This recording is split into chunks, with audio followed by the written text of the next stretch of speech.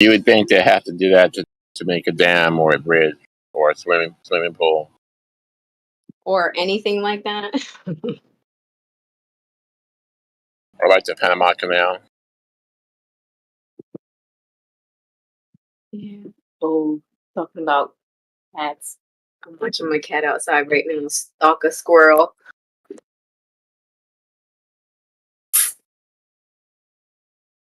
Back on the rabies, I saw that movie Cujo. Cujo is pretty terrifying. Because I was like, I don't know, 8. That movie made dogs for a little while. Like, I was petrified of dogs. I had never even been around a freaking rabid dog like that. That's movies like that I don't like to watch because they mess with your head and they get in your mind, especially when you're a kid. I was a kid, so yeah, that I agree with you. It really freaked me out. It literally made me scared of dogs for a couple years. That's right, that's Stephen King. And also, I think I have a fear of clowns to this day because of it. That was my next one. I agree. We were talking about that today, me and my cousin. She sent me this video of somebody talking about they're afraid of clowns, and I was laughing. She's like, I know. I was like, I still don't like them. I'm not afraid of them anymore, but any person wearing that much makeup kind of just freaks me out. I think it's creepy.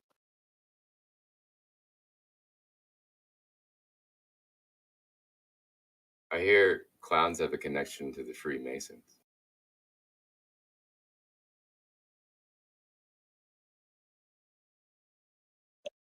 I've never done research on clowns because I don't like them.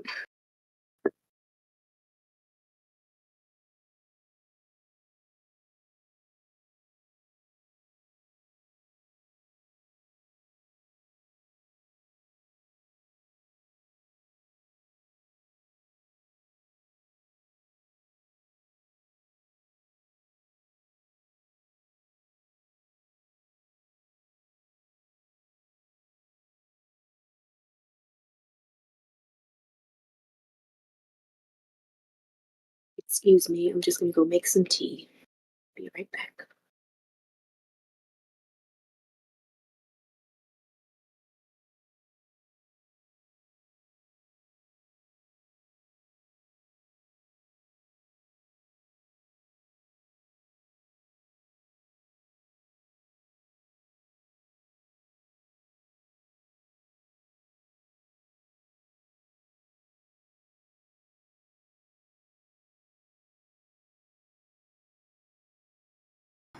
Yeah, I gotta go. Thank you guys. Take care. Have a good day. Peace.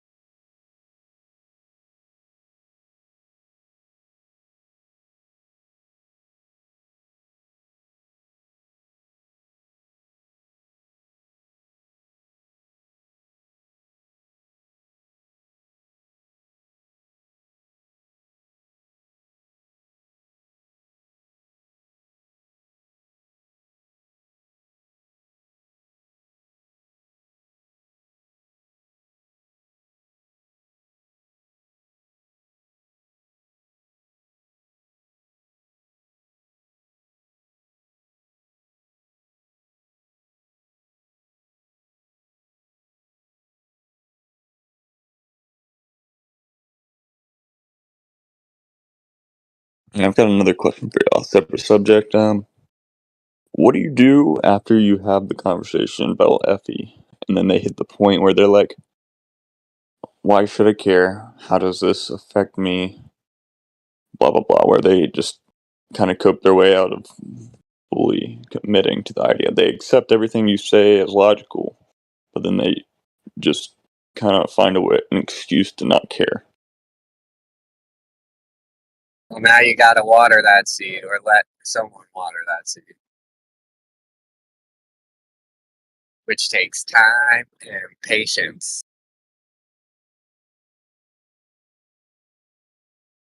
You just say like, "All right," and then end the conversation for now, and then come back later. I've tried double downing on someone before, like later on, like a year later, and they were just like, "Dude, no matter what you say, I'm never gonna believe it." I'm just like, "All right, I'm not gonna waste my effort anymore." Yeah, that's what I find. I mean, I have a lot of friends that I've talked to them about it. They, we go out fishing and stuff, and they like kind of mention it, but I don't really push it on them anymore or anything. I just let them think about it for themselves, kind of the way that I figured it out.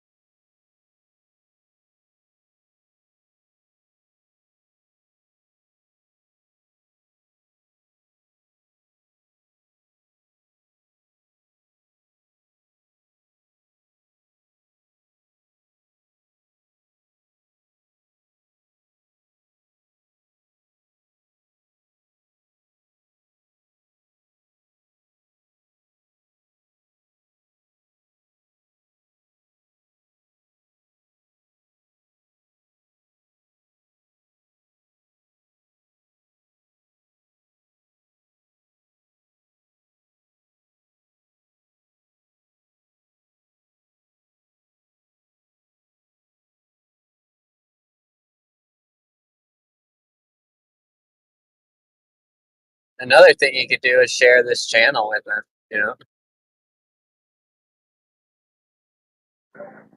I would bring people to 24/7 just because that's kind of less um, speculated, I guess you could say. And I love speculation. That's why I'm here. I am because I'm banned from there, but I would ideally send them there. Probably. I don't know how it is these days, but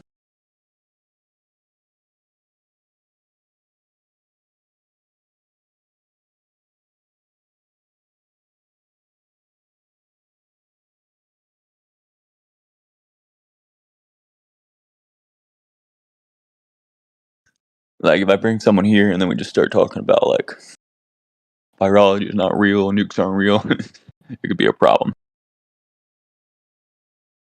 Nukes are not real.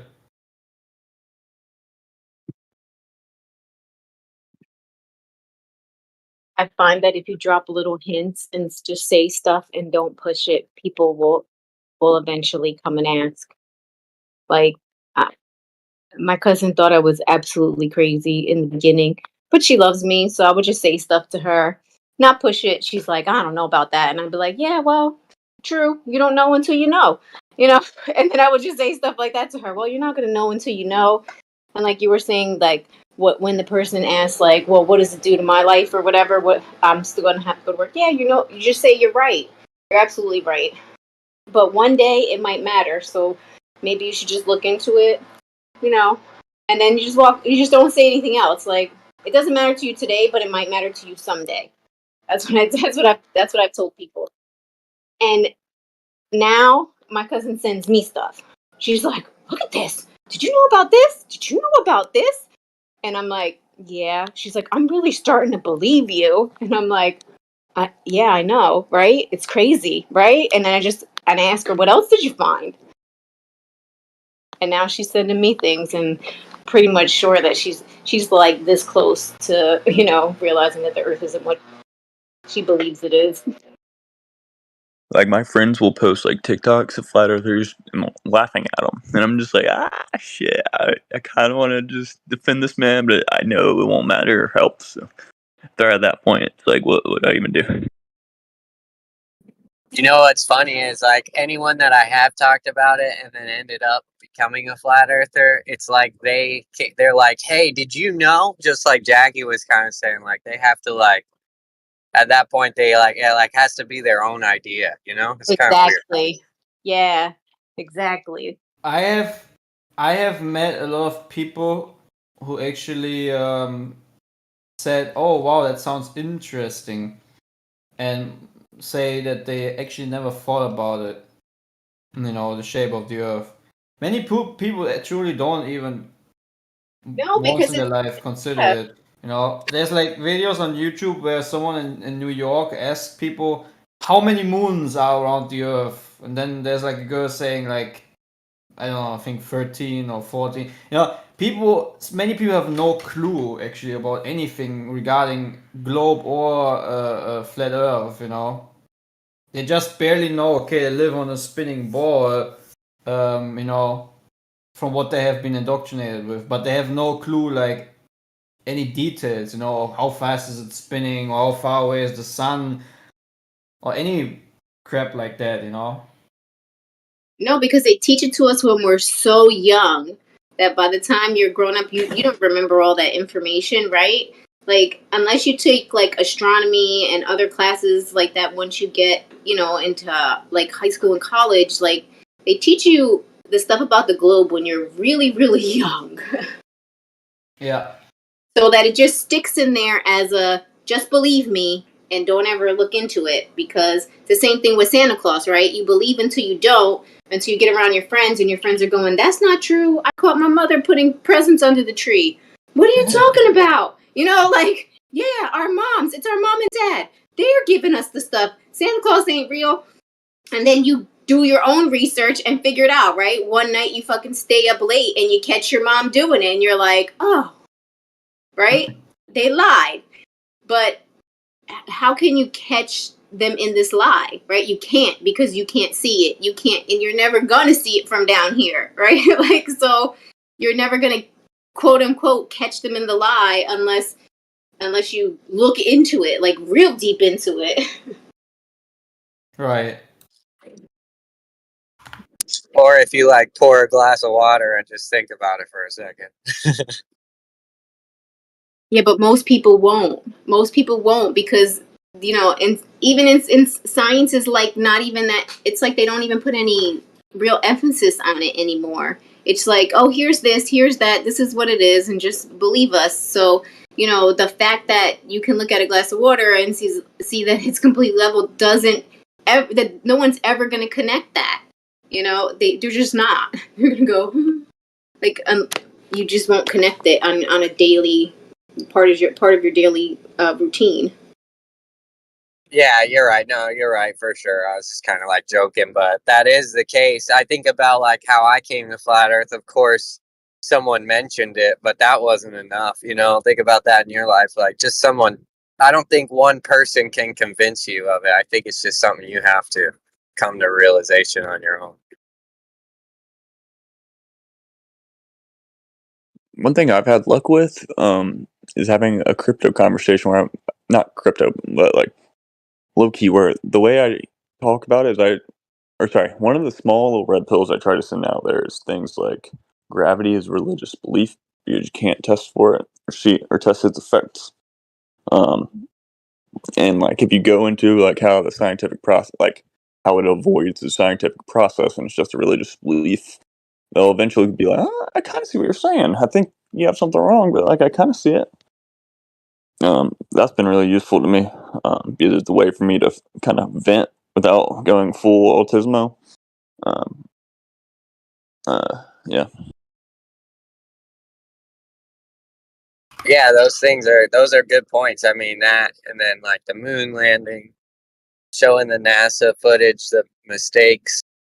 I just feel like before NASA like landed on the moon, like saying the moon was cheese was just as good a guess as anything else. They're like They're the ones that made this like a reality for these people. So that's a big one, I think.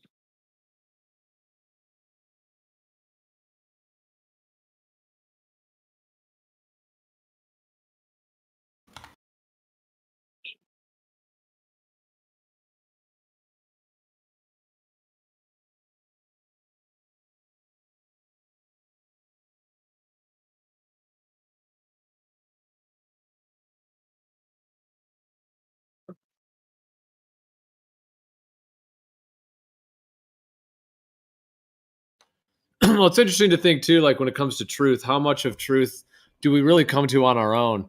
You know, it's like the idea, can you be convinced of something that's true? I mean, one could say yes, because if something is true and then somebody convinces someone, as it were, then you get into like when somebody's like, you know, that word convinced, like, are they just kind of believing you because they trust you, or do they know it to be true? You know, in that sense. So it just kind of makes me think of those components, like the idea that we really come to truth on our own, ultimately, at the end of the day. And even if somebody kind of blindly believes somebody that is saying something that's true, have they really come to the truth yet with that, or are they just kind of believing it? And it just makes me think of how, like, the idea of really being kind of an individual journey at the end of the day, that that perhaps everyone's in different cycles and different processes within that. Yeah, it's like if someone else convinced you of this, it's like that's where I think you see the flip floppers, that they're like, "Oh, I used to be a flat earther," you know. It's like, I don't know if you knew it or understood it or whatever. Right, like if somebody kind of jumped on a bandwagon with it, and we're just like, "Oh yeah," and then they, we're kind of just jumping on the bandwagon, but they didn't really come to it, at all. They just sort of basically believed it and kind of went with it. And then when they actually, kind of really confronted themselves a little bit more, perhaps, and realized, okay, I didn't really come to this. I'm actually on the fence, and then they may kind of, claim that they've pinged back and forth or whatever, in terms of that. But yeah, it's a whole question, because the only people I've seen that have sort of gone back, as it were, it seems to me, are ones that really were not convicted of it in the first place, as it were, or like not actually fully, like, had not embodied it. Like, it's all people that never really like if you asked them, why they thought the earth was, a planar stationary flat earth type thing, they would, not really have like a way of actually, sharing it and really being like, this is why it's true, so I've just noticed it's usually people that weren't really able to kind of share their, like, what they actually had come to in terms of It's like when you talk to a schizophrenic person and you ask them why they believe that, they just kind of dodge the question. Nor can they show where they've measured curved water or give any other good evidence of why they believe it's a globe. It's still just a belief. Right. Yeah, it's like they got into flat earth thinking like, oh, this will be cool. Like there's a bunch of people that talk about it. And then they went out and publicly talked about it and got ridiculed and went, never mind. Yeah, it's tough, right? Especially when you have to admit, like I live in a place where I can go drive 40 minutes and go see what appears to be curving water or a curving power line or a bridge. But sometimes it appears to curve even in the wrong way. So when you do your investigation, when you're honest to yourself and you say you see that, and you do your investigation of why it would do that, then you realize that it's just optics over long distance, and you would have to measure it to be one way or the other. I mean, because I can see it appear in the curve right now, probably today, because the majority of the time it appears that way, but the word is appear. That's where you get that. That's where it makes the most sense to me too, is because you see that observation, you see it changing daily, and then you realize, this is how the magician pulled off the trick. Yeah, that makes it easy, right? But if they can't realize that it's changing every day or hour by hour or whatever because of reasons, right? None have to do with the the curvature or it being in a sphere shape. It's just how we see. Then they're not being honest with themselves. So why do you expect them to be honest with you?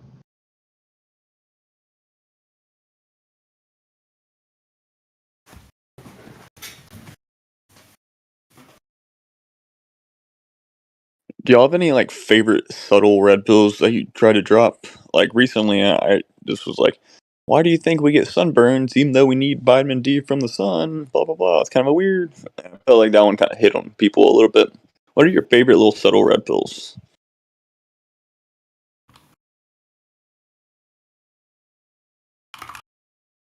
Richard Nixon talked on a landline to a dude on the moon. That's a good one. Yeah, and I always wonder how they got the footage back. Like, how they get the footage of the moon lander taking off from the moon? In that, like in that era, there was no Wi-Fi back then. The claim is even remote control to do the viewing of the thing taking off and going up that fast. They use remote control from, I think, Houston or something like that. Like, that's the claim. To me, that's a tough one. It's a tough sell. As far as the Dude, landline thing, I can't even talk to my mom who lives in, 10 minutes away most of the time. Bad connection. yeah, how funny is that, right? They sell people these like $700,000 drones and stuff, and if they fly them too far away, they just get lost. And then they're like, "Yeah, but we got one on Mars." I literally I think it was 1 week ago. Yeah, 1 week ago on Tuesday.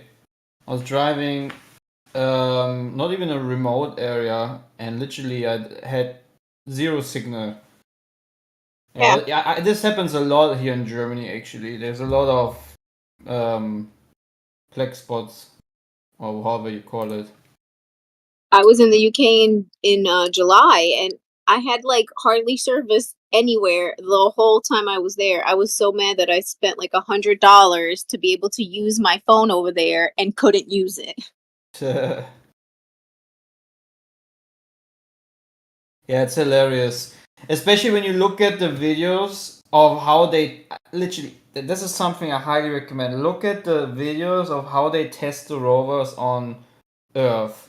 You will mostly see in most videos a huge, thick cable being connected to the rover, while some guy with a cable connected to the rover is driving that thing over the ground.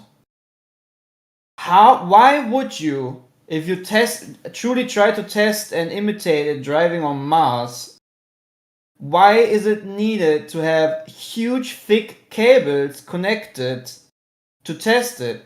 Wouldn't it be smarter to actually use the remote that you're supposedly using to... how far away is Mars again? Mars distance to Earth? Oh yeah, 140 million miles. Wouldn't be actually quite, useful to check if it at least remotely works on Earth? It's just a coincidence, The cables are necessary to get all the good data that you... So you need the cables to get all the good data. It needs to be a very thick and big cable to actually move the thing and get the data, because you're testing it in order to move it 140 miles away, million miles away. That's logical. Makes a lot of sense. If you are a coincidence theorist. No, it's hilarious. Everything about NASA is hilarious. I've wasted so much time of my life watching through all these stupid propaganda footages.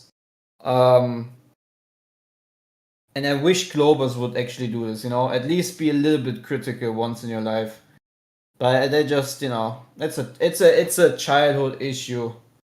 What I always think, it's literally like a pain to get rid of this vain imagination of a spinning, wobbling space ball flying through an ever expanding universe, while you have been fed with Star Wars, Star Trek, all these space movies and documentaries, since your childhood, making the dreams wide open in your mind.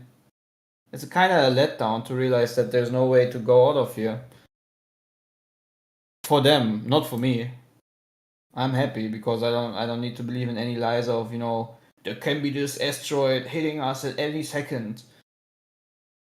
Or aliens invasions. All this bullshit. Sorry for my language.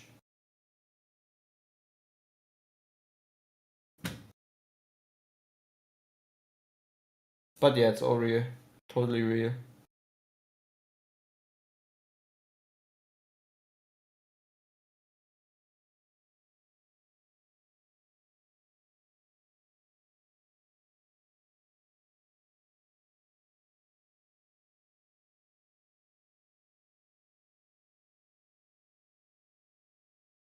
Totally real.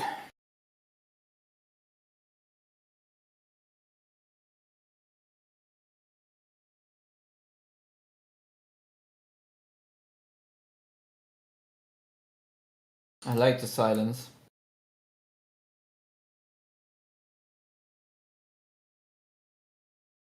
It's peaceful.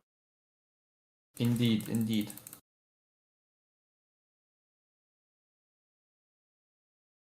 I'm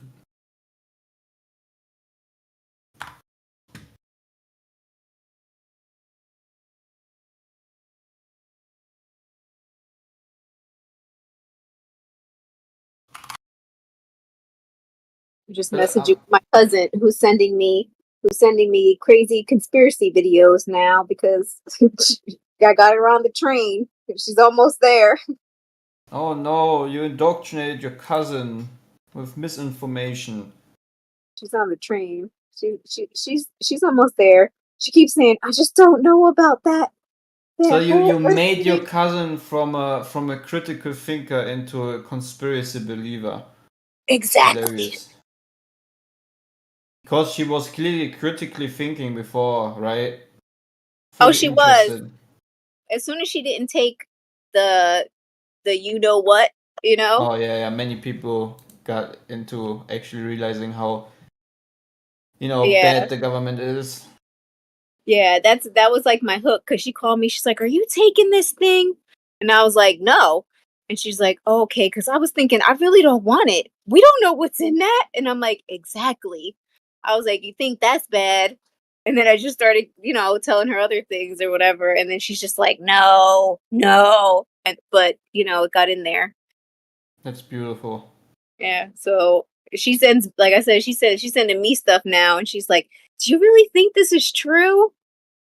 And I'm like, keep researching. You'll figure out if it's true or not. You just got to really look into stuff. Some stuff is bullshit. And I tell the truth, I'm like, listen, some stuff is bullshit. Like, it really is. But you got to filter through the bullshit and find the truth. You'll know it. You'll know the truth when you see it. You'll feel it. It'll resonate with you. And you'll know that it's true when you, exactly. I'm like, you just got to practice. It takes something called discernment. And she's like, oh, okay. I'm so proud of her.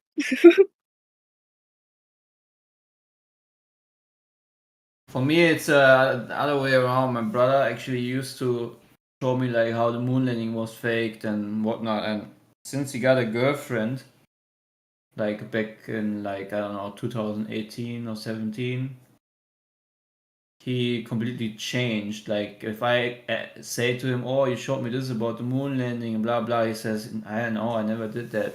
He also took the thingy, at least 2 times. And then he didn't do it anymore with the boost. Yeah, he completely got rid of all his critical thinking against the government. Sometimes love will make you dumb. Yeah, but it's literally his girlfriend, it's so obvious. It's clear as day. She's like the brainwash factor. But it is what it is. Either you can choose truth or you choose the pleasure of having a girlfriend. Yeah, well, I'm sure he knows he's making a choice. Yeah. I just want to say you can still choose truth and the pleasure of a girlfriend. Those can mutually exist. You can if you find the right girlfriend, but if you want the Exactly. one that's still on the other side, right? Then you got to go with where she's going, right? If you want to have the 5 times boosted up one, then go ahead, man. I don't want to. I don't even want to touch that kind of person. Sorry. Okay. I don't know what is up with their blood, and I better keep myself away from it. And you're exchanging bodily fluids, so you never know. Isn't it Yep. It makes crazy? the dating market kind of rough for us, though. That's true. It Yes. sure does. First But I question. actually know one, but currently she's in the US. So Makes it hard. Oh, yeah. if you But have, she's originally from Germany, but right now she's coming back next year, and she's the only girl I know that is actually didn't take the stuff, was always critical against it, also is a believer, and so forth. if you But have Facebook, there's no, a group called On-V Singles. So I don't know. Just letting y'all I know. don't have any social Yep. media anymore. Good for you, man. Anyways, I gotta make myself some food, cook something up. See you later. But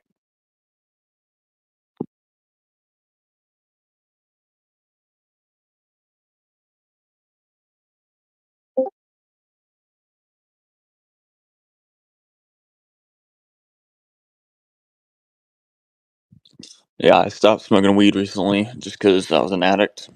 And so, as a result, I started drinking more. And as a result of that, I slip up a lot more and have been more open to people. And I think it's been working pretty well, actually. It's been nice.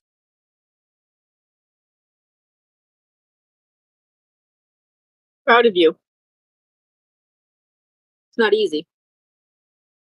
It's not. It was scary, and I've been scared for a long time, but I was just finding situations where the conversation just led to a certain spot that made it reasonable and not just me being, you know, an evangelist that annoys them. Yeah.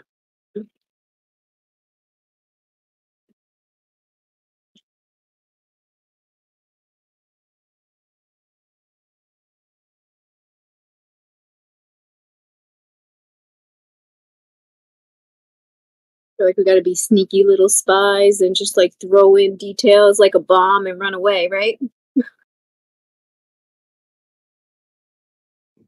Yeah, like whenever people are like, "Why do you believe in God?" It's like I have to kind of throw in the FE, or else I can't really justify myself very well. Mm.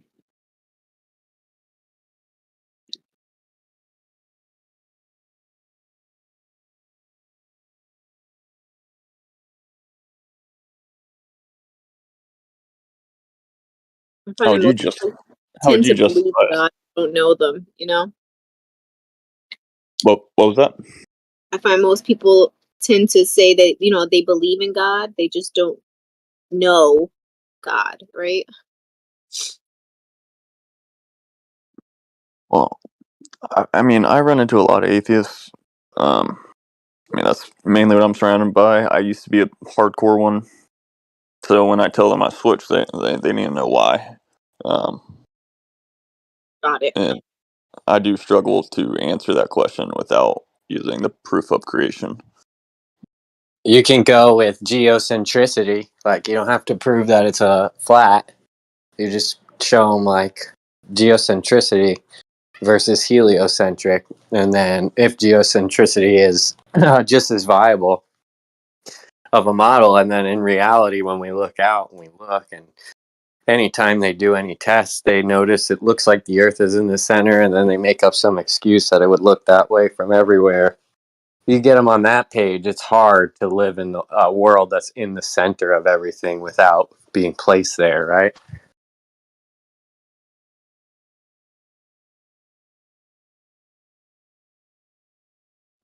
Yeah, but then you just end up with inflationary arguments. Like, universal inflation arguments, and the conversation gets a little too rigid there. Like, it's a little too, I don't know, it's too out there to like talk about concisely and easily. True. I mean, I just look at that. It seems to me the heliocentric model was derived for the purpose of creating a people, without a god, basically, right? They had to make the Earth go around the sun in order for them to give the excuse of Big Bang and evolution, the amount of years, and all of it.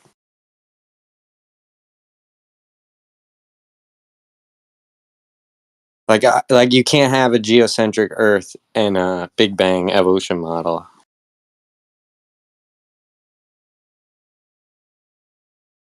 I think it's a pretty good point, to be honest.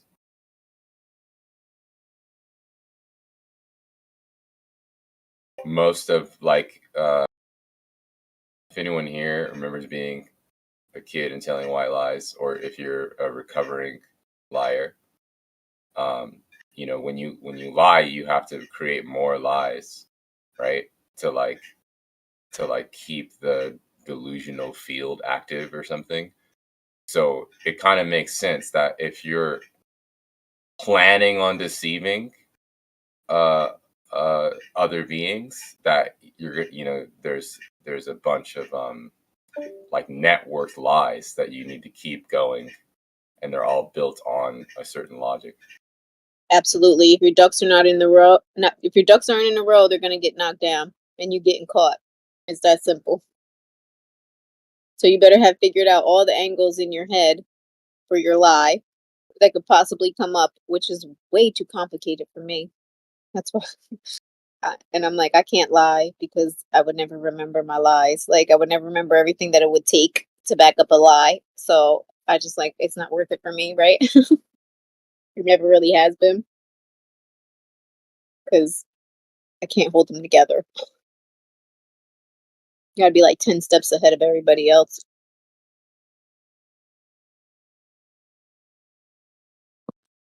At work, I'll listen to people talking, like, they'll be relating a baby to, like, a parasite. I'm just like, God damn it, guys. Oh my god. I don't even know where to start with those people.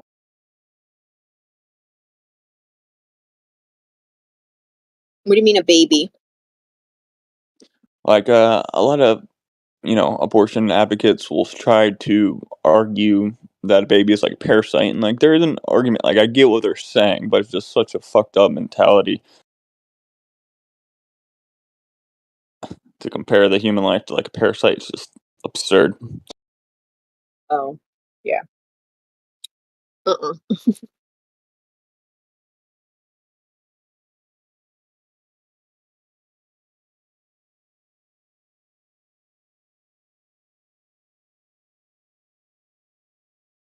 How many murder accounts do you get if you kill a pregnant woman? Only one, unfortunately. Is it really? Here in Florida, it's two. Oh, not here. New Jersey sucks.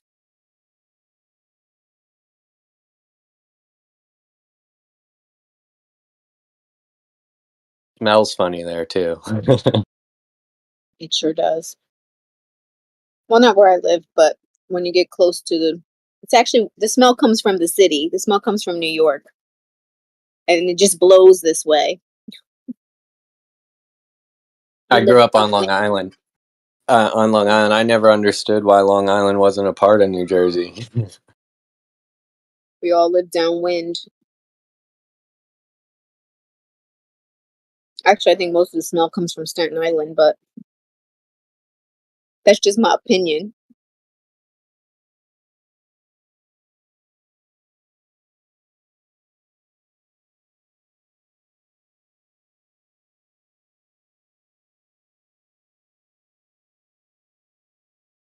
A lot of people from there are kind of full of it a little bit.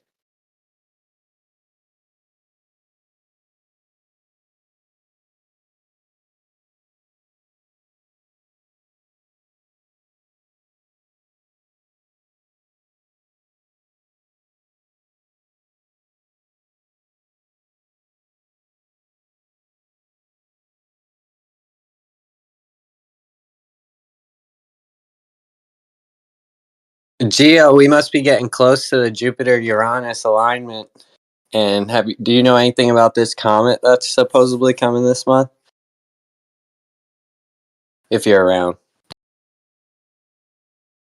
Nishimura.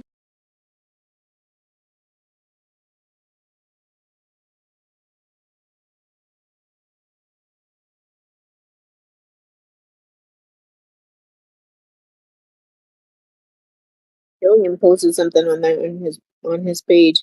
I was looking at that. It's super interesting. The alignment with the comet and everything.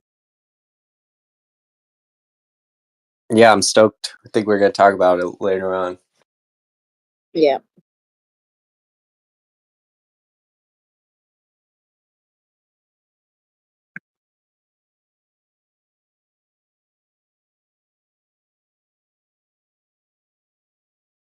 Yes, we will. Oh, yes, we will.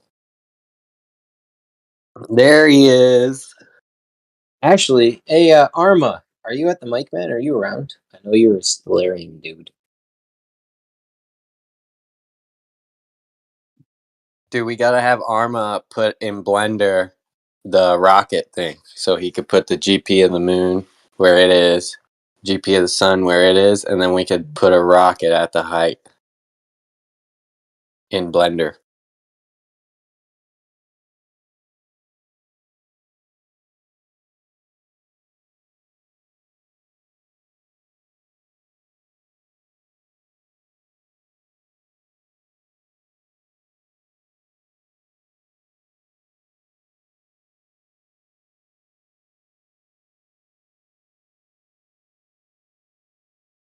Arma, my favorite cartoon character, where are you?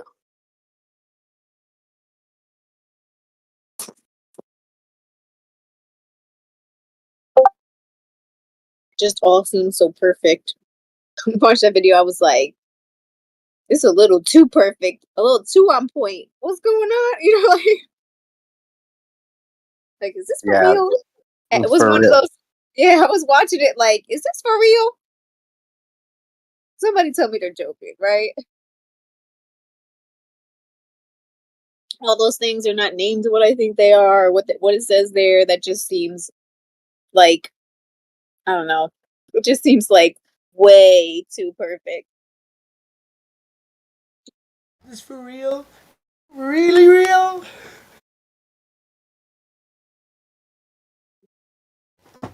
Greetings, friends. I will just say, based on coming in the last comment, at this advanced stage of our consideration, anything obvious delivered to us by the deceiving media is obvious for a reason. It's too obvious, almost too obvious. So anything too obvious is definitely too obvious as well. So there's always deeper layers behind, and of course, what else? I agree a little bit. I am a little skeptical because of that, because it seems, a little too good to be true. You're like, like, that's pretty damn perfect. But then again, listen, if God's gonna do anything, he's gonna do it perfectly, right? So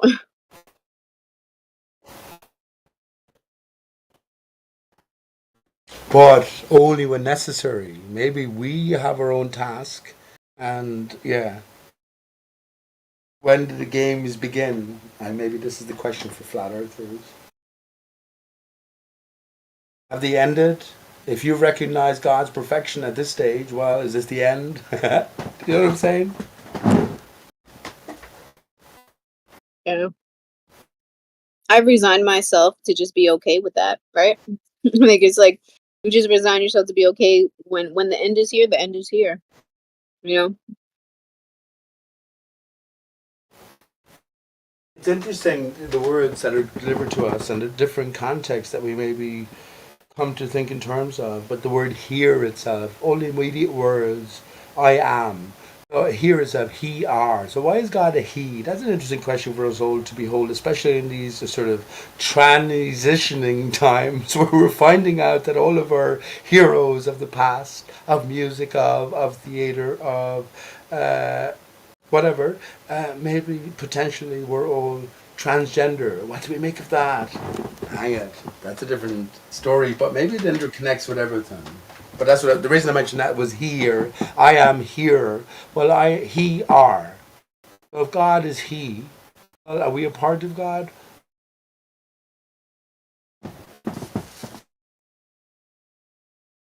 Shouldn't have come in there like that, overloading it. I didn't mean to do that. I'm sorry for that. But I think it comes down to basic sort of considerations. So if we recognize something to be too good to be true almost, and it's been delivered from a source external to ourselves, especially in this arena, but then Because then he come from she. She comes before he. well, she is the S is the dividing. So if you take an S and a reverse S and put them together, you get an 8, right? So S is actually the dividing term of the H, right? So if you think about the sun, why is the sun called the sun? Why is the UN called the UN? All countries are signed up to the UN now. So when you have the sun before the UN, it's UN is the united. So you have the almost divided. And here's where we look for words like, well, sunder. To sunder something is to break it apart, or to tear something asunder. So I think the words count. In the beginning was the word, but the word is formulated from the letter. So the letter, order, and construction. Maybe we tell us more about the greater story, which connects to ourselves, or self. Yeah, elf. Yeah, but you can use all 5 vowels, or at least 3 to 4 of the vowels, to give you 4 different combinations, to give you 4 different outcomes. So whichever path you choose to take is down to the assumption of the vowels. If I remember correctly, vowels were added in later. So if you take the vowels away, what have you left with? You're just left with consonants, aren't you? Yeah, letters were added later too. Pete, did you want to try this again? What's that?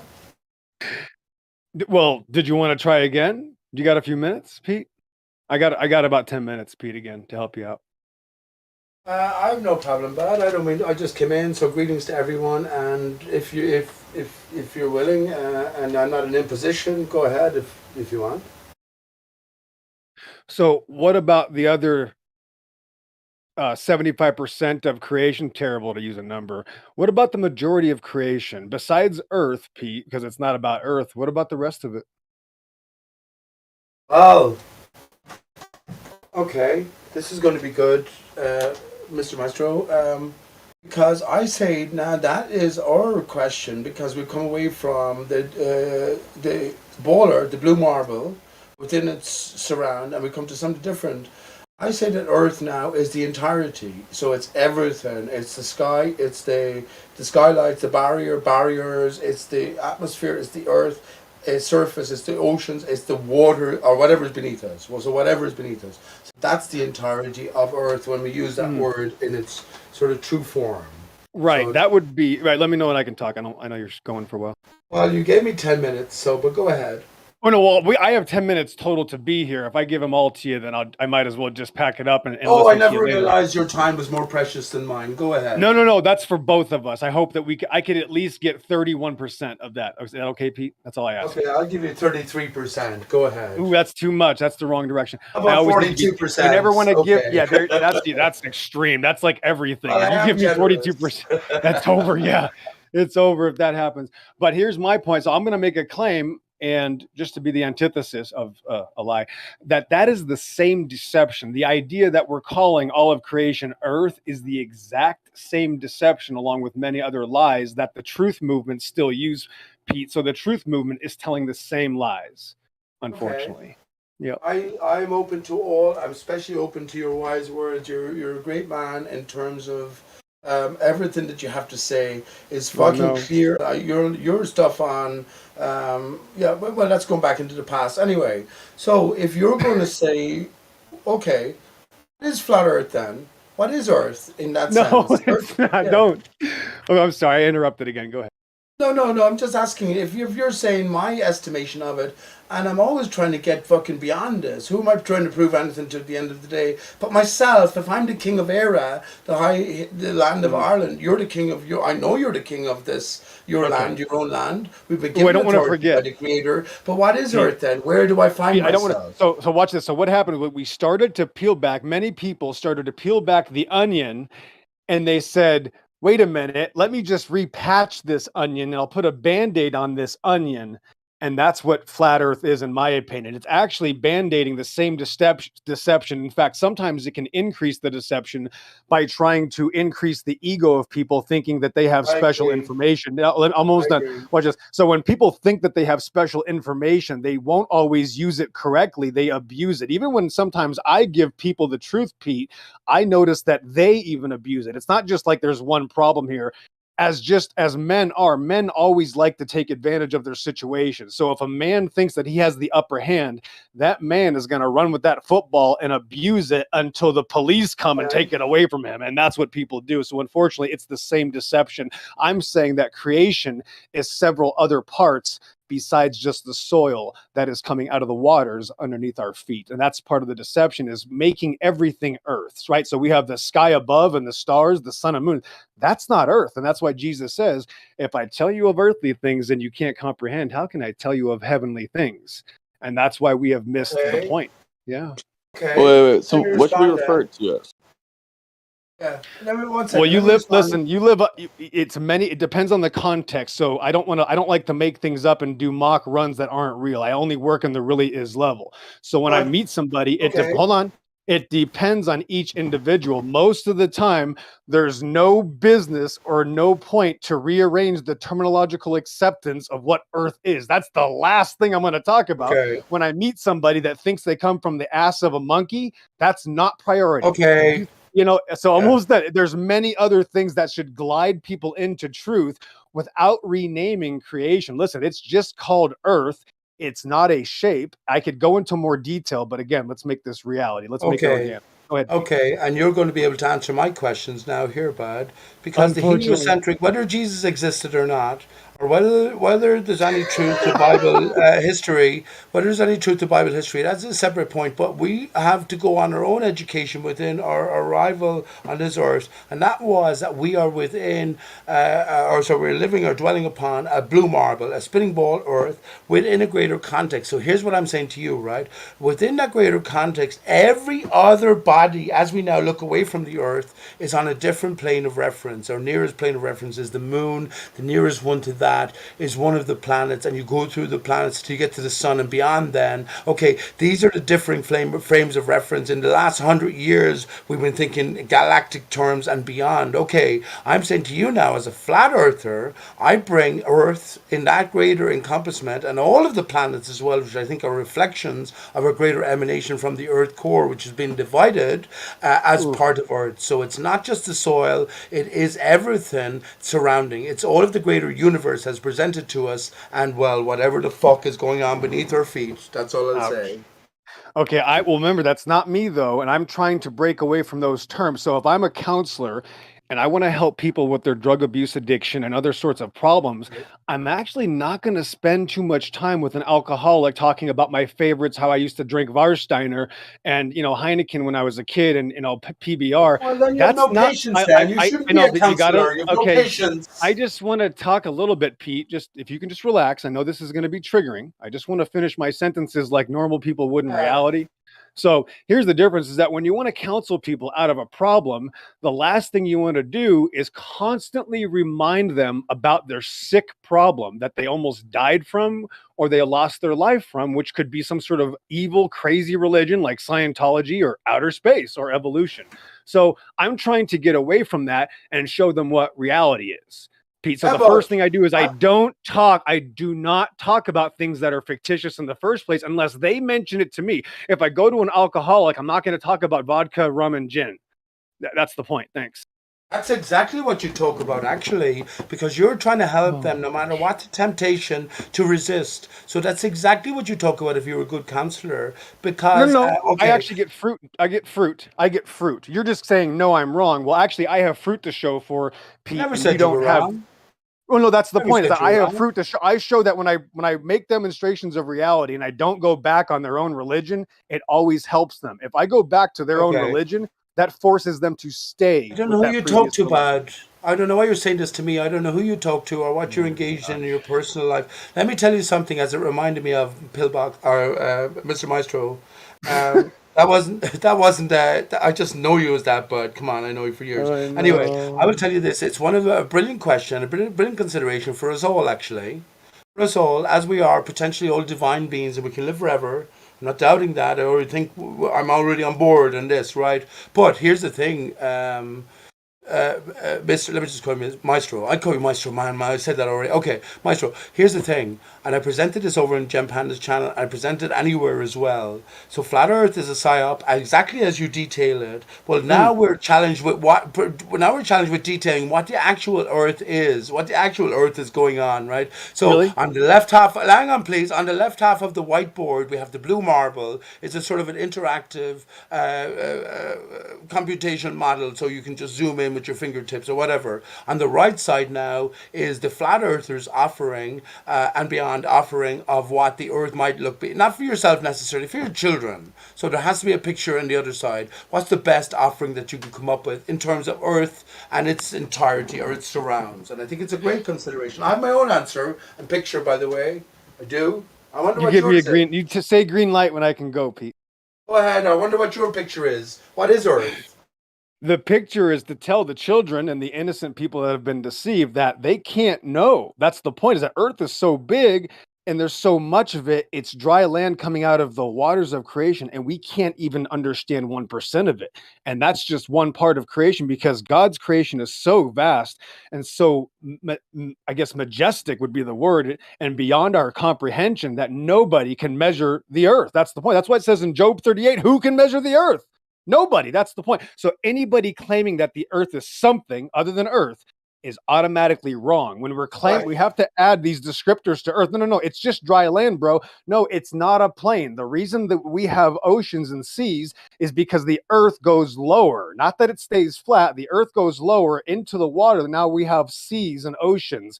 It's not a plane. It's not topographical. It's just earth. All these other terms are Scientology religious terms that help nobody. Sorry. Could you contextualize this conversation for people who don't know anything about what you're talking about? Because I'm a little lost still. I've seen like your picture about the Bible quote or whatever, but I don't really know what the point of this conversation is. Like, Stack Tapper, I have to handle you. You're an individual. You're not a robot. I hope part of a group. Can I just speak? Can I speak to him, Pete? Can I just speak to him? So the point is, like, you would meet me in a one-on-one conversation, and then we would assess each other, and we'd go from there. I obviously know some things that you might be interested in. You have to be interested in, obviously, in the first place. If obviously you don't care about some guy that does Bible stuff and has photography and yada yada yada, whatever, then I'm not your cup of tea. So if I met you, it would just be however that conversation takes us. Like, oh, are you a believer in God? Oh, you're part of a Dodge Ram club for Cummins truck. Like, whatever you're doing, like, how did I meet you? We're gonna talk from there. Okay, almost done, Pete, and we'll go from there. Like did I meet you at? Where did I meet this guy? I met you in a server called Earth Awakening, Sack Tapper. So you tell me, what are you trying to accomplish, Mr. Tapper, and then I can help you out. The topic is methodology, FYI. Ooh, methodology of what?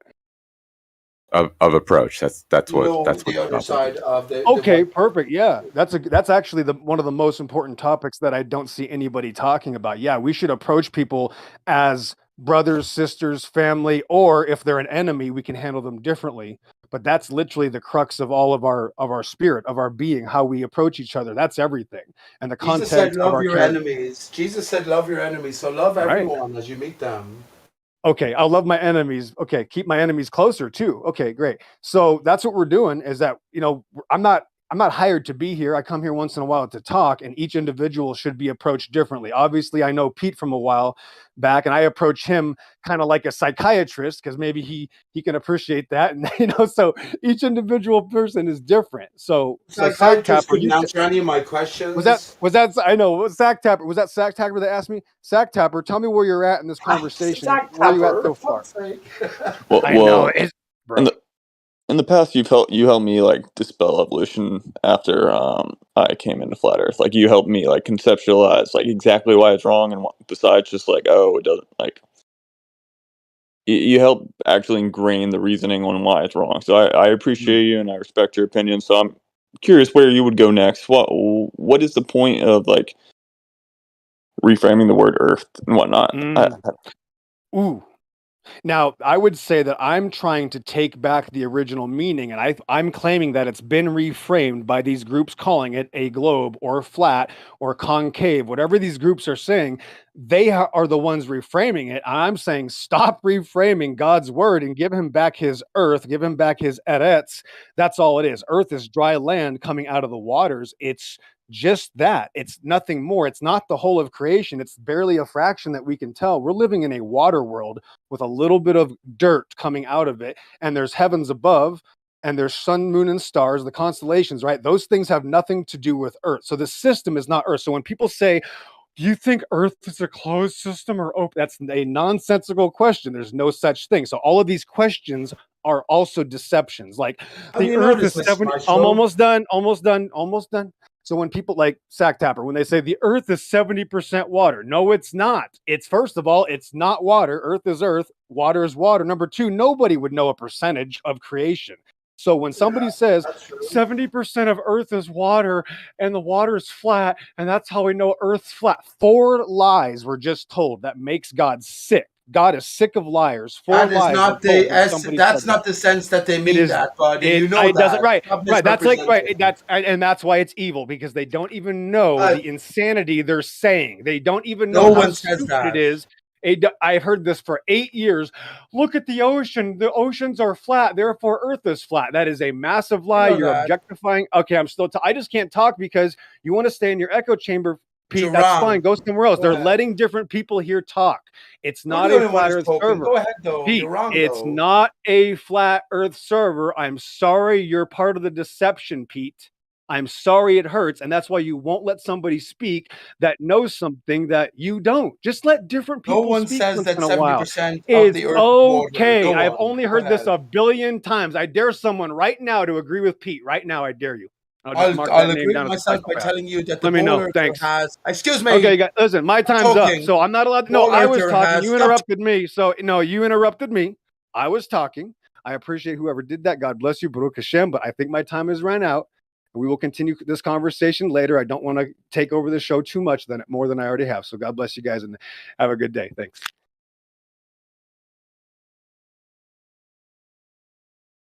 Hey Pete, sorry if I ruined y'all's conversation. The best thing they can say is the 70% of the surface seems to be covered in water. The Ball Earther will say the same thing, 70% of the surface, but they'll also detail to you on the left side of the whiteboard the greater interior fucking construction of the ball. An MG pillbox, like a pussy, goes off again. Sorry, and I just came in. Shit, sorry about that. So let me just say this. This is all about what Earth actually is.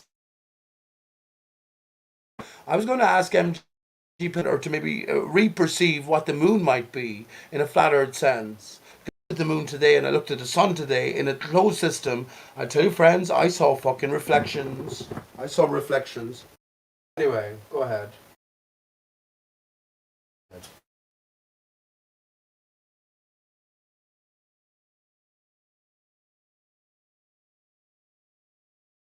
And by the way, span of the Earth, mankind has measured the span of the Earth. We all know here that the ball is a lie. Where did they get their facts and figures from? They can't all be wrong, because they're not all wrong, but it's just according to a specific coordinate system. We got to work out what that's about, and I think I have as well. But the point is here that mankind has been to the extremities.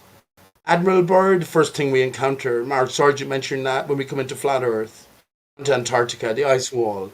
So it's not hard for us to understand the liars who gave us the spinning ball Earth have not at least explored the extent of the flat Earth, stationary Earth surface, right? But also, here we go, when we get with clues like Operation Fishbowl, the extents of the sky. have an idea. They have a greater idea than any of us fucking do, and it's not 1% as well as Mr. Maestro would like to say. But didn't More than Admiral that. Byrd like kind of blow back against like we know the extremities of Earth? Like didn't he go and find more land and like turn around pretty much? Yeah. That was his story, right? So he's an actor, but he also set up the 777th Masonic Lodge on 777, right, on Antarctica. Admiral Byrd, and his expeditions were financed privately. They weren't financed by the government. He was said to be an admiral, navy admiral. Sorry, but yeah, we got to look. That's what I'm saying. I said it when I entered that anything obvious is obvious for a reason. The writers of the script, if you want, are always, of course, layers and layers ahead of us. That's what I'm trying to say to Pillbox. But Pillbox, or Mr. Maestro, says that we can only know 1% of things, or we can only gauge things, and everything else beyond that then is a faith-based sort of appreciation. But he never answered me or what the moon was. He gave out about other people talking over him, but he was talking a lot. He didn't answer my question, so that's why I was frustrated. Sorry about that. I don't think he would answer with the moon. Like, do you think he would give an answer? Like, is that something that he would even claim to know? I know his answer, which is to go back to the Jewish God. I know his answer already. I know him years. It's a matter of faith. Faith in what? He's one of the Bible literates who are waiting at the door at our very entry to flat Earth and beyond, selling us the book.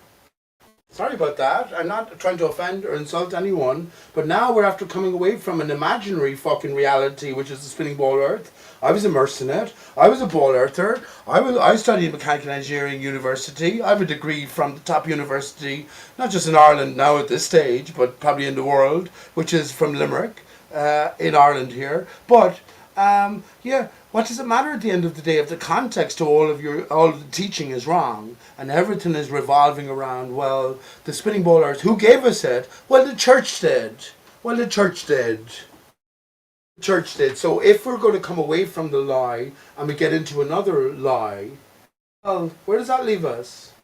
That's what I wonder as individuals. That's the question we should all ask ourselves and realize that we're all in our own individual, unique place. And more so, we should also realize that in this arena, there's lots of people and lots of actors in play on both sides. That's all I would say. Follow your own path. Have more than 1% faith in the faith that God or the Creator has in you. That's what I would say. Because, actually, this is a great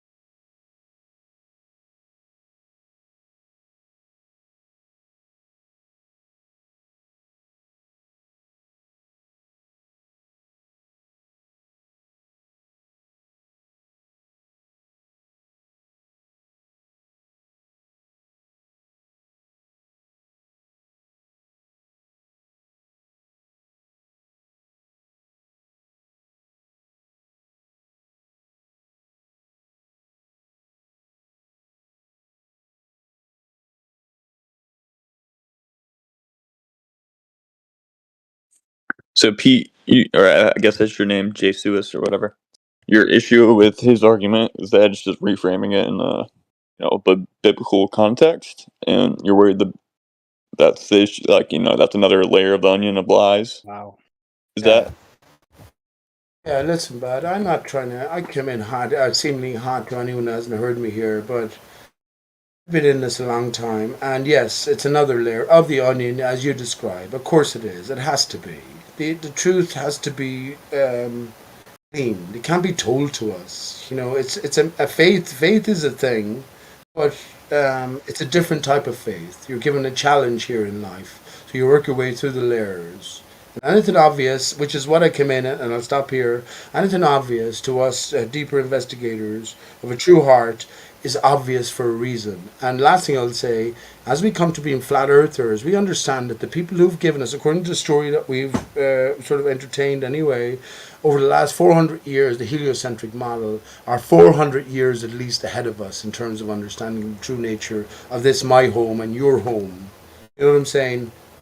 You know what I'm saying? And I'm not saying they're the enemy, maybe they're the friend, but why do they get to know something that we are not all born knowing if we're of God?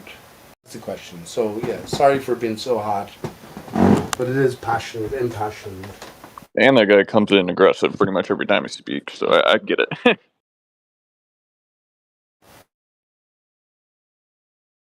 Lots of history between characters in this arena as well. You mean like? I don't know. I don't know. You know, it's nice to talk to you, and I hope that we can start on a sort of a blank sort of slate level, if you want. So I'm gonna see if I can talk right now. Okay, so that's a moment for me. That's the thing, Tapper, is that when you're attacked because you're different, you're gonna sound aggressive. And if it was in real life, people would act very different. I act like I'm in real life, so when people start to instigate and interrupt me, I'm gonna be just like I am in real life. And there's different levels to different personalities, and not everybody's compatible. And I understand that. That's why I gotta leave often. But when people want the information, they'll stop hiding from it. And I'll tell you this, Tapper, that even the big flat earth channels are scared to the death of this information because they'd have to admit that they've been telling these same big lies for many years. And the ego of men is the most dangerous thing. Pride is such a dangerous thing. So when you lied to a second time, that's the second time, that you've been into this predicament and you're still telling the same lies.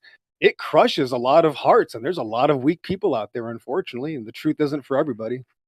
What is the lie? What is do you mean something that's factually incorrect? Yes, like saying the earth proves water or water proves earth or objectifying the earth or calling it a shape. These are just basic lies. These have nothing to do with reality. Earth is not water. Flat earthers constantly, I don't know why Globers let them. These terms are fictitious. There's no such thing as a flat earther. That's why there's no evidence from any flat earther, because they're always pointing out the water anyway. The whole thing is it's nonsensical. Yes, just like the Catholic Church says Satan is bad, God is good, and the Bible's cool. Well, they just told me a lot of truth, but the rest of the Catholic Church is a complete deception. And that's how it works. Yeah, what I about agree with you. It's kind of weird when you Go ahead. Yeah, it's kind of weird when you say you get attacked, but you're the only one attacking in the text chat or in voice. No one's really attacking you. People are asking for Doing it discussion. You have falsely Doing it accused again. Okay, see you people later, of guys. polygamy. Guys, if anybody can vouch for North at all, show me one person that trusts North at all. I would love to see that. I trust North. I do. I vouch for North. I rest my case. I rest my case. I And rest you're my going to case. head off. Off you go, I rest then. my case. There it is. I rest my case. Off you go, then. Yeah, I like North too. There you go. Can I Four, just five. say? Can I just say? We're- Can I just we're say just to everyone doing- before? Can I just say before Maestro goes off, Maestro, you didn't draw the picture of the Earth that I was asking for in the first place. The blue marbles on the left side. There is of the no picture. I whiteboard. know. Why would you say that? I know. Why do you bring up these satanic idols? Why would you do that? Because you just do a Nathan Oakley on it and draw a line on the center. Nathan, this has nothing to do with now. You're having some sort of seizure talking about Nathan Oakley, bro. You don't want the truth. It's clear. You just don't want it. That's Nothing okay. to draw. Then you've no picture to draw for your We'll be child. back. We'll be back later. Are we Could all? you tell Are we all me what I demonic was exposed on, XO? Could you tell me what He already when I was exposed? Oh, he already left? Yeah. Yeah, he likes to run and hide. Yeah, he's a cut and run kind of guy, man. He says he has 10 minutes, then he goes out and he has forever to, text and text chat and falsely accuse people. That's what I call an emotional drive-by. Didn't expect so many people to vouch for North. Immediately, I don't even know North too well. I'll be honest. I understand a lot of things. I never understand what his point is that he's trying to make. I never get it. About the Earth and how this He is actually spinning, and it's very he actually does have confusing. some good points. Yes, I He, do he get his point. he Yeah. does have some good points. I'm not gonna deny that. But I think North hit the nail on the head that he's always looking to judge others and then like claim victim. It's like weird. Exactly. And he does make Yeah. a lot of good points when it comes to the aspect of us observing water and actually what holds back the water and so on and so forth, right? Imagine us living in an air bubble within water all around us, if you will, and the lands being inserted into those waters, much like a submarine surfaces when it's out at water in service. But to be so judgmental, to be so attacking, to be so sure of self that you're almost going to come across as a gatekeeper, that's not welcomed within the art of conversation. Not at all. And to say it's just earth out of the water, if he's reading the text whatsoever, as he's accused me of not being able to read, I mean, the text speaks of the face of the deep. What is the face of the deep? It's frozen, right? As the text says, it's frozen solid. And the waters beneath it are hidden as with a stone covered, and it has a circle carved into the face of the deep. So if he only wants to take you to this certain, place where he's just going to say it's just earth out of the water, well, we can get into some very detailed information about, Right. about And many things about this earth, even within the text. But I would say the most aggravating thing to me is to be falsely accused of multiple different things that I've never even had a part of. That's what's confusing to me, man. I don't get it. The man has never really had a dialogue with me. He just right, attacks me engaging. in the text. I guess we shouldn't dwell on that, but I will say something here for your consideration, North, which is waters can still sometimes be fluid, even though they're frozen. We've all seen that, right? Where you take a bottle of pop out of the fridge and some agitation applied, and suddenly it freezes over. So I'm thinking it's all about our own interpretation beyond, I guess, the globe Earth, and this is where Pillbox is so, or Mr. Maestro, I think, is so. He's definitely right on lots of things. I do agree with him. I do agree with him on lots of things. But his conclusion then is that, well, we can't know anything. Can't know anything, and all it's about is ultimate faith, which I do have faith, but I think we can know stuff. And in fact, I actually go to the opposite degree because I do have faith in God and God has faith in me and us, that we can know all the things about this material realm, especially because it's in a new enclosed setting. Do you know what I'm saying? As opposed to coming to flat earth and freedom, but I can't know anything about anything. It's obnoxious to me, I think.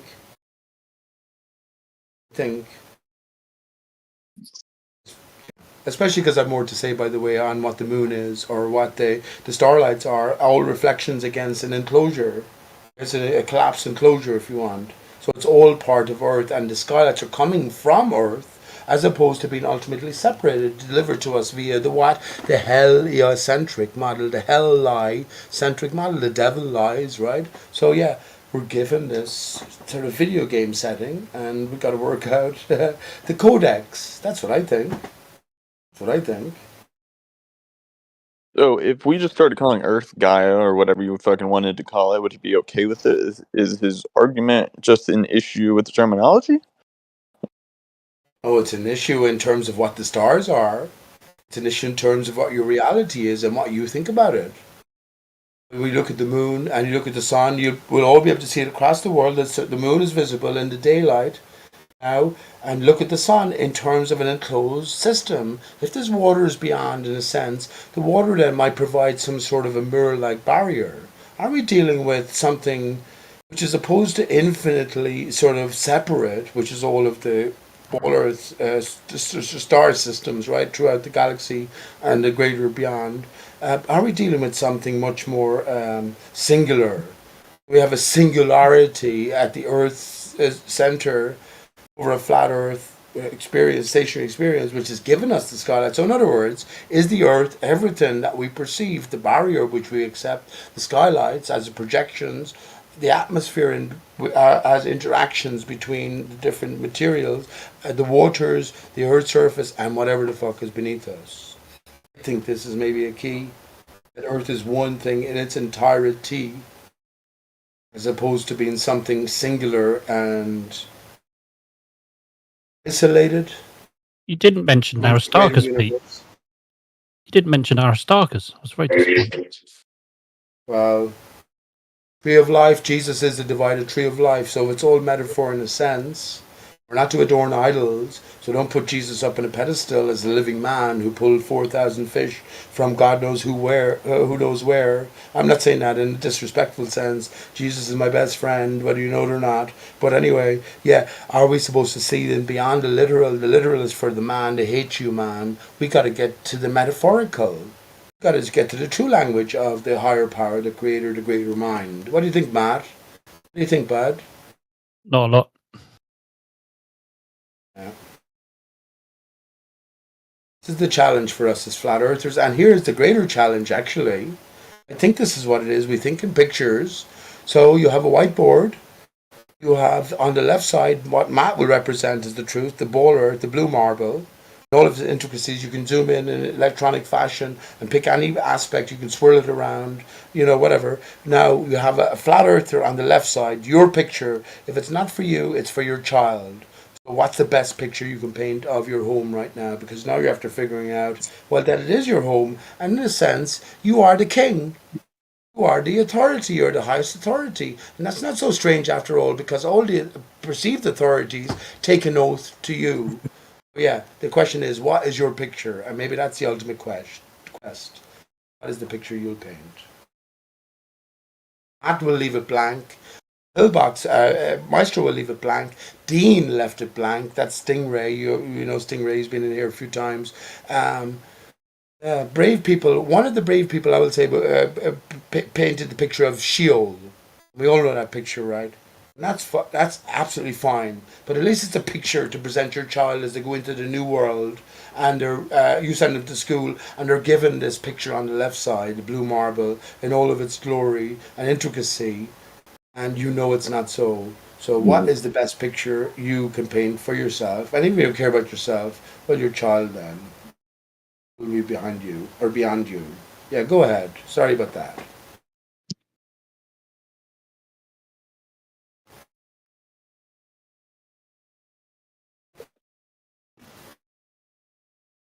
I know Matt here, M2M. He can't even. Steelman, the bowler, flatter position. He can't even give the three basic foundational pivotal points upon which all flat earthers' thinking is sort of expanded upon. He can't do it. He'll probably mutter one or maybe 1.5, and then beyond that he can't express it. But that's fine. I mean to embarrass Matt. Did you come in here for a reason, Matt? Why did you come in here, bud? Gonna fight the corner.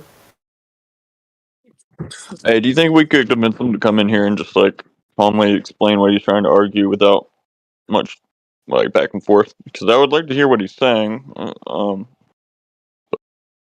ahead. Sorry about that. Go ahead. I'm not saying anything. You said he's not saying anything? No, I'm not saying anything. No, I'm talking about Exa or whatever we refer to that name as. I don't know what this the guy with the standing over with his arms out. It's just that he was talking to me, but not mine. No. Well, we don't really have to talk about him specifically. We can just talk about what he speaks of, which is the creator. And I'm not going to speak for him. I'll speak what the creator speaks about and explain it the way that I understand it to be. On the second day, the creator created something called the firmament.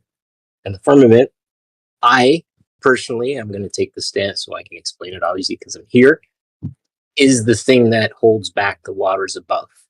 That's the retention device, if you will. That is the enclosure to the entire system.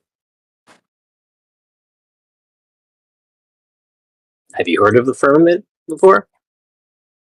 Yeah, no, I'd get all that, but his argument's more he has issues with us trying to model the creation, right? And I don't really get that, I guess.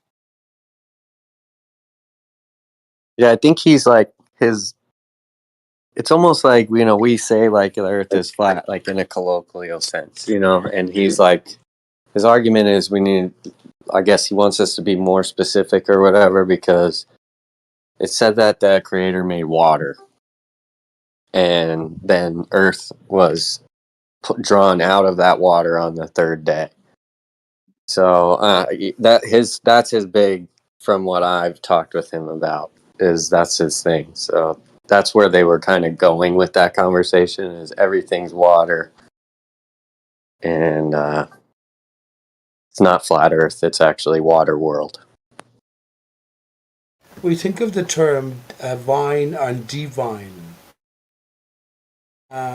It's not just water. The spirit posed upon the water. What is the exemplification of the spirit in our material reality? I think it's the tree. Tree of life has been associated with, well, not just Jesus, but so many different aspects of our sort of greater intellectual endeavors. You know what I'm saying? So I think it's about what we make of it, and you're the best. I would just say to you, this is what I think, right? Just general you here. You're the best mind. If you're of an honest heart and the Creator is in your life, then you have to push on beyond the obvious. This is what the layers to the onion are about. Are you going to just diminish the Creator's mind by saying that the truth is so readily available? There's no purpose to life otherwise, I think, if you did think that way. The maker, it's like a video game. You appreciate, we all appreciate a video game, and the more intricate, the more detailed, the more oppressing in a sense that it is, the more we appreciate it when we finally conquer it. Do you know what I'm saying? So I think it's something like that might be going on. And flat Earth versus globe Earth is just a sort of a stepping stone in a sense, is to give us the proper or a more proper context for our own future endeavor. That's a good word. You know what I'm saying? Just the beginning, in other words. It's not the end. And I think the objection was raised, like by MG Pillbach, which is perfect, or Mr. Maestro, yes, that so many flat earthers just rest on this sort of laurel in a sense, and they're happy enough just disproving the globe as literally delivered. But there's so much more to Earth. Earth is just a descriptive term. No one has said what the Earth is. So how can you say the shape of something that you haven't said what it is? So I actually agree, and would you believe I love Mr. Maestro as well. At the same time then, there's a big gap, there's a big block. He's not going to go beyond that. He just goes, well then God. Okay, to satisfy me so much. At the same time, it's better than being a ball earther.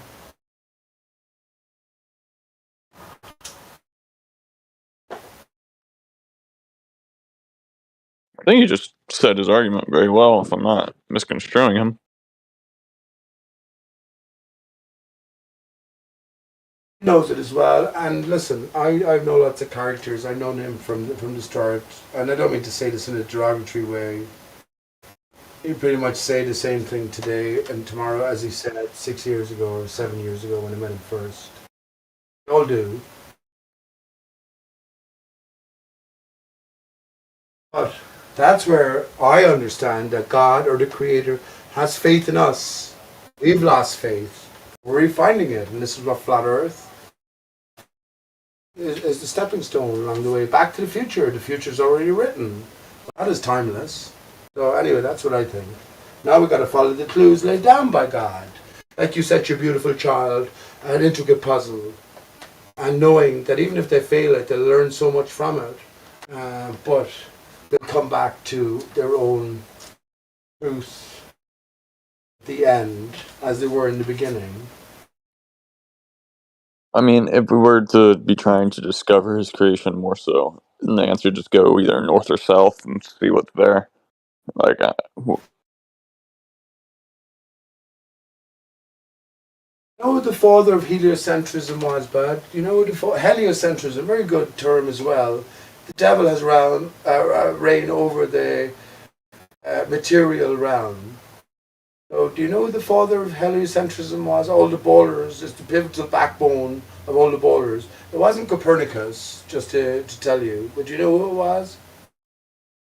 Helios? Helios is the personification of the sun. It was Aristarchus of Samos. He was the first to put the spherical ball Earth in movement, in rotation around, and all the other planets around the central orbiting sun. Sorry, around the central stationary sun. So the sun being the center. So we have the helio or heliocentric. So Helios then was a personification of the sun. Apollo and Artemis are the twins. It's all storytelling, right? So it's all made up storytelling, but it's pertinent to our greater reality or impression of reality anyway. But yeah, Artemis and Apollo were goddess and god of the moon and the sun respectively. We might ask the question, why did they, the greatest venture of mankind, send a man to the moon and call it the Apollo missions, when Apollo is the opposite? Hang on, Apollo is the opposite of the moon, because Apollo relates to the sun. Apollo's twin Artemis relates to the moon, and we might ask ourselves, well, why now, or right about now, they have the Artemis missions going when they should have been first so named mission.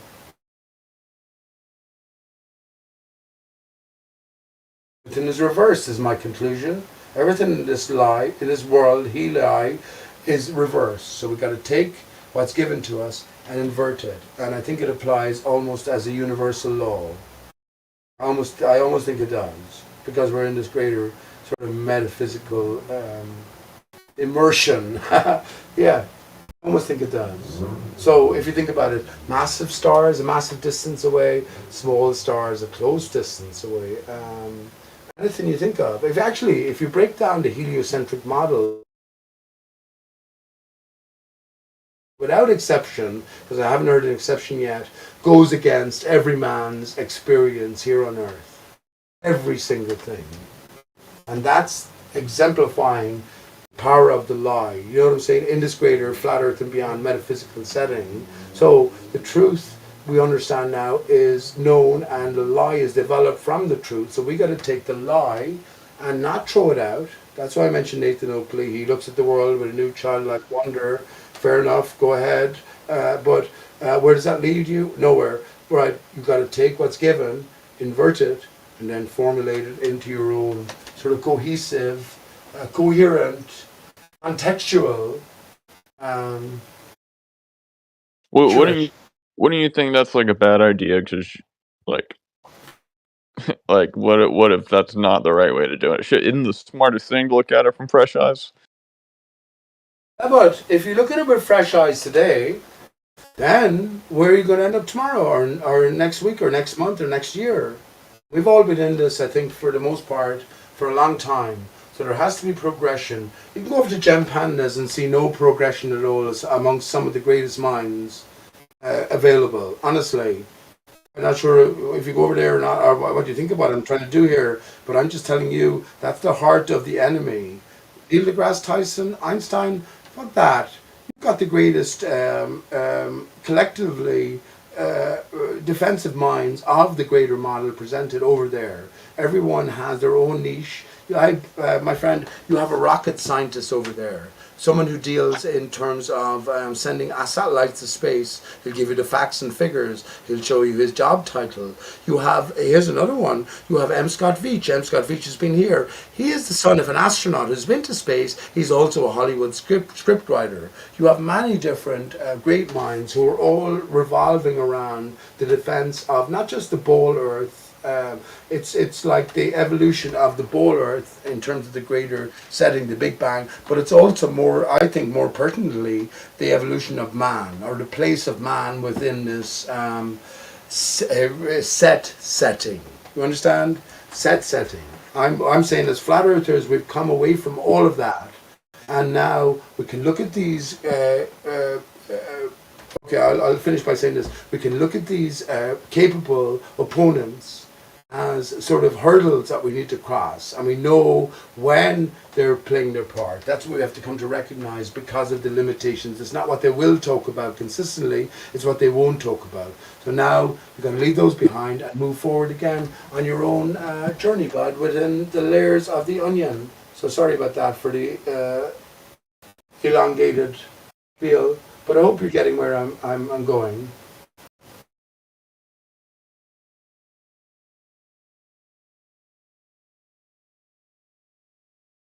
I guess you're not.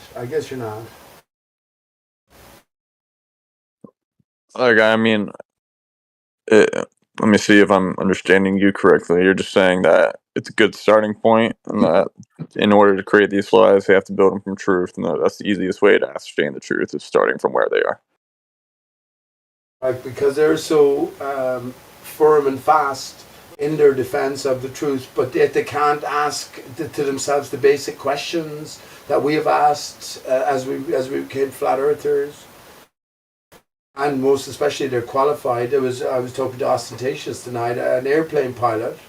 I reckon that all pilots know. I asked him, I said, well, do all pilots know at least that there's controversy? And he said, yes, they do. They laugh, and we laugh often at flat earthers. Well, immediately I know then he's given the game away. And I asked him a pertinent question, which was, in all of your flights at the cockpit over long distances, did you ever experience, according to your own determination, according to your own in the moment responsibility, a surface below you that was in motion or that was contoured? And he suddenly went silent. He went quiet.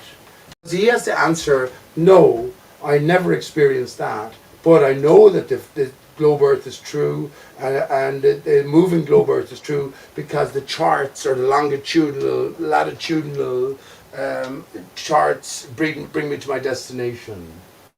That's what his only response would be, but I already know he's lying, because I already know all pilots know that they fly over a stationary and flat Earth surface.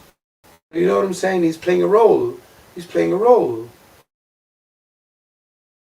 I know he's playing a role, and we were always meant to see through the people who are playing a role. And here's the point: you've got to move on yourself then, your own quest, and see where that takes you. And I will just say to you, because of that faith we have, and there's a different setting to our greater existence here, maybe the clues are put before us. Mark Sargent came on the scenes with his clues. Simon Chack solved 9/11 with his September clues. Maybe there's clues written throughout the greater endeavor, greater encompassment that we were meant to follow.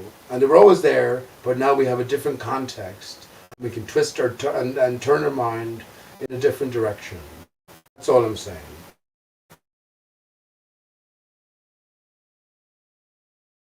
What's up with that GIF you posted of creator and creator? Like, I'm not quite following the message in that GIF. What were you trying to? What is your picture?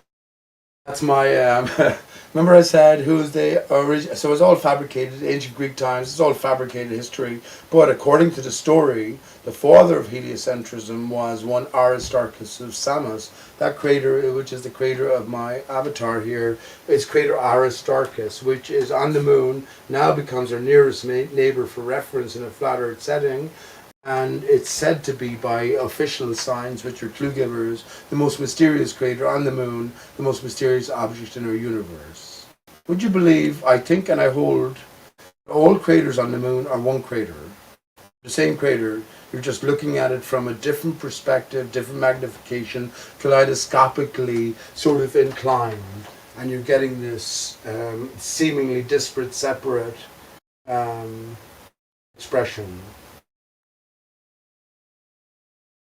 Oh, that's crater Aristarchus, bud.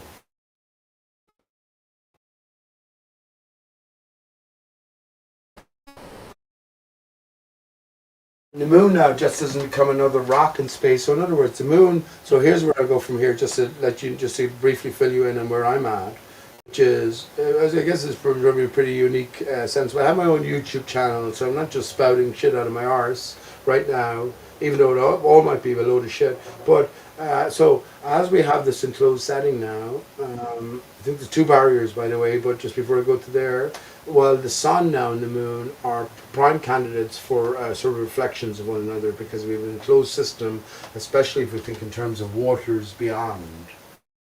So that's the sort of new setting. Remember, I'll just say to you, we have to follow basic paths, basic deliberations. MG Pillbox or Mr. Maestro is correct. Definitely correct. Definitely absolutely correct. We decide that the Earth's surface is stationary because water on a local level without any interference is flat. We extend that to the greater expanse and we make the declaration that Earth must be flat then. Well, hang on. Water will conform to the energies in sort of in play, and how I'll show you. You can prove that to yourself. Just fill up your not your bathtub, your sink with water to the brim, and not just gently blow down consistently on the center. Well, the water will give way and give you something that looks like. Actually, this is very significant. Something that looks like a pot. A hemisphere. Do you ever hear the term that at the end of the leprechaun? Here I am, Irish. At the end of the rainbow, you'll find a pot of gold, right? So here's what I think the interpretation of that is: the end of the rainbow is the sun. The other end of it. It's not the rainbow itself. The rainbow, that arc, if it was viewed in a different perspective, is a complete circle, which is emanating from the sun. So the sun is the end of the rainbow, whereas the pot coming into it, just exactly like I said about blowing into that surface of water, you get a hemisphere, which is like a pot. The gold then, which is the sun itself. So yeah, I think there's all of these things need to be decoded, but they can only be decoded when we look at all of these different offerings in a different setting or sense, which is the flat Earth sense. And all of these things now, which MG Pillbox or 42 or Mr. Maestro disagreed. He said that the Earth that we're on is separate from the stars or from the moon or from the sun. And I don't think so. I disagree. I think they're all intricately connected. Just we are actually, let me just say this is another fundamental pillar to come away from. The earth is not as God created it in a sense. The earth is in a divided state. This is not a natural setting for us, and I think we can all intrinsically understand this. But yeah, this in terms of external reality, the sun is not natural. The sun is unnatural, if anything. It's the giver of our life, and all life leads to death, though, right? So anyway, I think all of these different steps are have to be followed, sort of bit by bit, one by one. It's like if you have to cross a big river and you're laying down pylons. You can't just jump from the first pylon to the fourth pylon. You're going to end up in the water. You've got to take it step by step and be sure of every step you take forward.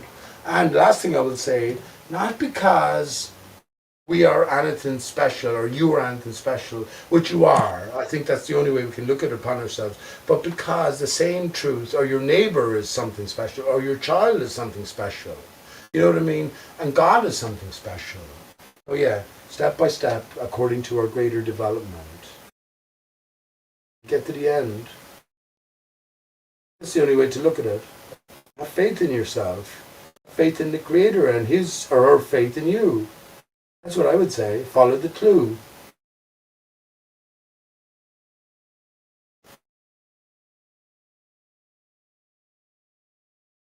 And last thing I'll say, I think we can all agree, right? The further we go along with these considerations, the more people you lose, the less people you can talk to. This is the greatness of these type of forums and this ability for us here to express ourselves openly. I couldn't hope to speak like this in front of anyone in reality, honestly. I think very few people I could do that with. So I do appreciate this ability. I do appreciate your ears. And I do appreciate, well, your own ability as well, honestly. Thank you.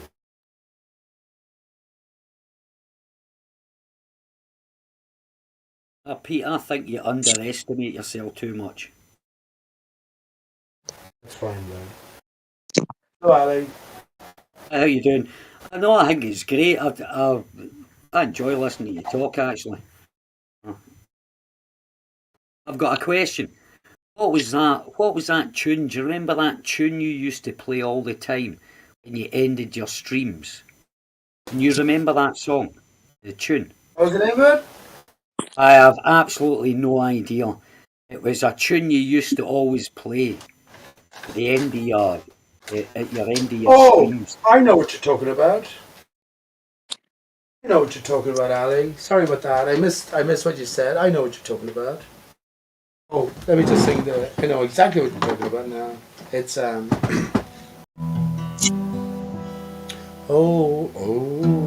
I'm gonna get the right key.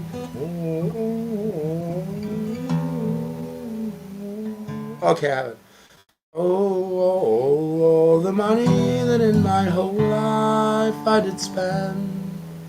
I didn't. Oh no, hang on. No, I think you're talking about. Okay, hang on. I understand my mistake there. It's oh, of all the money that e'er I made, I spend it in good company. Oh, all the friends that e'er I had, alas, it was to none but me. Since I am breathed and wit, I give my time, and I know I'm it. I think I got the words wrong there. So I'll bid you well, and I'll say erto. So good night, and joy be with you all. That's the one is that it, Ali? That's the one. That's the one. The parting That's great. glass, but that's the part. I That's got the great. I words all used to fucked enjoy up that. on that one, but sorry about That that. doesn't That's the matter. parting glass. Is that what that's called? Aye. Yeah, that's cool, man. I heard you the other night. You were singing, and that was good. Just listening away. I'm glad people encouraged you to do it. So. Yeah, I really appreciate the interaction and feedback as well. And listen, I definitely know I talk a lot.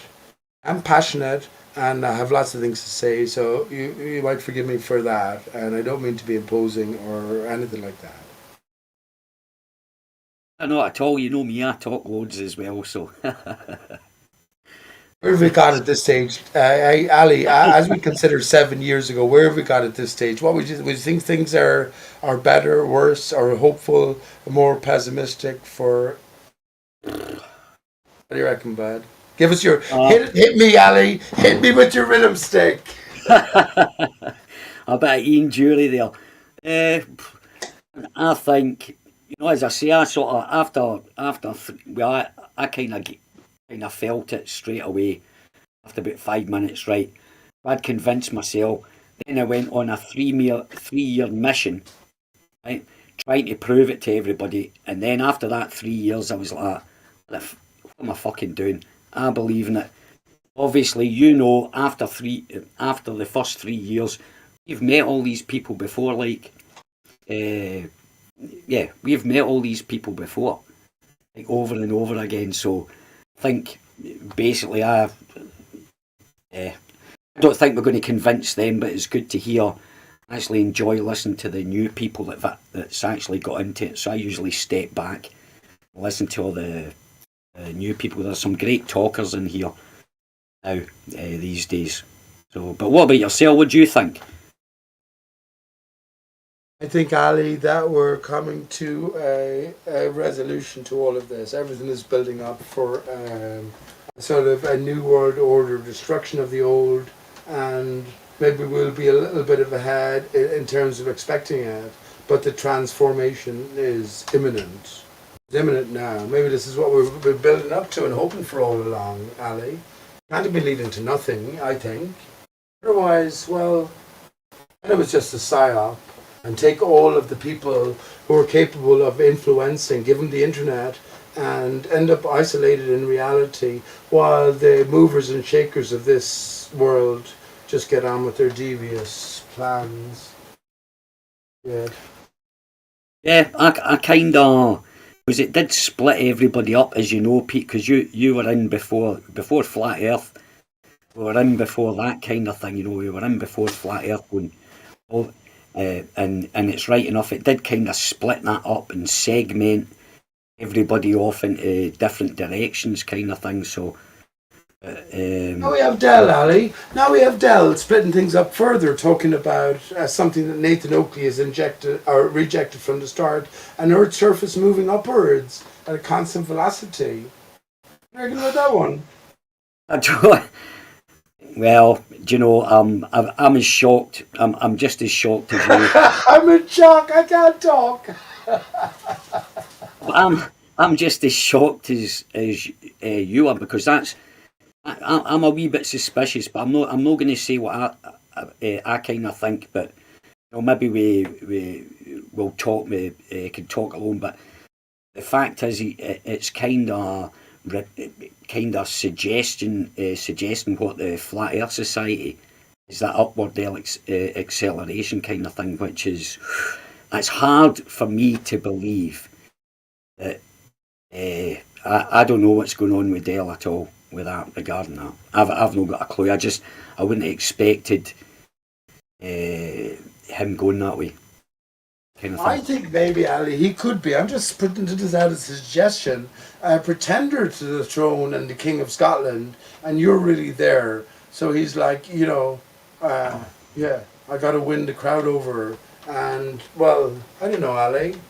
It was a strange change, though, right? That, you know, I've spoken a little bit with Dell, whatever. I don't know him. You can never know anybody truly. I found it quite. I was shocked that he's taken that route, and that's up to him, whichever way you go. But I was just shocked that where that came from, where the experiments came from, and you know, that kind of thing. Where did he get that? Where did that experiment come from? That, I don't know where he's seen that, or to replicate that, or even come up with that idea. Is that I was just straight. It's very strange for me anyway. That was all. It's very strange knowing Dell for so long, or knows his work for so long. It's just very strange that it's a crossroads. It's a crossroads for all of us as individuals. Where the fuck do we go from here? Flat Earth, I think, we all agree across the board, has cost us stuff. It has to have. It has to have. But we insist on it. Well, it's not cost me, personally, it's not cost me anything, because I've got the attitude. My friends, I've told my friends, and they just laugh and like this, and then we don't. I don't say anything about it. It's they bring it up and or point it out to other people or whatever. And I don't care. I'm big enough and ugly enough not to care what anybody. Oh, Friends! I remember Friends. Are you saying your friends are ball earthers? Well, I've got friends that are don't believe that the Earth's flat. Even when I mention water, it's so funny, right? So when I mention things, right, they go, "Oh, that's gravity," or the usual one, which is quite strange because these they're not. They don't go online. They don't look at flat Earth, ball Earth. They've got fuck all to do with that. They're living their own lives. But when I mention or when I say something, or they say, "Oh, what about ships over the horizon?" I'm like, "Where the fuck did you get that from? What do you mean? That's such a strange thing. Someone that doesn't even have nothing at all to do with it," and that's a lot of my friends. That's probably one of the first things that they say. Yeah, the usual go-tos. Yeah. Yeah, but that's strange though, because they're not in this community. Right, so obviously that's been implanted in them subliminally, because it's like straight off. Oh, what about ships over the horizon? And they haven't looked at this shit, the stuff, because they don't go on the internet or stuff like that. They don't look into this flat Earth, ball Earth, or anything at all. They come up with that, and the other one's gravity. When I say about water sticking to a spinning ball, oh, it's gravity. I'm like, where the fuck did you get that from? Because you've got fuck all to do with flat Earth, ball Earth discussion. Very strange, man. That's what I'm saying, Ali, is that for me anyway, I don't really have any friends anymore, but if I was stuck in, I'm not saying you're in reference your situation because it's all too common, but if they're not even going to entertain greater arguments about something that's so pertinent to me, and then I just have to sit quiet and go back to talking about, I'm not diminishing anyone, but football or other sort of mundane things, I'm not going to be interested, and it just ended up in a fight, and I know I'd be separated from them, over the course of a night, not to mind over the course of a relationship. I couldn't, in other words, bite my tongue. Do you know what I'm saying? So I just change tack, then I just go on about my conspiracies. Not my they are conspiracies. They're not conspiracy. Government, fucking World Health Organization, everything. I just hit them with that, and they'll agree. They'll participate in that conversation. You know, they're not dafties. They're not backwards about not knowing what's going on in society when it comes to that subject. So I don't care though. But honestly, I don't give. I don't. But give I two guess that's good then. At least you can talk to them about, and you agree on certain terms. I think maybe flat Earth would. I think this is the year flat Earth, in some sense, is going to be revealed. It's building up to it. It's yeah, it has to be in some sense. But then the question is, what the fuck is flat Earth? You know what I'm saying? It's a real question. The year's that us almost over. individuals have to ask. The year's almost over, and they're rolling out COVID again. You think they're gonna come out with flat Earth? Hey, bud, do you know that the latest strain is Eris? Eris, Don't which say the is C's and the the B's Greek and goddess of chaos and discord. Here we are in Discord. Discord is all a fucking psyop. You're the as god well. of No chaos holds on about it. Go Discord. ahead. It is, Jeremy. Do you know I came up with a new starkism, which is Eris star chaos. Eris star chaos is revealed. That's a good one. I don't care if anyone appreciates it or not. What about your moon? Your moon thing. Remember you showed. Oh, hang on. Oh, that was brilliant, lads. That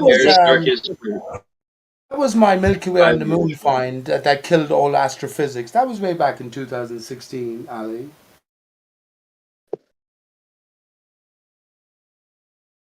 In case you don't know what we're talking about there, so we look at the Milky Way swathe in the sky right around the equatorial areas, which is the Sagittarius arm. Now we look at the moon and we see this sort of equivalent swathe along it. So if you put one over the other, like you put a stencil, or you compare a stencil to the paint left after the stencil is used, and you match one to the other, we've got to start forming some certain conclusions. But the point is, the moon is our nearest neighbor. The Milky Way, what do you call it, Great Divide, the Sagittarius arm is massive distance away. So how can the near and the far be connected? So implicitly, well, this is where flat Earth comes in, because we're told that the near and the far, but ultimately flat Earth, we have an encompassed enclosure. And also, more importantly, if we decide that the Earth is stationary, which we must do before flat, well, then all of the skylights move. And as you're closed and encompassed, do not have a singular source, maybe earthbound, north center, something like that. Yeah, yep. Well, it's funny. Do you know what they call it? It might be funny. Do you know what they called that Mount Meru, or that magnet? It was in Black the Mountain, yeah. Called it the Black Rock.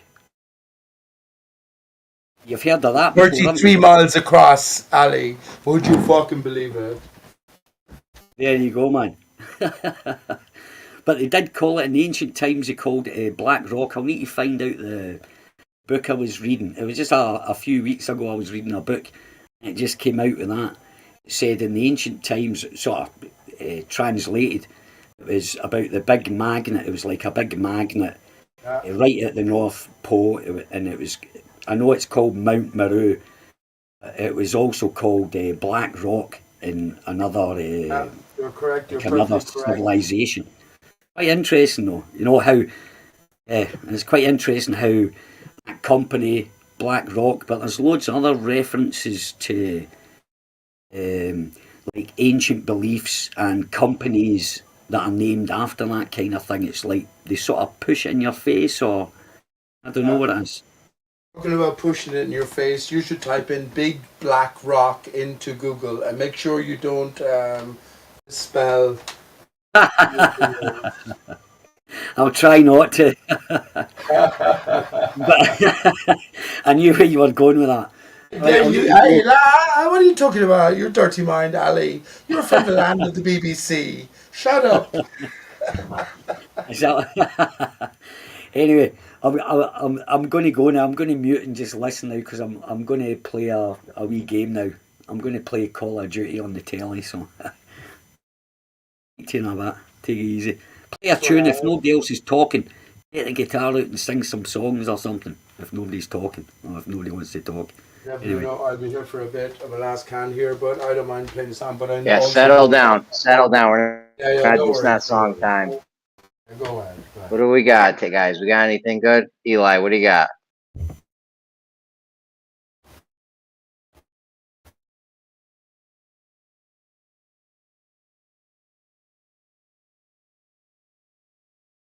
Eli, you there? Jeremy, I got something for you, Jeremy. I think you love this Eli, you one. sound different. Well, I can't hear him at all. I was just coming in because I couldn't hear him. What's up, Pete? Jeremy, I got something for you to build upon now, and Oh, Zanuck was in Pandas today, and I was wondering why he was coming in, but they're all very capable, right? Jeremy, it goes back to measurement versus calculation, right? So how was the circumference of the Earth along the equator measured? Now we go back to a standard, right? So we have a standard in Paris, which is the meter or the yard standard, and the question is that standard curved?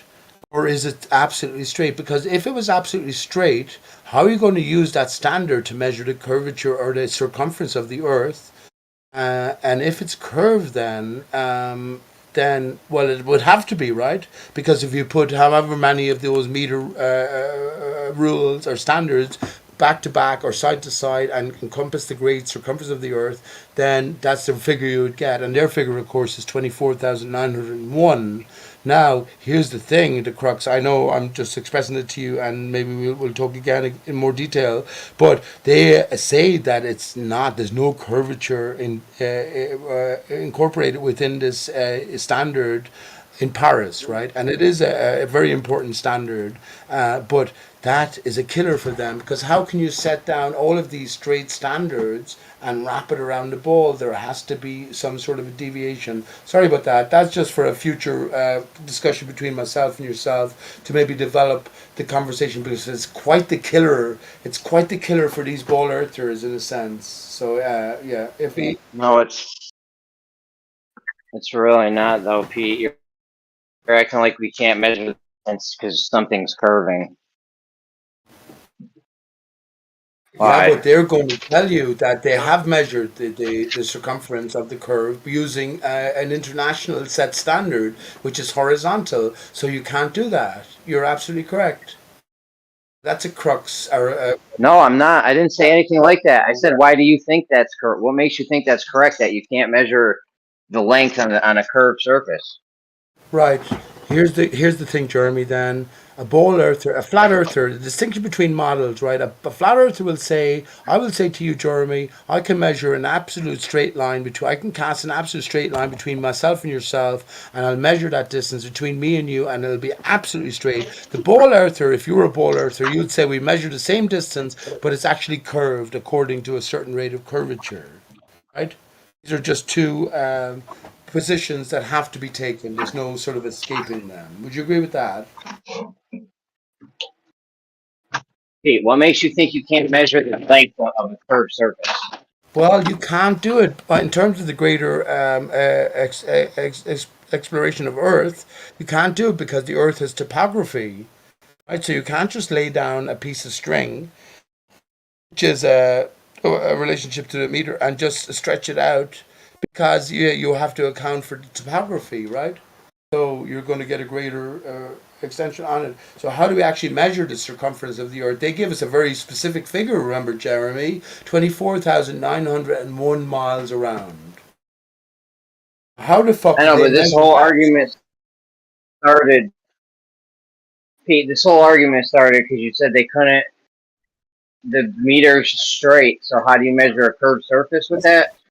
Yes. I didn't understand. Maybe I didn't understand the first part. The meter's straight, therefore you can't measure circumference with it. Okay, let's bring it Because down the meter to stick is okay. straight.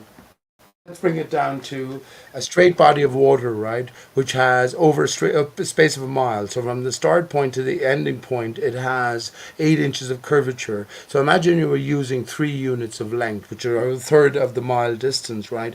Each of those 1/3 of the mile distance standard units would have to be curved to incorporate this 8 inches drop from the beginning to the end. Right point. Are you with me? Pete, do you agree we can measure the circumference of a circle in inches or whatever? Yes, I do. Okay, so I didn't understand the first part of the thing. That's whatever. All right. Well, what did the meter stick being straight have to do with it? The point ultimately is that they calculated the circumference of the globe Earth, but they never actually measured it, because in order to measure it, you'd have to lay down standard meter stick rule upon standard meter stick rule all the way around the Earth if you want, and find well, of course, if it's a straight rule, you can't just connect straight rules with straight rules and get a curve. There will always be a deviation from the straightness. It's like, actually, Jeremy, do you know what it's like to maybe bring you back on level? Remember I was talking about the straight road in France, the straight track, straight stretch. If you were to lay tiles on it, if you were to lay tiles as a flat earther and lay tiles as a ball earther and lay tiles as a concave earther, the only there would be a distinction. You would have to lay them differently, taking into consideration the curvature as the concave and the ball earther. Flat earther, just lie them straight. Your spirit level will take you level all the way along. But here's the thing: the ball earther says that the level road, that level road, is a level road according to the curvature of the earth. Understand? So he'd have to prove that by taking, well, as he's laying down the tiles over that road, a consideration of that deviation or that curve from the central emanating point. I guess it's a bit of a deeper sort of delving into it, but it's quite simple at the. Remember, the ball earth is not true. First of all, we have to understand that the spinning ball earth is bollocks. It's absolute bollocks. Pete, your thoughts are like scrambled eggs, bro. I can't keep up, dude. Give me something I could sink my teeth into. It's the same essence that's everywhere. It's the canal, Bedford level canal. How do we decide that that water is flat or is contouring to a curved surface in terms of the ball earth, or a concave? How do we decide that? They use a standard called the You know, meter. The Bedford Canal is in existence. They use a standard called the standard meter, which is a very specific. It's not as simple as I make it sound here. It's a very intricate piece of equipment. Go and look up Adam Savage and the standard meter, and look how Adam Savage from from MythBusters was sort of shocked by the intricacy of it. But the ball earther will tell you as we go along the Bedford Canal that they're going to measure the deviation from horizontal using the standard length, right? The standard meter or standard yard. But if there's no curvature incorporated within the standard yard, then it's not going to be able to get to the end of that canal, not to mind the end of the world, because as you connect length by length, it will just produce a straight line or a tangent to the canal itself if the ball earth is true. Okay, sorry about that, man. I know I'm speaking a lot and probably not making a lot of sense or getting through. It was just a point to consider for maybe not tonight so much, Jeremy, but the next time, and I'll delve deeper into it during the daytime, maybe. I don't know what you're. I mean, I thought we just went through. You can measure the distance if it was curved, and they do claim to be making tangents. That's what they say they're doing. Okay. So in terms of the So Bedford I don't level, know how where are you this going is to going. measure? How are you going to measure the distance? You let a piece of string along the surface. The baller will just tell you, yeah, we'll get the same result, but the baller will tell you that's a curved piece of string because it's 8 inches drop at the end of that. Expands. You're going to say it's a flat earther. Hang on, bud. There's no curve here. So that measurement I measured is along the flat surface of the water. So now we have a discrepancy over the course of 1.5 miles either side of the central reference, or 3 miles. miles. Either side of the central reference on the Bedford Canal, which is going to give us 6 miles. How are we going to fucking come to terms with measuring the greater circumference of the Earth, Jeremy, if we can't agree on some sort of standard unit for measurement over this extended span? And remember this, the standard of measurement, which is in Paris, which is the meter rule, which is applied to the globe Earth.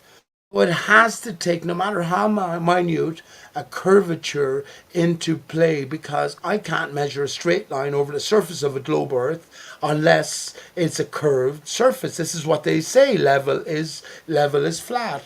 Level is curved, sorry. Level is curved. Yeah. Let me say this, Jeremy. Ask your child tomorrow, is a beach ball, show him a beach ball, blow him up a balloon, ask him, is that level or is it curved? Child is going to say curved. I asked this tonight on Gen Pan, is it level or curved? It's curved. Now I said, blow up the beach ball the size of the Earth. Are you going to say that that's level or curved? They switch it around now and say it's level. Ask your child the same question. They'll say it's still curved, Daddy. Now that's where their unit or standard of measurement, and remember these are international standards, these are basic considerations, foundations for their model. So if we can debunk that, if we can get to that epicenter, like the fucking Star Wars and the fucking Dark Star, where Luke Skywalker goes through this fucking open hole. Whoever designed it that way, okay, fair enough. But that's what we've got to get to, the very core of their foundational sort of building and belief structure. Anyway, it's very good. It's very good. I mean, I don't even know how to respond to that. So, as far as the measuring the distance of the Bedford Canal, whether it's curved or straight, I mean, I don't know how they're doing it, but even if it's curved, you could still use the meter, even though the meter's straight, right? No, you can't. I don't get the whole point of the You can't standard use the meter. meter if it's straight because you have to constantly bend it. Even incrementally. You said we could measure a circumference. You said we could measure a circumference in inches earlier. You said this to me.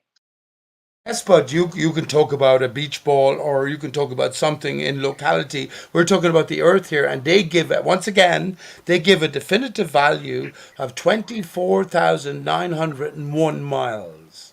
It's exact, Jeremy. So how the fuck did they get to it? Either they measured it, right? Science is all about measurement, hands-on practicality, or it's calculated, which then brings us back into philosophical, esoteric, idealized, which is actually where we should be, origins of the ball itself. Sacred geometrical proportions. So anyway, maybe consider that a little bit more, Jeremy. The basis of measurements itself. Measure of a man. What's the measure of a man? What's the measure of the world? He's got the whole world in his hands. Why is that sentiment given to us as children? I'll tell you why. Because we've got to understand that, well, the earth is and is not a ball. The earth is and is not in motion. There's one for you. There's one for you. There's one for you. How can you have the lie, Jeremy, without a core of the truth? I wouldn't exist unless the truth existed. That's what I would say. If you're delivered a lie. Can we measure a curved surface in millimeters and meters and inches and feet and shit? But this is the thing about quantum mechanics. This is the thing about Planck's length. If there's curvature to the Earth and you're measuring using a metric rule, and that must have curvature, not to the greatest degree that the Earth has curvature, but to the minuscule degree that the meter rule would have curvature. And if you zoom down into the millimeter of that meter rule, if you had the sufficient equipment, you should also observe that that straight line is curved to a minuscule degree, but necessarily it has to be. Pete, what the hell, man? Yo, can we measure a curved surface in inches, millimeters, feet, meters? Can we do that? Yes or no? I said already you could. Can we measure the curved So why are you surface telling of me the you're Earth? acting like we can't though? Because the meter's straight. Yes, but can we? I'm saying to you, but it works because the Earth is flat and a fucking meter straight is meter straight. The ball No. Earth is saying Okay, to us. forget about the Earth. Hold on, Pete. Forget about the Earth. Let's start simple. You have a beach ball in front of you. Can you measure the circumference of that? Yes. What? Yes. I didn't hear you. Said yes. Okay, and we can measure a straight thing, a flat straight thing too, right? Yes. So whether the millimeter, I don't see any issues with it.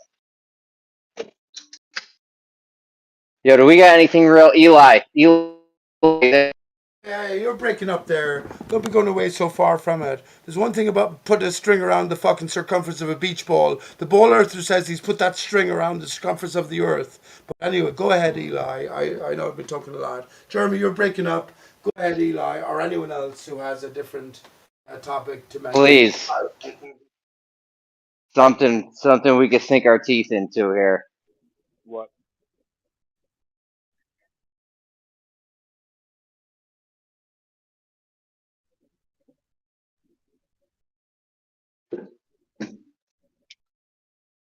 What? What's up? What do we got? What do you mean? I thought you wanted to ask me a question. What's new? What's new? What's going on? Call of Duty.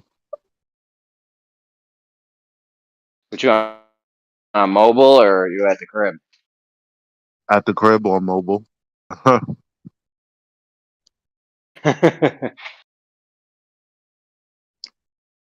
No doubt. You should be out, bro. You should be out. You're slacking. You gotta get your get out there, and you know that money. You're leaving a lot of money on the table. I don't do that. I work remotely, but Oh, you don't even do that no more? Nah. Oh, word. Yep. Nice. Eloy, I'm I in, can write a Nice, gospel bro. song and There your you go. I'm voice in would make Jersey us a now. fortune, bud. Go ahead. You should still be getting it. You should still be out there getting it. I do. That's a dope ass side hustle shit. I do. No doubt. All right. Well, you're home playing Call of Duty, eating potato chips. Because I already finished work. I got goals for the day that I have to accomplish every day. I write them down. And right now, I get to play Call of Duty, study for my exam. I've read an hour of the Bible. I've called my contacts. I've done everything. Not everything, but All right. I get a moment to relax. All right. Nice work. Keep up the good work. Eli, isn't it interesting there that you mentioned goals and goals and goals almost No. are Pete, Not please. interesting. anonymous. It's interesting though, isn't it? No, it's not. Pete, please. You still getting your DoorDash on now? Or Grubhub or whatever? Nah. You ain't do that on the side, bro. Get busy. That's good money, man. You go out there and make $50 in a couple hours, bro. Nah. That's big bucks. You make a lot more in 30 $50 minutes. in a couple of hours. That's $25 an hour, bud. Pete, Jeremy, settle down, Pete. what about up? the what's the longest undersea cable in the world? There we go. That's How like long is it? that's like a bit of string, right? And they'd have to get that measurement pretty precise to get from one coast to another. Like we're talking about lots of drop around a curve. I could do it without a measurement at all. What do you mean? Just start dropping cable. Yo, we need more cable. Or we're good with cable. No measurement. Like, seriously, if I told you to put a bit of string from your city to the next city, you could just lay string and... Right? You would never even need to know how much string it was. Just be like, yo, I need more string. I ran out of string. And then just keep going. Jeremy, some dickhead over in Panda's Nemesis is his name. He actually lays underground sea cables. Think about this: if you're laying a cable from, let's say, Africa to Australia, you're not going to be fucking leveling the ground beneath you, right? You're just going to lay the cable. And if there's humps and bumps, if there's elevations, yeah, exactly as you said, you're just going to, yeah, I need more cable. This is what it's taken. We're taking the straightest route possible, the most efficient. But yes, we don't care about the curve of the earth. We care about the humps and bumps along the bottom of the ocean floor. True. I mean, you could find out if you wanted to. If I gave you the string and was like, "Yo, tell me how much string it takes to get to the next town or whatever," you could tell me if you wanted to, or you wouldn't have to know. That doesn't really say anything for the A to B distance, though, 'cause like Pete said, there's humps and bumps along the way, so you're really not getting like the straight line distance. Unless you have a level surface to lay the string onto. Unless you have a level surface to lay the string onto, it's going to be different than the actual distance of the 2 points. Oh, Jeremy, this is pertinent. Think about this. There's no straight lines on a ball earth. So in other words, when they give you a deliberate distance from New York to California, they say to you, and you can measure the same thing. You could be side by side with your globe earth counterpart and measure the same thing, but they'll tell you that that distance that you measured is actually a curvilinear distance, and you're going to say to them, no, as a flat earther, that's a fucking straight line distance. Who's right? Who's right, Jeremy? Who's wrong? Honestly, how would we decide? Well, there's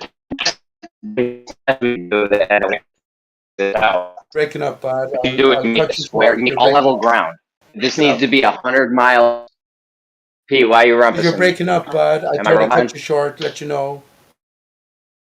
Okay, so am I still roboting? You're good so far. Go ahead.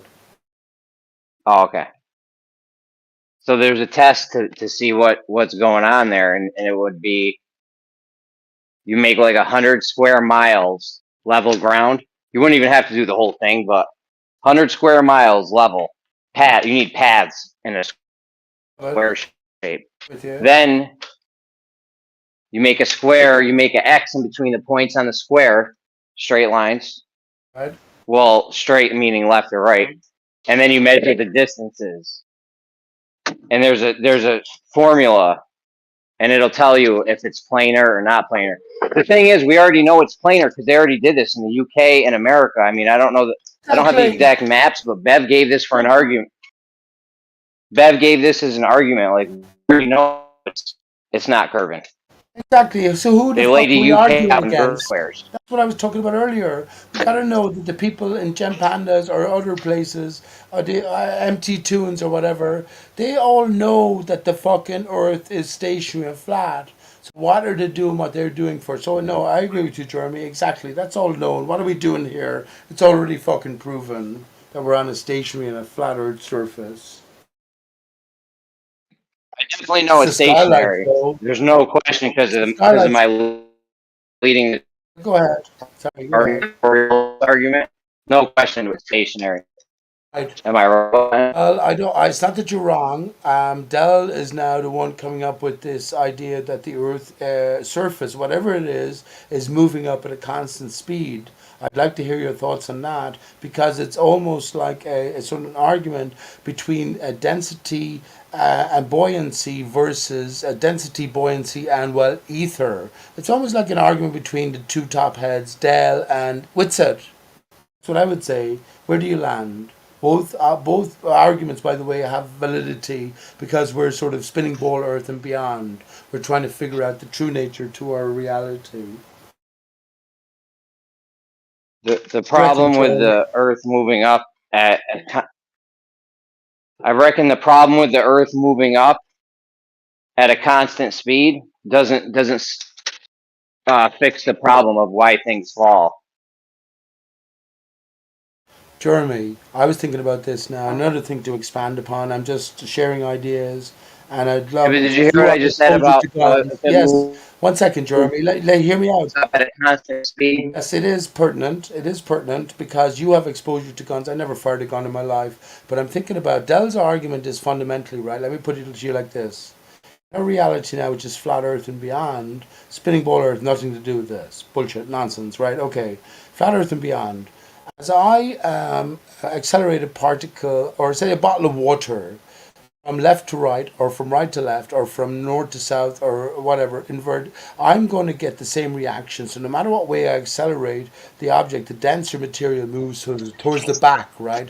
So if you put the shoot from so if you push it forward, the water will move to the back and the air will move to the forward position. Same things if you reverse it, whatever way you put the acceleration. But the exception then is now when you not when you fire it upwards. When you fire it upwards at an accelerated rate, while the water will still stick, so it adheres to the rule. The problem is when you drop it from a height. Now suddenly, as there is this acceleration due to gravity, which I think Dell is erroneously sticking on, according to the Ball Earth, but now suddenly the water will not go to the top.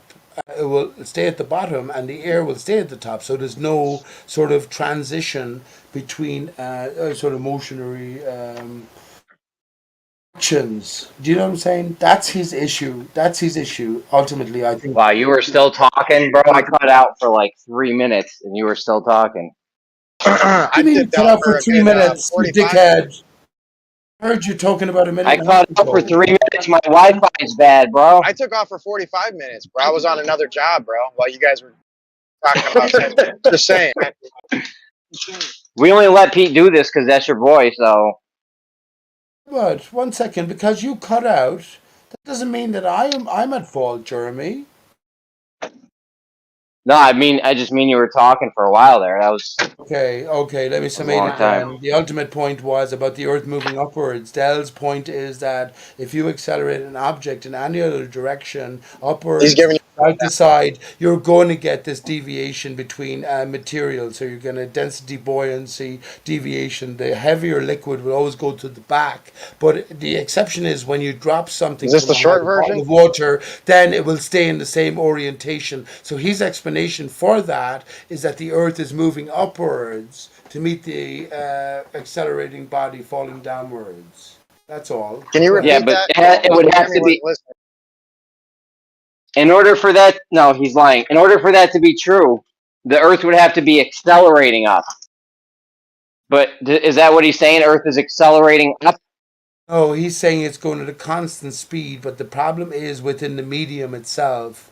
Not the problem, but the explanation is within the medium itself, which I can sort of understand as well. So the body that's falling will experience acceleration, but the Earth's surface itself and all of its surrounds are moving up at a constant rate. I can appreciate that. It's a very intricate argument and not to be laughed at, honestly, not to be laughed at or brushed It's aside. not an intricate argument.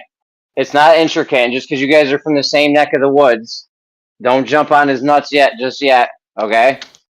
Disagree That with doesn't him. account. It doesn't account for why things accelerate down though. Earth moving up at an accelerated rate. If Earth was moving up at 9.8 meters per second, that could do it. But just a constant rate, I don't see how that helps. But think about gravity is a constant. Think about what velocity actually is, Jeremy. If you drop something after once, as you know the formula for calculating after 10 seconds, the velocity of an object dropped from free fall. Do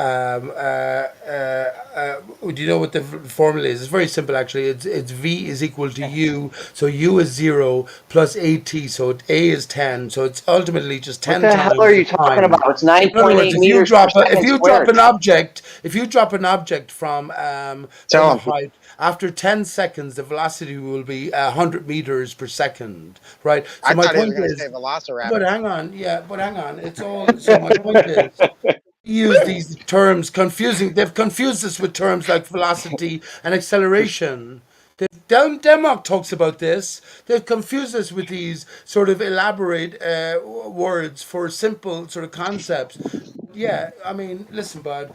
if you want to calculate the velocity of after dropping something for 10 seconds from a cliff top, after 10 seconds it will be going at 100 meters per second, which is simply calculated by multiplying the initial velocity, which is zero, sorry, adding the initial velocity, which is zero, to the acceleration rate, which is 10 meters per second, and multiplying it by the time, and that gives you 100 meters. So all it ultimately is, if we think of it in real terms, breaking Pete, it you're down hot micing. incrementally, discretely, second by You're hot second, micing. You're hot micing. Just, You're hot just get more, micing. bro.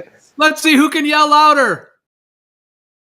You think you can up it on me, Pete? Can you go? Can you go? Yeah, for real, Pete. Gio, I didn't hear you, bud. I apologize. I was just trying to get through the basics of it.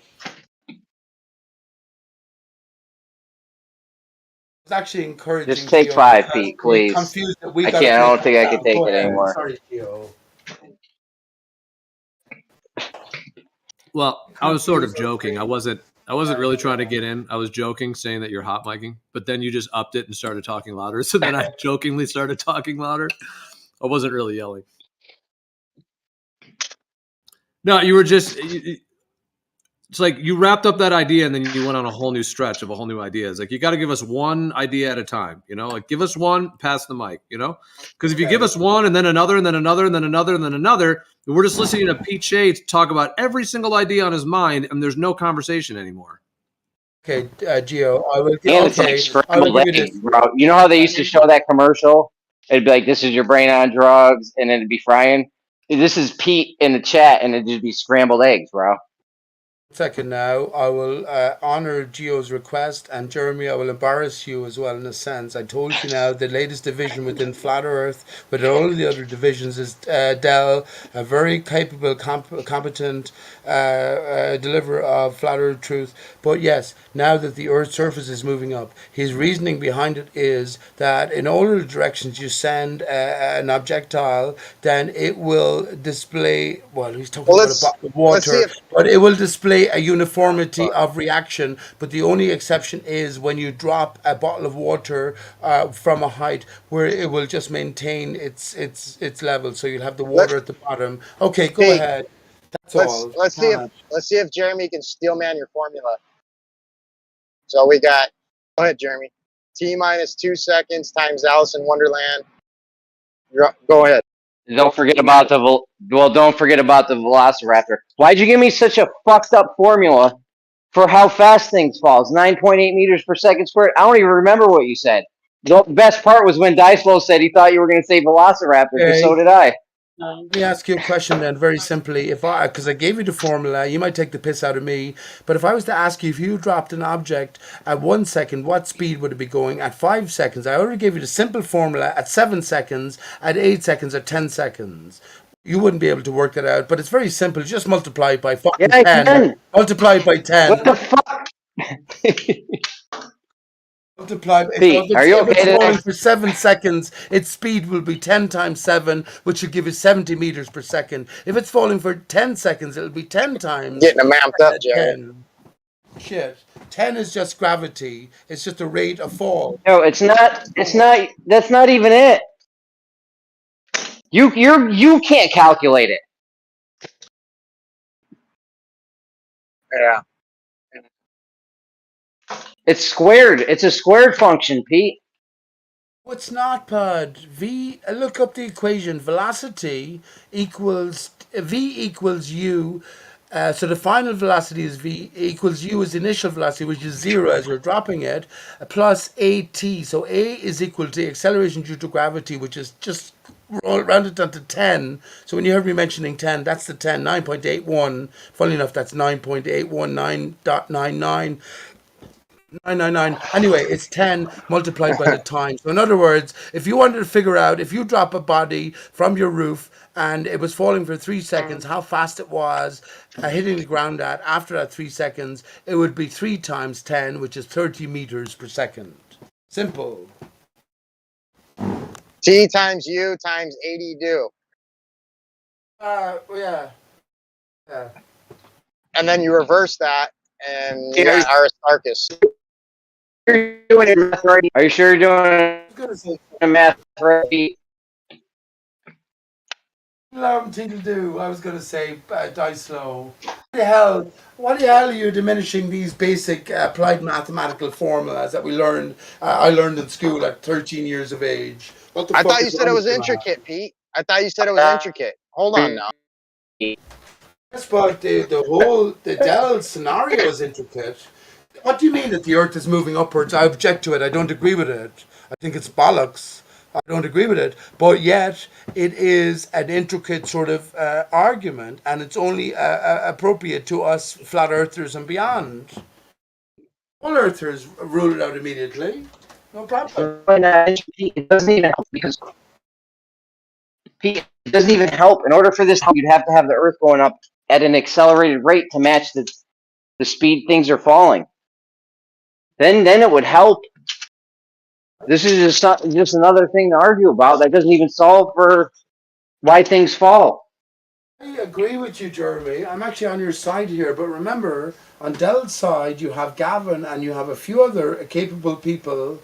Andy is here talking about This is the Andy formula, Jeremy, for falling in love, not for like free fall. Bud, you tell me then. You tell me, Dice Low, what's happening. Talk about your centrifugal and centripetal acceleration. But the person you got that from is not a flat earther, is he? Yeah, he is. Oh. The only reason Dice Low, he's a genius. I love Ken. What does he say flat earth is then? Ed? Does he say flat earth is? I'd love to see him speak we of doing flat Wheeler earth versus adjacent to Will the blue Smith? marble. Go ahead. Ken Wheeler is Will Smith. No, I said we doing Ken Wheeler versus Will Smith right now, or what? It might be, bro. I don't know. Given Pete's formula, you know what I mean? Like, I got to rethink things. Well, smart as he is, he was a Ken bit Wheeler slow to is becoming to flat Earth, wasn't actually he? the He was a bit guitarist. slow to becoming to flat Earth. Hey, John Dodo's like Ken me. Wheeler, stop, Pete. Ken Wheeler is actually the guitarist from Def Leppard.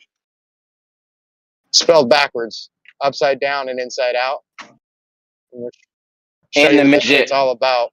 And the Smack midget it for up, Mini flip it, Me. rub it down. Yeah. Jeremy, that's racist. I'm sure it's racist in some way what you just said there. That's fine though. What? Midget? Hey, Jeremy! What's up? You can't say midget no more? Jeremy, you're the Titus. moderator here. You're the one who tells me you can't say the B word, the C word. Jeremy, you're being heightist. M word. You're being a The heightist. TH word. Yeah. It's not like it's the N word or nothing. Hey, listen to this. Like listen midget to this, or the Gio. N.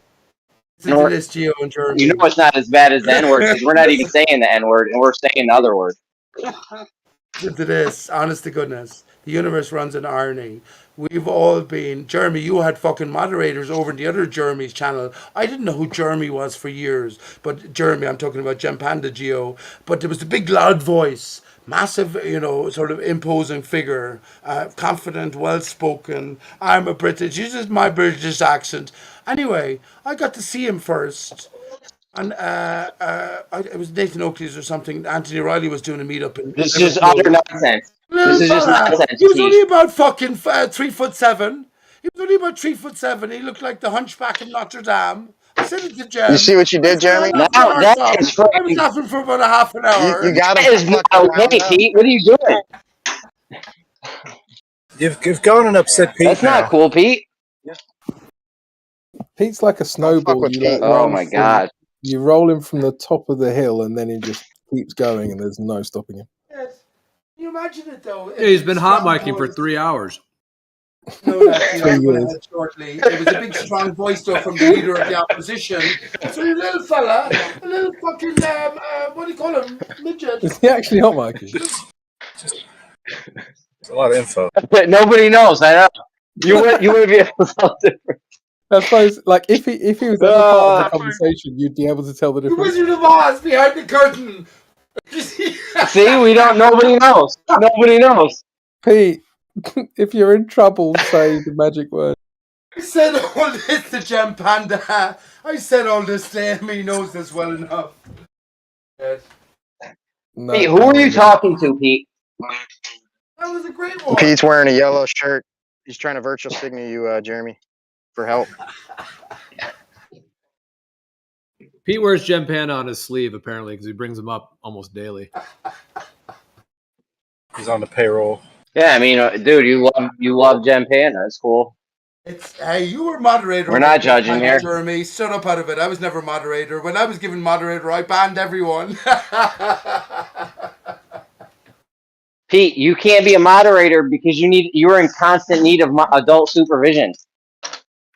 Yeah, but I'm the fairest moderator ever. Dude, these dickheads over there, Jeremy, they're the exact same as the last time you left there. They're saying the exact same thing. But you have to admit that it's so hilarious. Gem Panda with this big booming voice, and I just imagined something else. But then there was a little fella. I'm sure it was all scripted that way as well. But I said this to Gem, and he's a great man as well, Gem Panda. He was chosen for the role because of his specific... He loves Gem Panda. We know.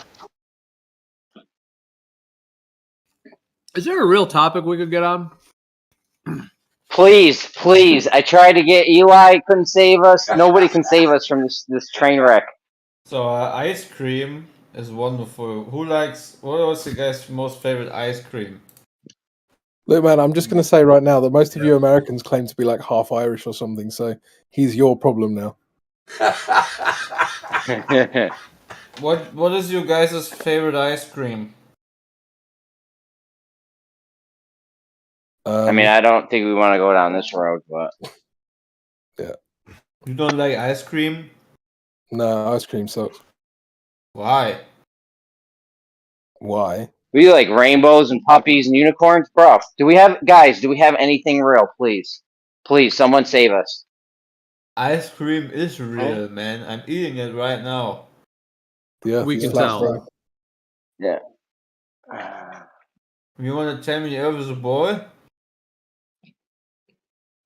Because you're eating ice cream? Yeah. I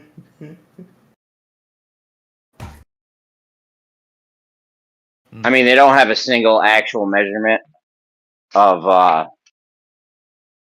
the Earth curve. It's all calculations and guesses about how refraction's working and whatnot. Spherical excess measurements that aren't even really there, and they're all fucked up. So there's that. But what about geodetic surveying? Some guy brought that up in the chat earlier. He said, "Yeah, the spherical excess." He said, "Why haven't geodetic surveyors figured out the Earth is flat?" That's what he said. Because they're presupposing that light's bending in a way to make it look like a globe. They see the dip, they think it's a real dip, and that's the actual position. And if it's not there and it's concave or and there's no dip, but it's going up from the horizontal, then they just say it's refraction unless it fits their model. That's why.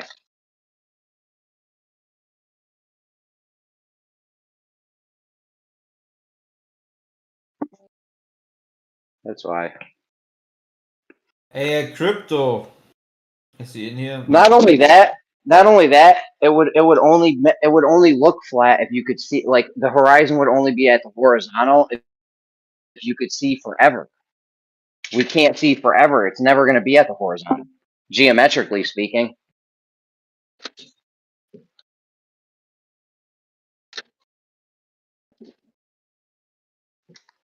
Let me just say this, and I promise you I'll leave after this. And it's a very keen comment, actually, on the same basis. Honestly, Gio, I'll only be 30 seconds now. Thanks again for your forbearance. I asked Jazza, helicopter pilot, you know Jazza, Jeremy, the thing, as we I wish I didn't, Pete. I know that he's a great guy. Come on, you gotta laugh. Come on. No, he's not. Come on. Anyway. He's not. I know that. None of them are, but maybe all of them are at the same time. We've got to know when to sort of separate ourselves. But anyway, here's the point. I'm just going to cut it short, right? But I did ask him, we can all experience as we're looking out over a greater body of water, right? In reality, as we look to our feet, the water is there. As we look out then over the greater expanse, we always seem to rise. As the water surface always seems to rise to our level. I asked him, because he's a helicopter pilot, it does the same thing apply? I already know it does apply, right? But as he goes up above the cloud layer, now as he's looking at these greater clouds, which seemingly are dropping over the Earth, do they rise similarly to the water at the lower consideration, and always seem to rise to horizontal? And he went a bit silent. Because I think this is another key, and he knows that it actually does happen that way. But how is he going to explain it over a ball Earth now that he's above it and everything is dropping away so severely beneath him as you rise in height? Anyway, I'm going to leave it there and say thanks to all. I didn't mean to offend anyone. Thank you for your ears, and yeah. Wait, you have my I'll see ears? You basically offended everyone. You offended short people. You offended all the Globers.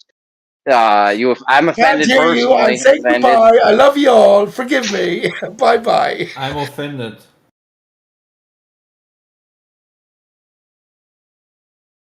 All So you right. want to talk about We're ice just gonna have cream a now? minute of silence.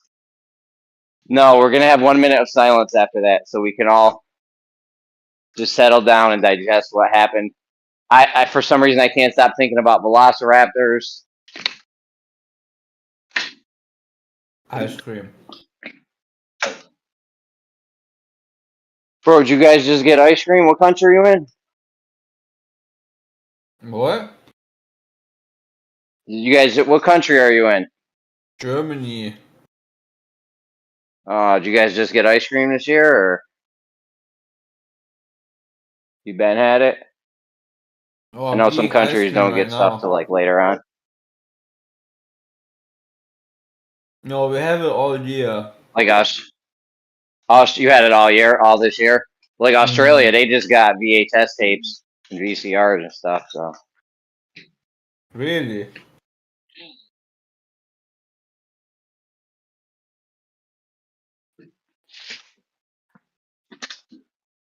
all right, what do we got, guys?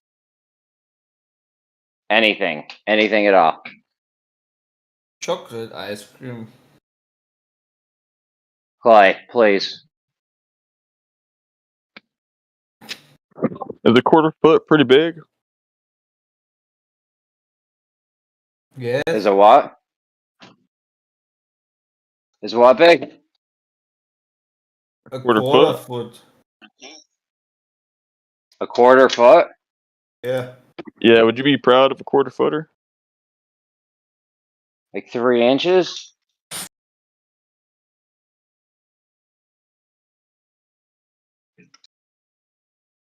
I don't understand the question. I'm just trolling, man. I'm sorry. It's all good. I'm all flustered. I just dealt with Pete Shea for about an hour there. So I'm a little discombobulated. Pete will do that to you. What does that word mean? I've never heard that.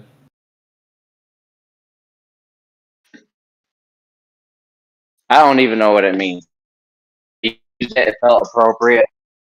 That's all that matters. Oh, okay.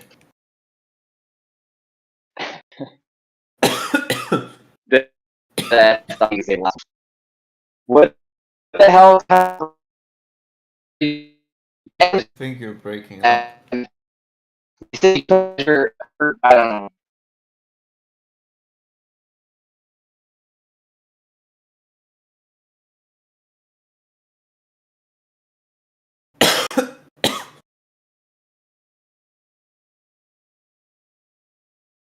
You also break up for you guys?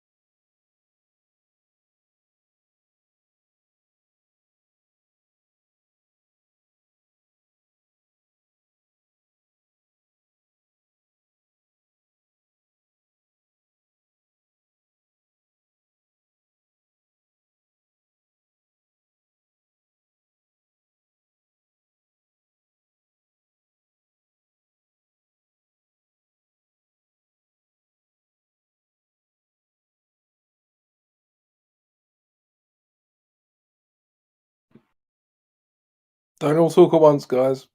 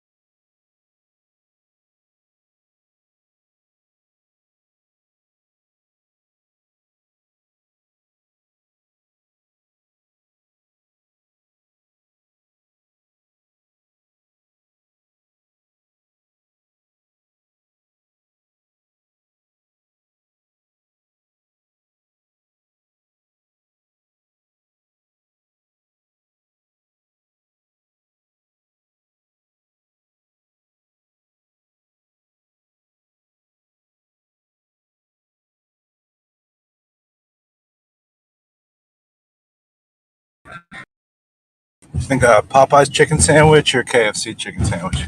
I know this is an open and shut case. I'm just asking. Obviously, the answer is neither.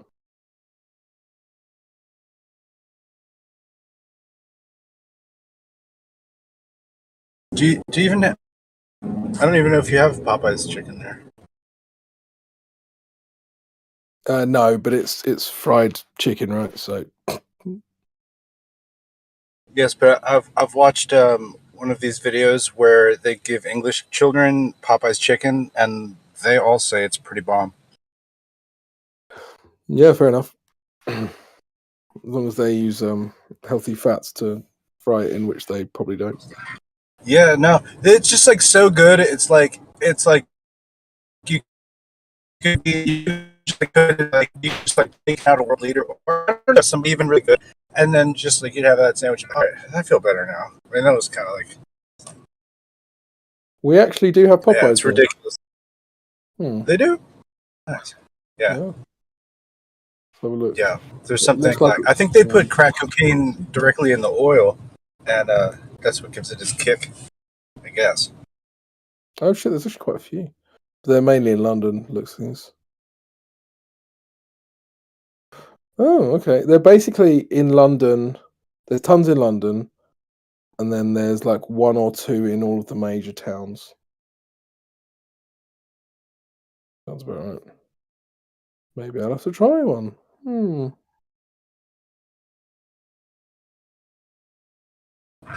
I've tried your fish and chips, so I think fried proteins. I mean, yeah. Many of you will continue to eat meat from either a grocery store or somewhere of that nature, knowing about the lab grown meat. How many of you will just keep eating it? Wait, can you repeat that? Knowing that lab grown meat has been approved, Yeah. how many of you would continue to eat meat, not knowing, if not being aware that it is lab grown meat or not, and exactly from what cells do they grow this lab grown meat?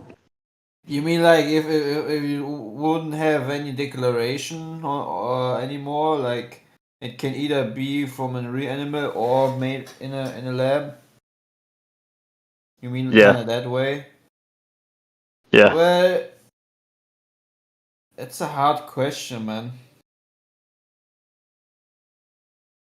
On the other side, I know in Germany that wouldn't happen because we have very high restrictions for food. But Yeah. I don't know. I don't actually know. I think I would still eat meat actually. But Yeah, I if remember. if I would know, like if there would be declaration, I would never touch that meat from a laboratory. Yeah, I would just say be aware of where you're getting your meat and ask them, if it is lab grown or is there a possibility. And if it is, just stop shopping at those places. I remember years ago when even the canned foods were banned from going to some of the places in the Orient for that little bit of film that it has on the inside of a can. I don't know if it was like Teflon or what it was, but yeah, a lot of other countries will not allow the things that, we put in our food. And, we ban chemicals that other countries spray on their food. We'll ban them here, but we'll import the fruits and things from those countries that have those chemicals sprayed on them, and we'll bring them over here and we'll eat them. So it's kind of weird. Purely ridiculous, actually, if you think about it.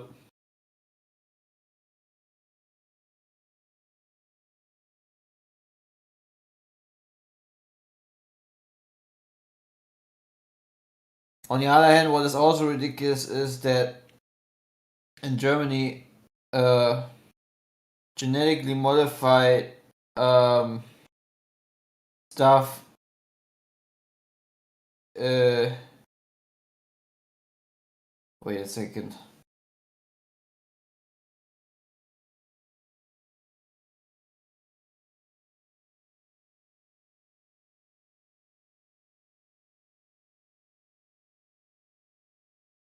Oh yeah, I think they're not allowed to grow genetically modified crops or anything like that,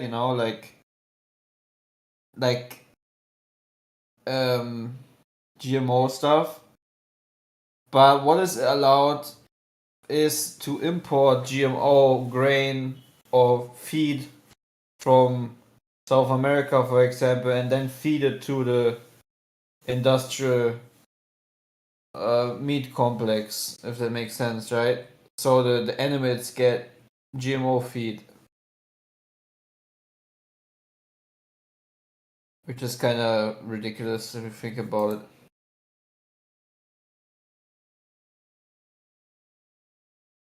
But yeah, I always buy non-GMO meat. Yeah, if you want to stick it to Bill Gates, man, I mean, currently and in the future, just be aware of where you get your meat. And if you're by a market somewhere where you could buy, even, or someone who has cows, just buy a young calf and, slaughter the calf and be a lot cheaper than buying the clone meat. Do you eat meat? Oh, yeah, man. What's your favorite meat? I'd say lamb. Jeremy likes tube steak. He doesn't even chew it.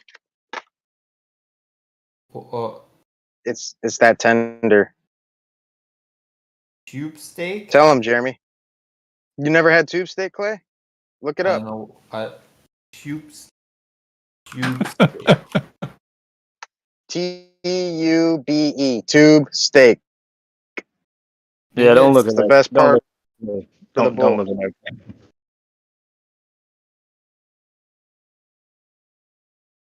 I don't get it. You didn't Google? I thought you Googled it. Yeah, it's just like a hot dog or something. Yeah, it's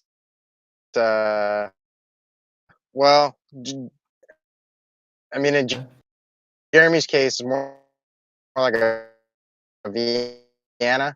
My case, it's more like a kielbasa, like Dodger dog type deal.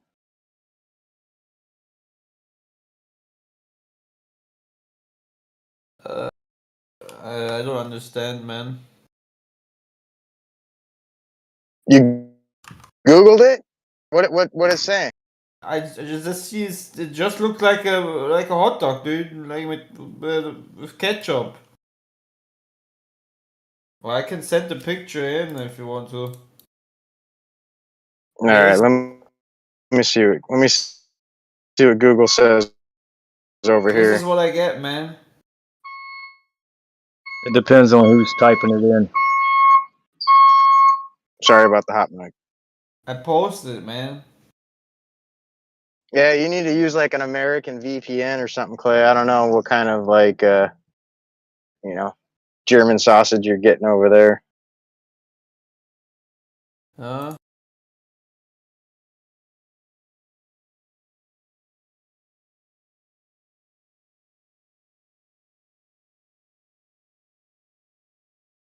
That looks like country fair food right there.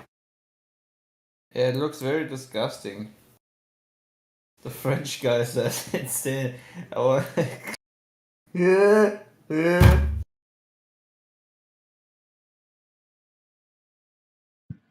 That looks I horrendous. just watched Revenge of the Nerds, bro. And that was like, that was the laugh, bro. That's rad. It's a good Is that movie, the by the one way. with is that the one with Lamar?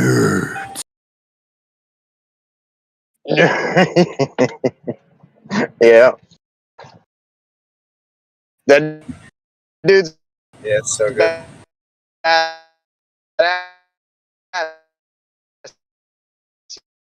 He played in Booger was my favorite though.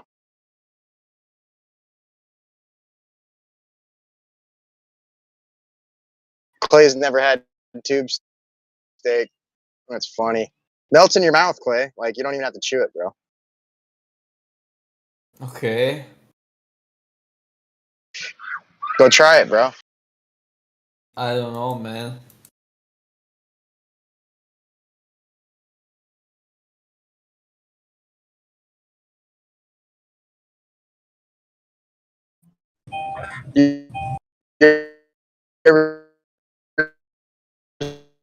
You're breaking up, bro.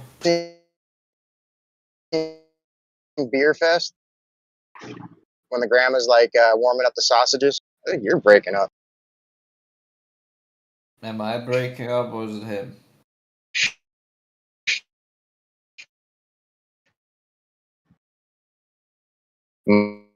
My breaking up.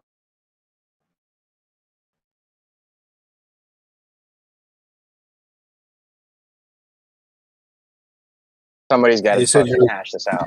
Who's gonna tie the knot in the tube steak? Who's what? breaking up, Snacks? Maybe it's probably me. Oh, you're probably fine. Okay, I have heard that before.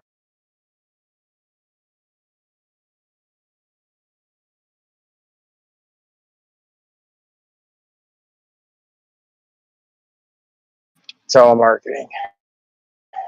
Fucking love that.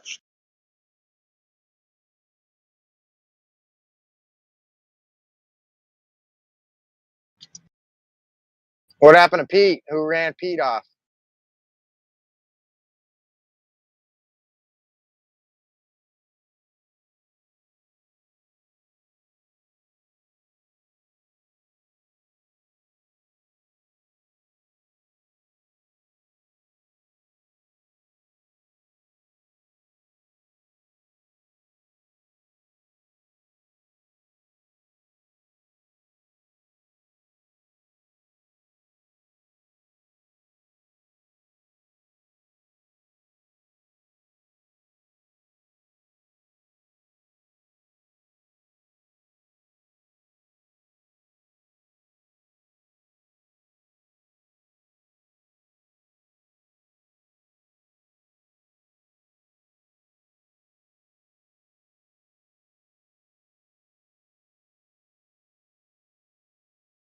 Whoever came in, don't worry, your mic is working. Jeremy just killed the VC.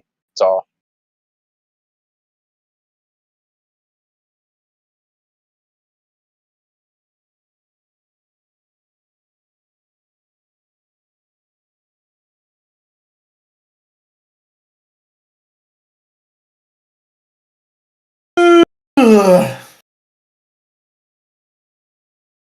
Are we supposed to be talking about the asteroid, meteor, comet, whatever, this evening, or no? There's an asteroid comet this evening. Someone was going to speak on a comet, I believe. I think the asteroids and the meteors are a very interesting conversation when they do come up. As far as the origin, you know.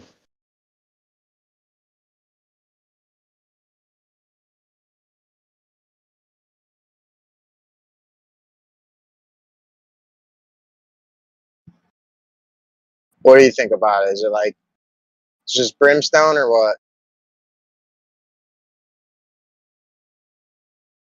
I mean, I don't really necessarily believe in asteroids or meteors or what people call comets. So that's why I'm waiting for other people to come in and, you know, specify on what they Well, how do mean. you explain the Hooba-Jeeby crater? If I said that right. I don't know, man. I wouldn't say it's an asteroid, meteor, or comet. I always wondered this. Exactly You the think same think it's the with aftermath of like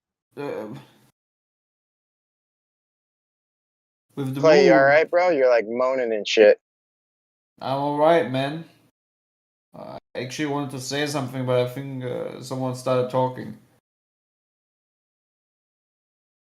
Go ahead. Let's hear about the moon. Oh yeah. In general, the craters on Earth or the moon that supposedly have been made by asteroids. Interesting how all these pieces of rock that supposedly hit the surface just disappeared after they did it. You know, it's kind of like I call it the Pentagon syndrome. Things hitting stuff, and then the evidence of the stuff hitting it just disappears. Pretty cool.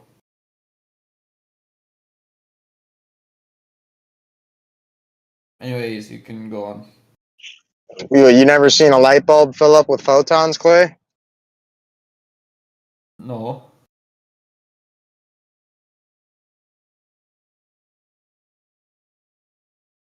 But I Never eat seen moon photons. rocks getting smoked, Clay? That's something I've seen them myself, yeah. I think I've made them myself.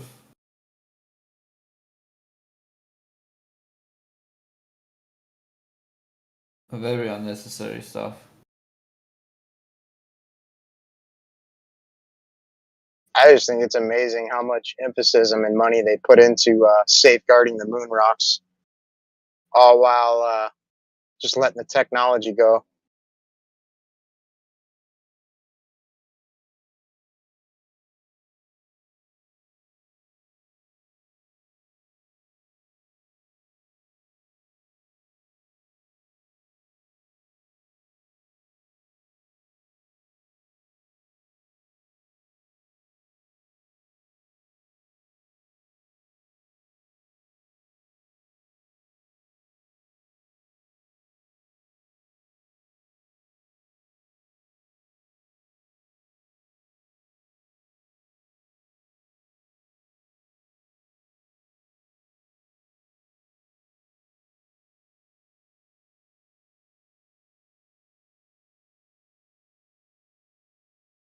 So, what do you think where the moon, where the asteroids go when they make a huge crater? How do they disappear? Counter space? What is that? That's a joke. Oh. I just I don't think that know. The claim is hang on. I just think that it's convenient that they use the political spectrum at the time to make it a race to go to the moon.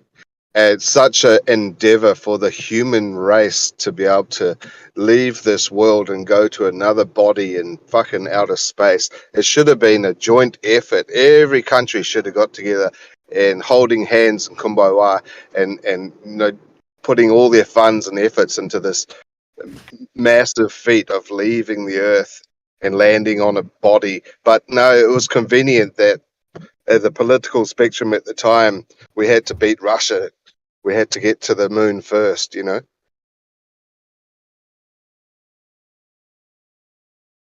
What about the fact that Russia seems to be still an enemy, but so for some reason in space or transporting things into space or whatnot, it just doesn't seem to be a problem between the US and Russia. Yeah, but what about the fact that there's a war going on right now with Russia, and Russia's like so concerned about the Japanese putting some fucking waste water into the ocean, and it's like that's a big topic. I mean, surely do you think they've really got time to like consider all of these small little issues on the side when there's a fucking war going on? It's like it's just too it's just too obvious that it's all a play, and there's a Yeah. greater agenda here, you know. Yeah, exactly. I mean, it's obvious to the people who have eyes to see, but many people are blind. Not physically, but mentally.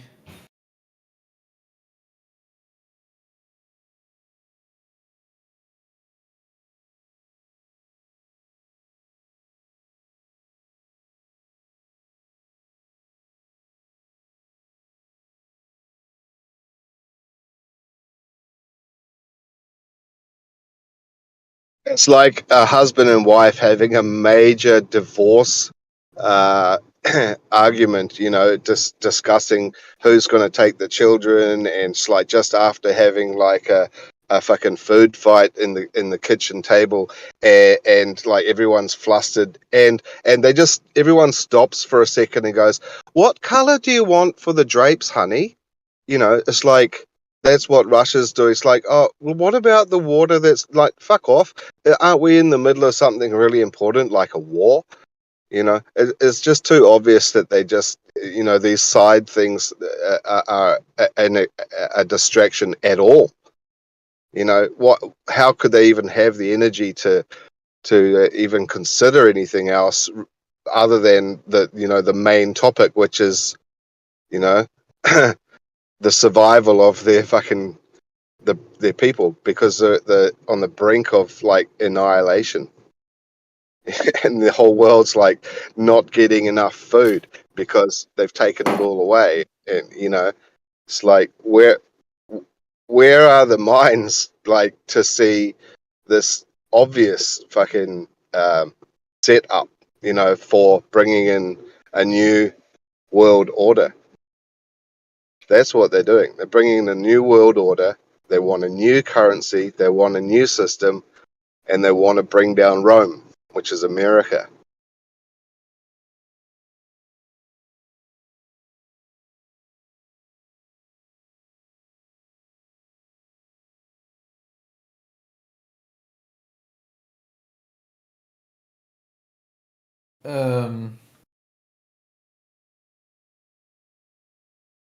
Yes.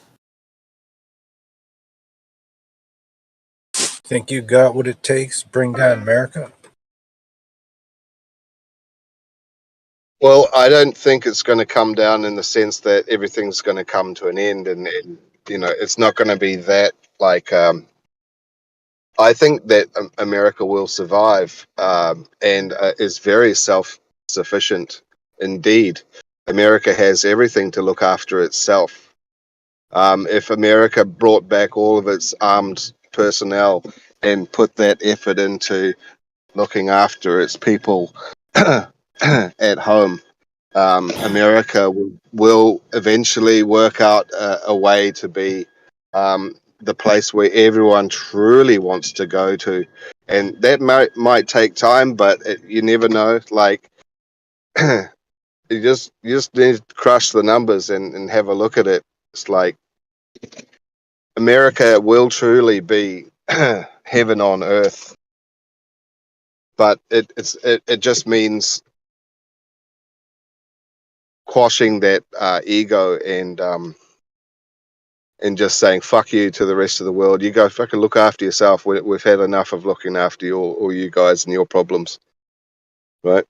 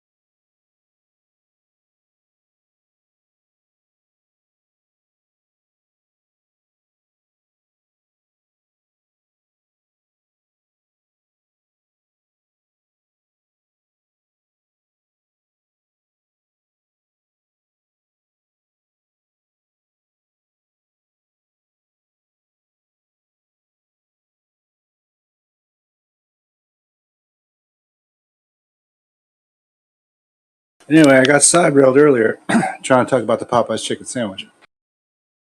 But it's just amazing, you know. It's an amazing, awe-inspiring recipe, and you know, I just seek to learn the culinary fine points of this, you know, so as to maybe perhaps replicate it myself one day.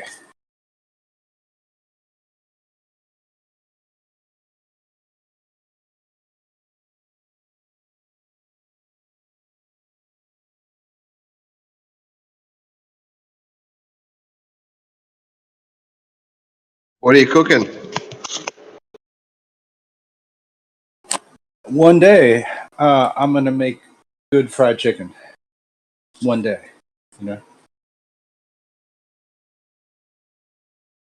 There's a channel called Quan Tran, QUANTRAN, Quan Tran. He does all the fried chicken recipes you need on YouTube. I don't know. Southern fried chicken doesn't sound like Quan Tran's got the I don't know what you call geographical background for this one. Talking about Louisiana style fried chicken. I think he lives in Louisiana, man. All right. Well, his name would not hint at that, but okay, fine. We'll check it out.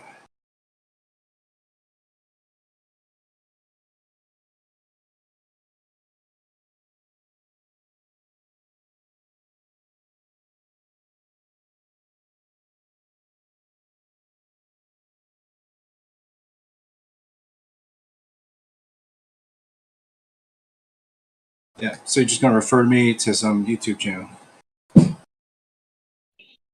Oh, I mean, I've got a few recipes of my own, but then, you know, those are all copyrighted.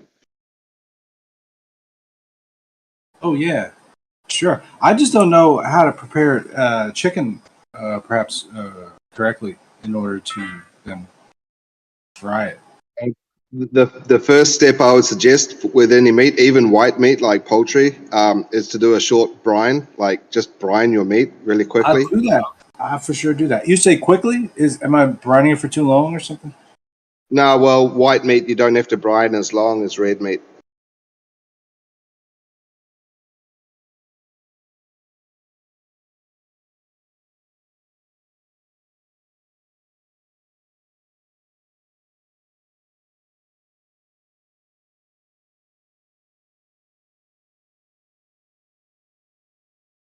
But I don't know. I feel like they almost like have it like hanging out in some buttermilk or something like that. Something like acidic to help break down the fibers that are within chicken. Because if you just try to like cut up your own stuff and fry it, it's like I don't know. Like there's things there. You know what I mean? Little cellular structures. And no, that's not because it's some kind of GMO chicken. You know.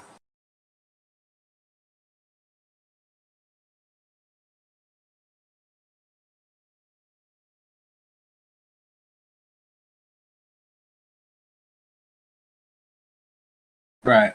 Cool. Good. Glad I got that out off my chest.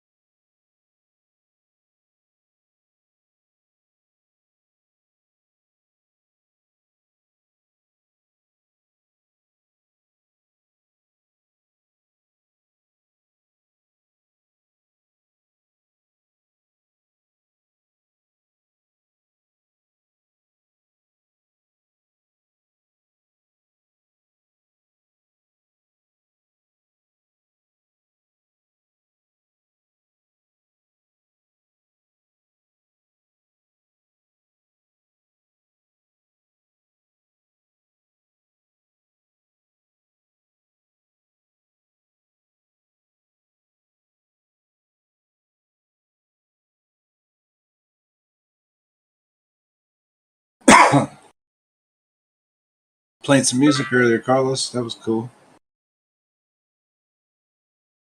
Working some ideas out.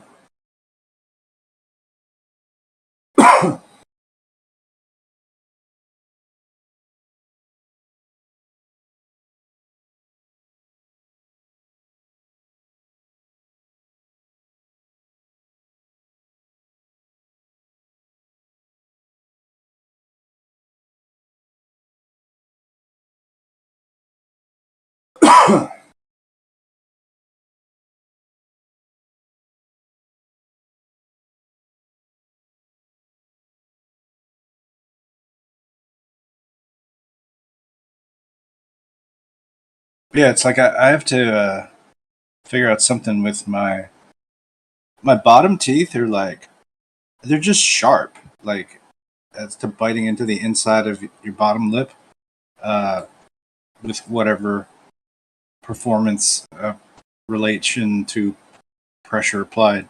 It's like I don't know. The only way to really do it is just like play all the time and just like develop some kind of strange callus structure, which does actually happen. But I just feel like I wanted to try something just like a thin plastic. Just put it over the couple teeth and just like see if that works, and it kind of does. Just feel like sharing that.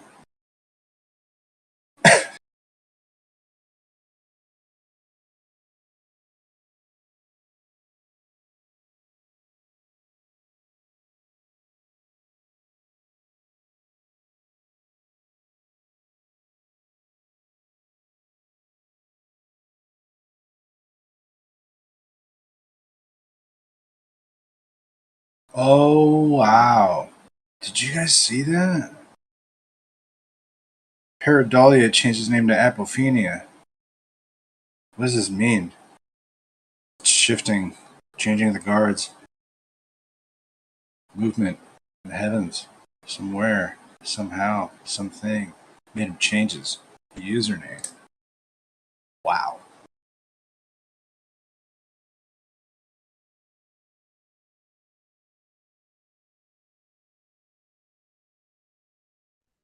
Yeah, what's with people changing their names all the time?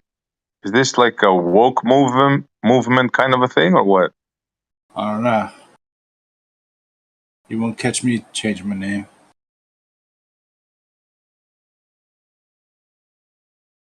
I'm all about this awkward handle. Keep it awkward, bro. Mad awkward. Yeah. Yeah, awkward is the new normal. Yeah, I've been ahead of the curve. Behind the 8 ball. But, above the line. Down to the nitty gritty. On the level. But, ear to the grindstone. Did you catch that article I sent you? I know you did because you sent a reply back saying I saw that article. But about the Greek robots from like a long time ago. Oh yeah, bro, I'm all into that stuff. That was the wine pouring robot. Yeah. Was that 2,000 years old or something? Yeah, bro. Yeah. So like, isn't that around the time like we say that like Jesus was around then or something? Or Well, this was before Jesus, actually. so wait, there were robots before Jesus. Correct. All right, sure, whatever you say, SE. I'm pretty sure I'll check the dates, No, but I'm pretty sure that yeah, I'm just playing around here, but I'm pretty sure that's right. Yeah, it doesn't sound right. And then why are there no robots in the Bible? Doesn't that suck? You know what I mean? I would have been interested in the Bible maybe as a kid. I'd be like, oh, there's robots in there. Let me get at these transformers. That's my stuff. Well, the Bible has the what do they call that?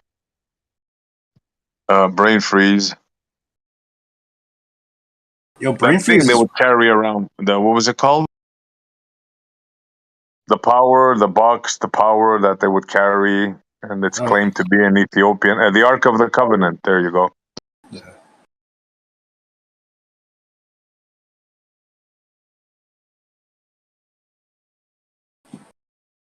Wait, what about that? Well, you must have heard about that. The Ark of the Covenant, some sort of power source. They said it's in the Bible. They say it's a power source in the Bible. I just remember that like there's like a rope in it, and there's like a rope inside of it. There's something else too. I'm not so in like tell you exactly, but yeah, the generality is they have all kinds of claims. They say it was a power source. They say it created food. They say it gave water. They say the Israelites carried it when they did the walk. They say all kinds of stories. They say now No. it's in Ethiopia. Yeah. Yeah. Yeah. But I mean, isn't it like just true that things like moving over the ground are gonna like sort of accrue a type of build up charge or something? Is that Yeah, just yeah. across They say, yeah, like North says it. They said it was a weapon. They also say that the people that are guarding it now, one man gets the task, but they end up being blind because energy. You know, it's all they say all kinds of things, right? Yeah. Hey, it could have got it could have been nuclear since when the was the Philippines that got Philistines they got it. Didn't they get like ulcers and whatnot, or some kind of some weird like Yeah, you growth? always hear ailments attached to that thing somehow. Yeah, that's right. Some tumors. It was tumors. Yeah, it's crazy, huh? I mean, is that just some kind of precisely engineered but yet aesthetic object? But you know, it's like gold lined box. I mean, I understand that there's some geometry that intersects between pi and phi, and so some people say these are hyperdimensional because they exhibit both the traits of these two different really cool numbers. And so I'm not sure what how deep. I mean, this show it like it appears to kind of be around the same proportions. Around is not really good. Approximate is not good in this comparison. But yeah, is there something about just like that's propagating inside that chamber?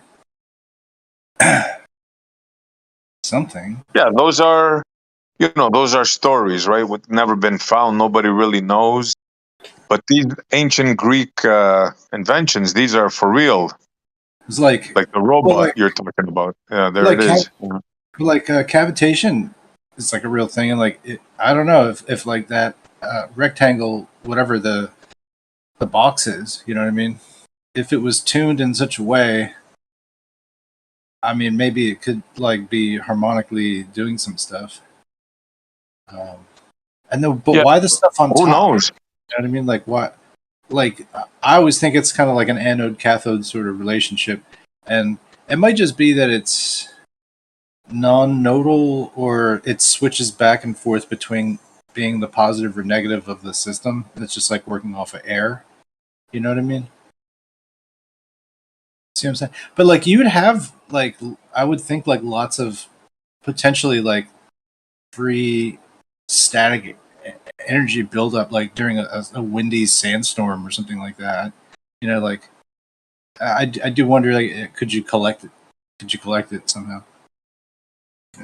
Look, it's not inconceivable to me that the ancients had some sort of power source. Look at the Antikythera mechanism, right? We thought that gears were invented in the 1400s, whatever, but no, they were invented 1,000 years before that. So I mean, yeah. Yeah. Oh yeah, the robots. Yeah, going back to that stuff. Yeah, but there was like some kind of clockwork age of sorts that would, make that kind of technology just, in place and ready for people to kind of experiment with, So, but I think it even goes back to the Vedic times, so even maybe in the 5000 BC or something like that, they were messing around with pulleys, or they knew that they could run a length of rope across like a wheel, for like a a return or whatever, or pulley or something, you know. Yeah, actually, that whole thing with the one guy that explains the pyramid building as a type of like stepped rectangle structure within the pyramid for the construction of it or whatever, like that, you know. They had a bunch of allegedly like carts bringing the material like into those shafts, you know, if that theory works. But there are definitely, it seems like, some areas where they're using rope. I mean, rope is like a pretty high tech thing in that time period. I mean, for like moving stuff. I mean, unless you just have like sound, like super whatever ohm power, you know what I mean? You're just gonna levitate stuff by, you know, have good intentions or whatever. You know what I mean? Like maybe there's that, but like if not, rope is pretty super. You know what I mean? Tensile strength and all that, and you can get this mechanical advantage using pulleys and stuff that help you like lift titanic loads.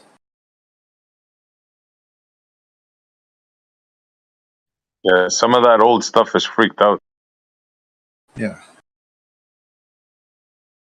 I mean, I think it's a little bit like, you know, most people just go to like engineering, you know, classes in university or college or whatever, you know. And it's not like they actually encounter the problems and actually have to solve them themselves, you know. Check out the wind organ. Have you seen the wind organ? I think, yeah, we talked about that. Yeah. Is that freaky or what? Yeah. Over 2,000 years old. Yeah. There's another. There's like a stone piano of some kind that seems to be petroglyph aged. And like an assortment of those types of like ringing rocks, like in South Africa. Some type of ringing stone that's in like different lengths, and then they have it basically it tunes its resonance, I guess, to those, or something like that. But once you figured out that things had different pitch, you know what I mean? You would understand. I mean, you would even just know from like hitting a long stick or a short stick. You know what I mean? You would know that the pitch is an association to the length of you know, rigid or a string. You know what I mean? Just a length. Like pitch occurs like under whatever tension and load is capable with the material. So check if you this start one to, out, bro. if you start A to water make clock. water clock, yeah, absolutely. You'd have to have a water clock. I mean, and I would even assert that like a water clock has a time value that's related, that you could really build off the SI units, because the equivalent ratio of a liter of water to a kilogram of water is the same. So just for 1 liter, 1 kilogram is an amount of time of droplets. You know what I mean? That's crazy. And it's not just the Greeks, right? It was the Chinese. They had some heavy duty inventions. So did the Indians. Yeah. The Egyptians. Yeah, people Yeah, were but like smart, man. a water clock is basically like an hourglass, if you like. It's sort of the same idea. It's using like drips to register instead of like grains of sand or whatever through it. An hourglass is like a fancy water clock, I guess. Yeah, it's amazing the stuff they came up with.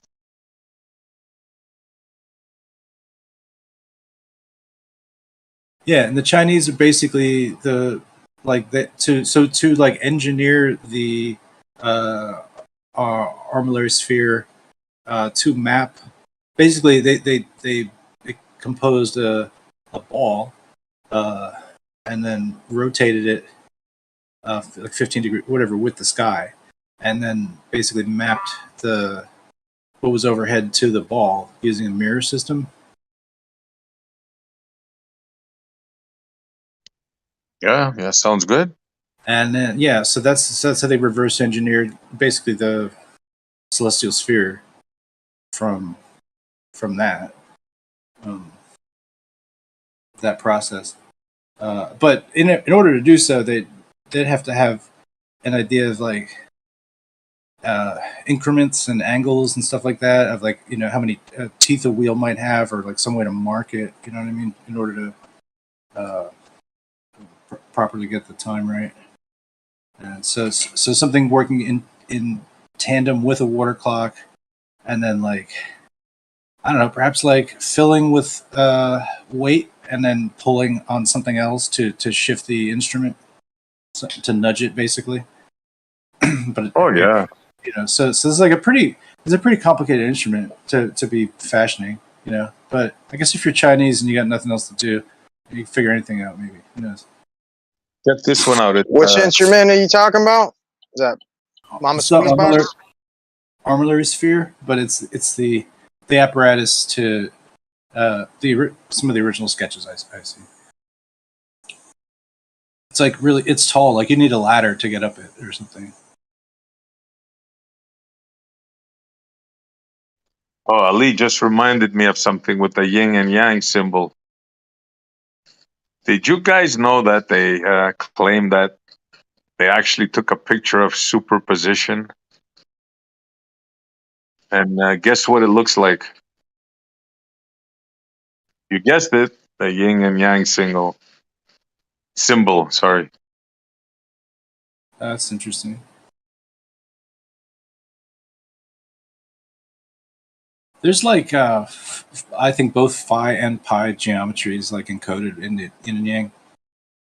Are you sure they didn't take this like image in Asia somewhere or something? I'll see if I can find the article. I couldn't believe it. I go, look at this, man. This is another Pluto, or the dog thing, or yeah. Let me see if I can find the article. Oh, okay. It's kind of like a little phony. So It looks like a yin and yang symbol. That's Ali posting this just reminded me of that. Yeah, that's interesting.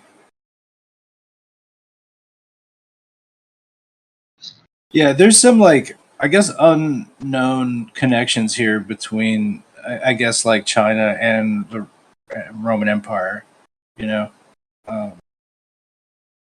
Certain things seem to have moved over or something. I don't know, man. It's really interesting. If you start to just pick stuff out. I mean, start with the Roman shield that has the yin and yang symbol on it. But I guess also that it's like some kind of like early Chinese had been within the Mediterranean prior, like I don't know, maybe somewhere like in the 2000 BCs or something around there. Like before, I guess we had records that were capable of surviving the ravages of time and rising and falling of empires or whatever. But yeah. There you go. I knew I saw that. There's your yin and yang.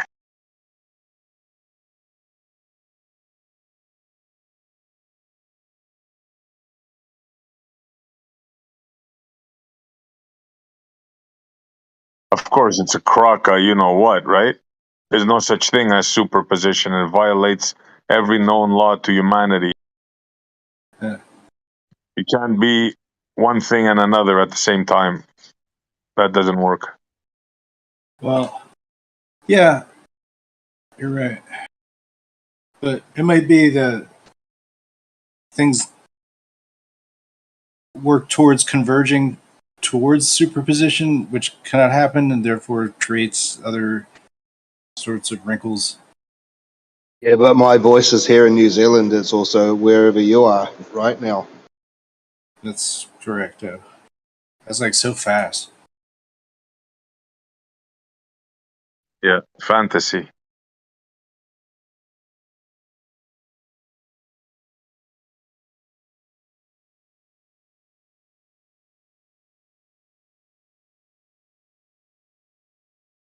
Well, but it's all fiber optic cables, right?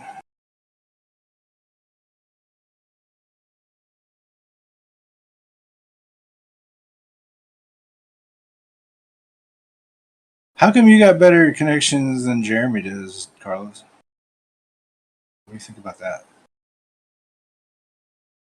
Jeremy has the worst connection because he's in a school, and schools have all kinds of wires and stuff in them, and yeah. Carlos' signal is always pristine. Do you think that we're in New Zealand, we're at the bottom of the world? Is that why? Like Rome has frequent problems with his Wi-Fi signal or whatever. Carlos is Realm, always he's in like South Africa, isn't he, or what? yeah. We were the testing ground. New Zealand has been a guinea pig for many technologies, many. Like the way that you swipe your card and you pay at the counter. That technology was first introduced here. The electronic payment system. We're the first to get rid of fucking plastic bags as well. So look for it coming your way soon. Yeah. And we're also going to be the first to be bloody smoke free. So I don't know where I'm going to get my cigarettes. I thought that was like illegal in the international trade agreement to block or prohibit the sale of tobacco anywhere.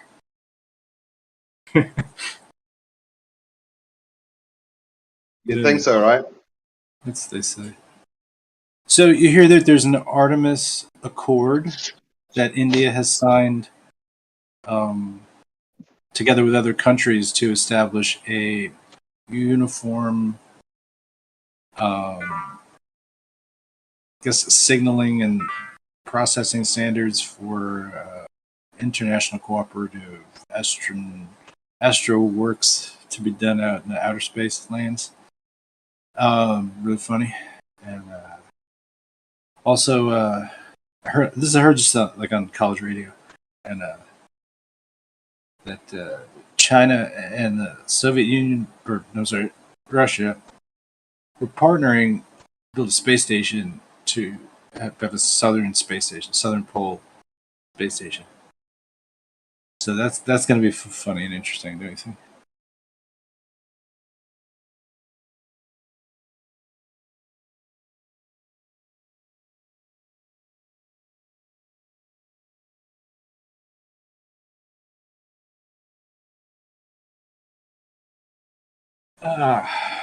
Anyway.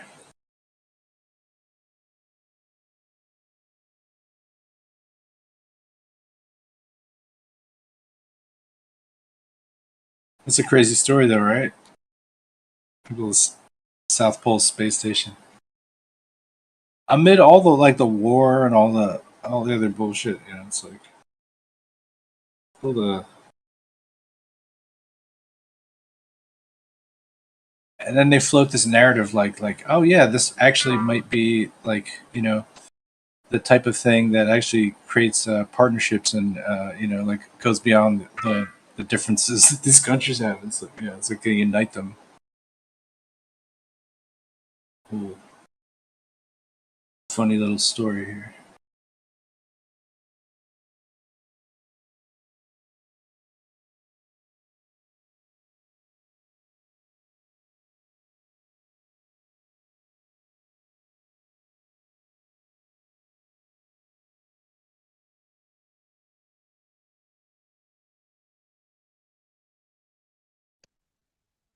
Hey, Kelly, what's up, man?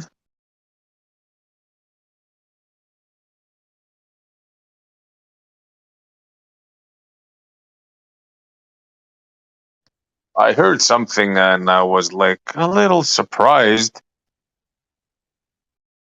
You there, bro?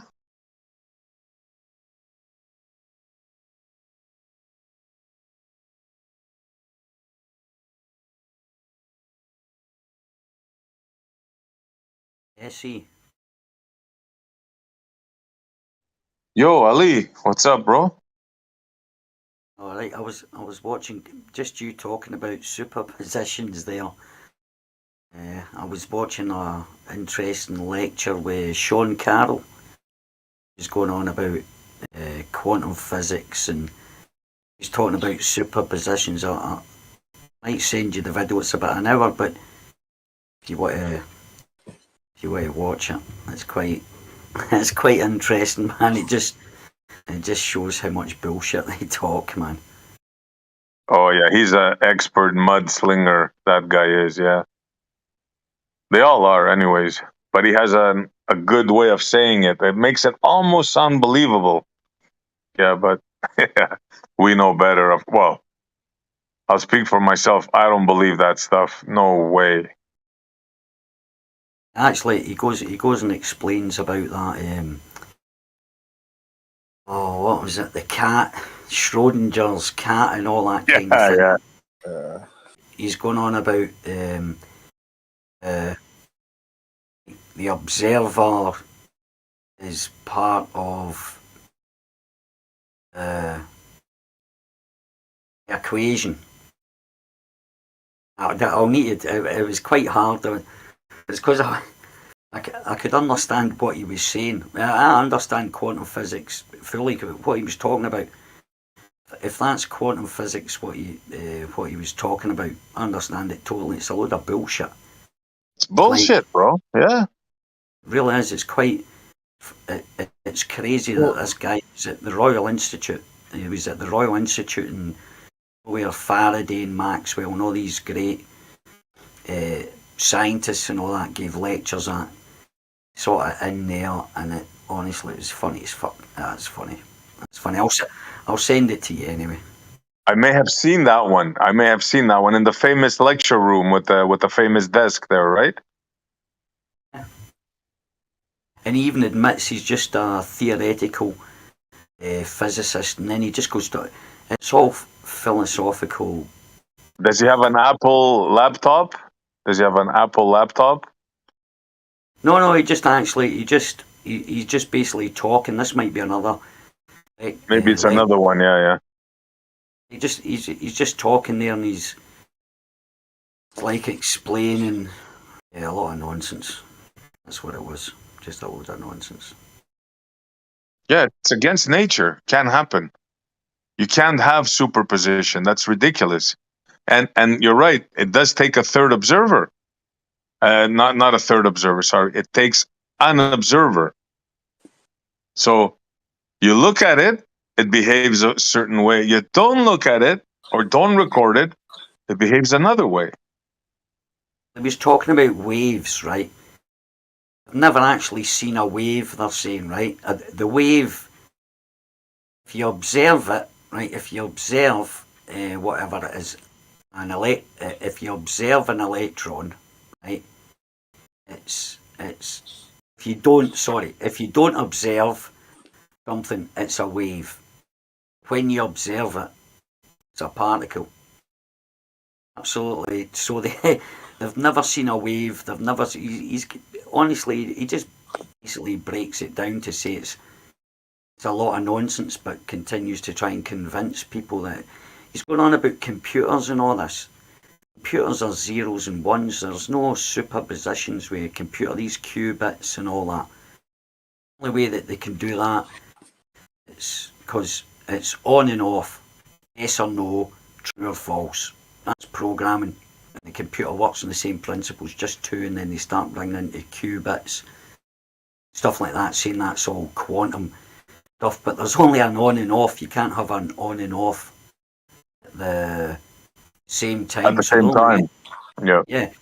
The only way I can think about it is if you have off, but there's a it's off, and then there's a branch of off that's not on. It's still off. There's a branch that takes you off down the off line or the false line, right? They're trying to say I think that's what they are. And then you've got the on as or the true or whatever, the true or false, whatever it's going to be. So that has a branch. That has many branches off it, and I think that's what they're trying to say about qubits. These whatever it is, these things that are in between on and off. But that's fucking impossible. Basically, it's a lot of nonsense. Yeah. That basically what they're trying to say, from what I understood, from what I heard, them saying themselves. They're saying that instead of it being on and off, on or off, right? It could be in both probabilities, right? And not only that, they want to stack these probabilities on top of each other. So they're doing like multi-functions at the at the same instance. Like it's crazy. It's like it's kind of like physically impossible. Well, what it is with that, they even say about the quantum computers, yeah, it gives out fucking loads of data. We don't know what it's telling us. We even say that's a quantum computer. They say we don't know what it's telling us. It gives loads of information, but we haven't got a clue what it's talking about. Imagine that, right? Well, what they're saying is right. You know, a computer's got to take a command, right? It's told to do something, do this or do that. What they're saying about these quantum computers, or what I understand is the quantum computers, it's this and that at the same time. And how's a computer going to decode that? How's a computer going to know what it is? Oh, it could be a picture, or it could be a song, or it could be this or that. A computer doesn't know what it. How would it know what to do? No, hold on, Ali. You got it right, but it's not or that. It's all of them at the same time. Yeah, it's crazier. Exactly. Yeah. Exactly. Now you think it's like me. Say you're the core of a computer. You're the computer, and I come to say, oh, it's this, and it's that, and it's that, and it's that, and it's that. Can you? So what does it do? It'll just give out every bit of information, and you won't know what it is. Be hundreds of thousands, or be a picture, could be a video, could be a book, could be a PDF, could be anything. How's a computer going to say, right, it's this? You know what I mean? If it's given all them, it's all these, got all these options. You make your mind up what it is. You know, we'll give you the information, then you make up your mind what it is yourself. It's stupid. It's only stupid. Yeah, this superposition stuff is like, to me, it's like voodoo magic. Call it what you want. I mean, I don't see how you can possibly prove that. It's like philosophical. It's like, guys, I used to partake in psilocybin mushrooms, right? Loads of my mates, we'd be sitting about just talking about random, absolutely random stuff, but philosophising about what the world is, what eternity is, how did space work. This is the shit we, before I went into this, I'm talking when I was about 16, 17. Used to just sit for hours out in a forest. Once we sort of levelled off a bit, we'd sort of meet up and gather together and just sit and talk, and that's all it is. It's just basically, it's philosophy. That's all it is. It's just guys sitting down, basically saying, giving their opinions, and it could work like this, it could work like that, and then it's crazy. These guys and they're going on the many worlds theory and all that kind of stuff. Heard of that? These any world thing. It's all. They can't even prove any of this. It's just basically guys sitting around talking about stuff and coming up. Oh, let's see if we can make the mathematics for that. Oh, look at this. That'll do. Then as they think mathematics describes the world, stuff like that, which it doesn't. Yeah, it's nonsense. Like the many worlds theory is another interpretation of this very same thing that they see. So they see this so-called strange phenomena, and one interpretation is what we were talking about now, superposition and all that stuff. Things that you observe them, they do one thing, you don't observe them, they do another thing. And another interpretation of this quantum stuff is the many worlds. In other words, there's an Ali here in this world. There's another Ali, he's a famous rock star. There's another Ali, he's a freaking, I don't know, musician. Another one, Bum. he's a bum on the street. Yeah, yeah. You calling a bum? It takes one to know one, huh? Yeah. No, I wouldn't say that. But Yeah, it is, so yeah, nonsense. Nonsense. and that's what I'm saying. It's these guys that are thinking they're really smart, pontificating about like rubbish, basically. It's just philosophy, and those observations, right? There's loads, right? If they do a mathematical equation, right? Oh, look, because their numbers mean something, right? They'll say, oh, look, this happens. That's amazing. And they can call that an observation. They can call that the same as if they run a program. They put a model in, right? And they put all the data in, they press the button, it runs, something happens, something strange happens or whatever, right? Oh, look, it's happened there, and that's their experiment. They ran an experiment on a computer program. It came out as that. That's what they'll say. Oh, that's reality. Even though it's just data that they've put into the computer in the first place. Their, what do you call it? Maybe Einstein's equation. Fling that in there, mix it about a bit, whatever, press the button. You might have a graphic that comes up, like a model appears or whatever. Like you run a program, you do your type in your code, you press run or you press your button, and that program runs. Then they might see a particle flying across the other side, or whatever they see or whatever data they get out. That'll be their experiment. That will be their evidence or proofs, although they can't prove anything. That'll be their evidence for that, and then they'll write a paper on it, a Nobel Prize. That's Schrodinger got a Nobel Prize for that equation, and it ended up being wrong. He never handed it back. Still took it. It was, I think it was Schrodinger got a Nobel Prize, or it was maybe the other guy after him or something. And it found out it was totally wrong. Absolutely, totally wrong. But he still got the Nobel Prize for £1 million in the back pocket. That was him. Well, this one here that when you posted the yin and yang, right? This superposition thing, this picture that they say they took, that's in a computer simulation. So yeah, this is all mathematical, theoretical mumbo jumbo. It's astonishing, but because they're famous, they have their PhDs. If me and you came out and said, you know what, we think gravity is wrong because we think there's many worlds, there's other worlds that it could be, they'd lock us up in jail, right? They probably think we're crazy, but they can come up with a many worlds theory and tie it to the quantum thing, and it's perfectly acceptable. It's astonishing.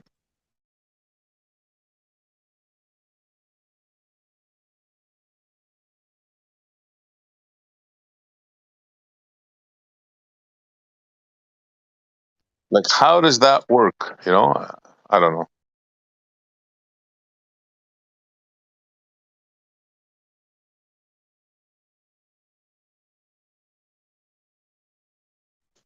Hey, Kelly, are you there, bro? I want to ask you a question if I can. Yeah, I'm kind of here. All right. You don't have to answer if you don't want.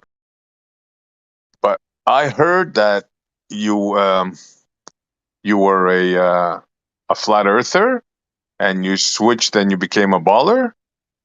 Is this correct or is incorrect?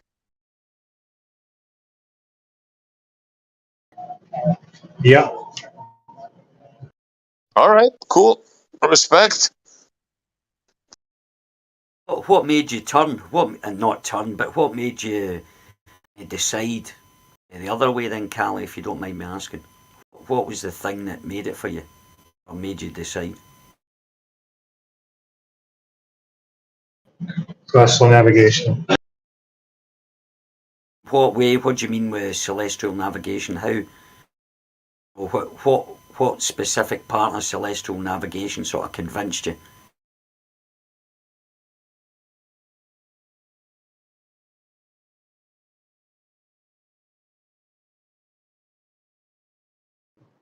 Uh, it's a lot to explain. Oh well, yeah. I won't push you on it, but it's kind of I'm not having a go at you, but that's kind of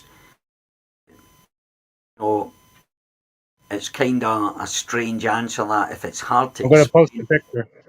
Okay, good stuff. I'm just interested. I don't care either way. Respect for you for whatever it's your life. Yeah, kind of Lee's thing. practically a baller anyway, so don't worry about it. Yeah, I'm almost there. I'm kidding, of course. I fucking hope so. Do you know what the funny thing was? I remember going over to James years and years ago, and they'd be talking to me, and they were convinced that they were going to convince me about it. He said, half an hour we'll have you convinced. I was like, no chance. Yeah, right. But it's, come on, man. Honestly, once you've decided it's flat, you won't be going back. It's kind of, for me, anybody that, no offence to Callie, but anybody that does go back after looking at everything, not even to hold that doubt, I could agree you could go back on the fence. I don't think you could go from a flat earther, believing Earth's flat, then going all the way, not after all, like, especially in the longer you're in it, it doesn't compute with me anyway. I'm going to have a look at this guy's photograph. Yeah, let's see what Callie has here. I'm going to have a wee look at myself. Livestream text 1.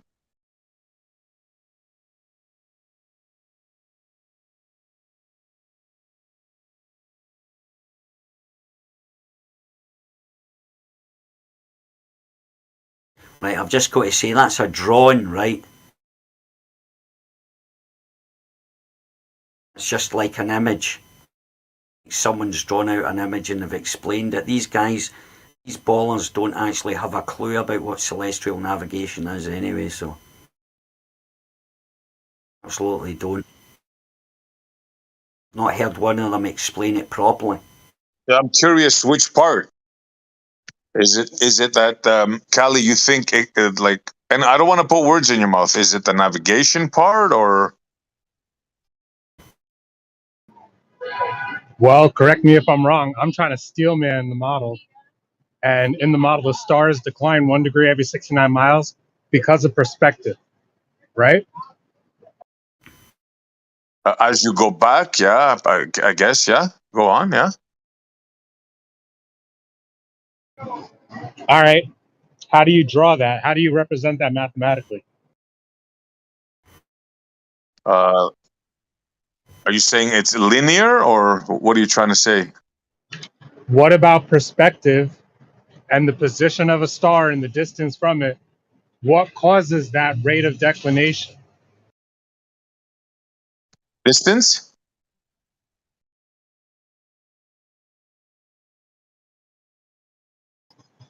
I want to see it. I want to see it modeled correctly.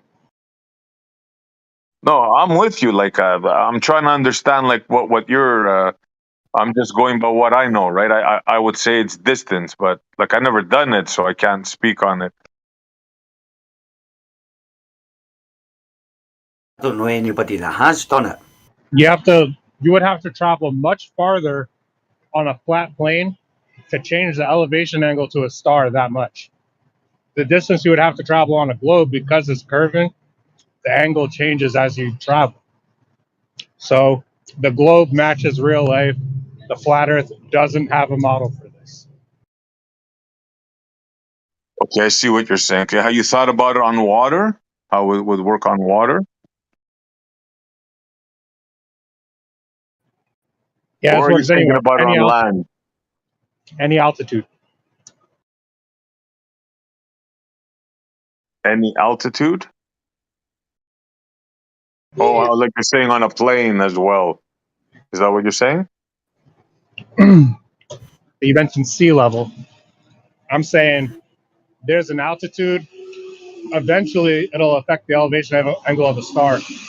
But nobody's doing celestial navigation 100 miles in the air.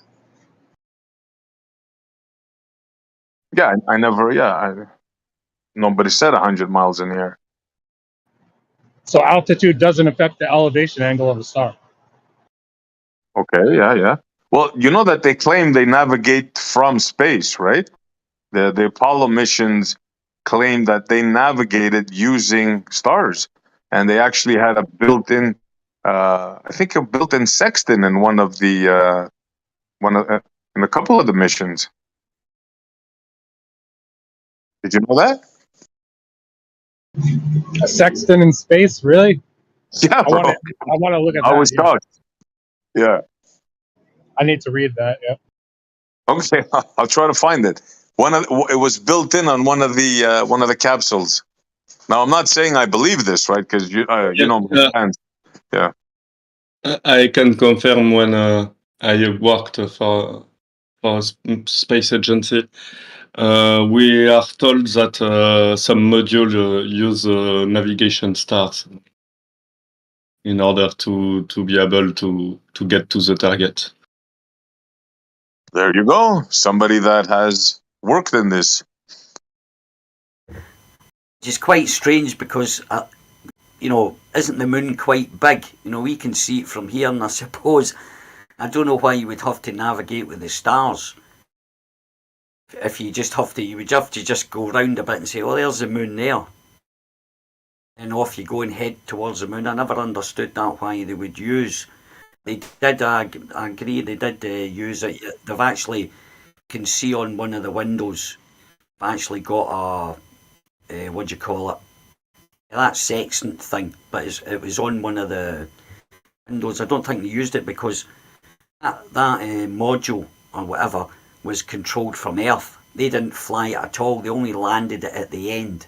They didn't actually fly it to the moon. All that was getting controlled at Houston remotely, according to them. They never actually flew that ship. It was done from Houston remotely. When we landed it. We landed it at the last bit, according to them.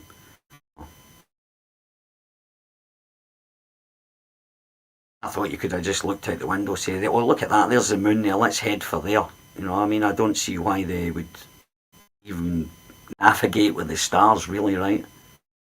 Because the moon's quite big. You're starting to think logically, Ali. Cut it out. Sorry. Then again. Yeah. So are you ignoring? Are you ignoring that implication? What do you mean ignoring? Well, I've actually. What implication? You have to invoke perspective, which is what causes the stars to decline, and that's not to make that work on a flat plane. It's yet to be done. Nobody's done it. All right. Well, see about that then, right? If I go right. So, say I'm standing next to you, right? You walk 69 miles away. Your angle will be at a different angle, right? Your centre, your straight line into the centre of the Earth, be at a different angle from mine. That'd be right.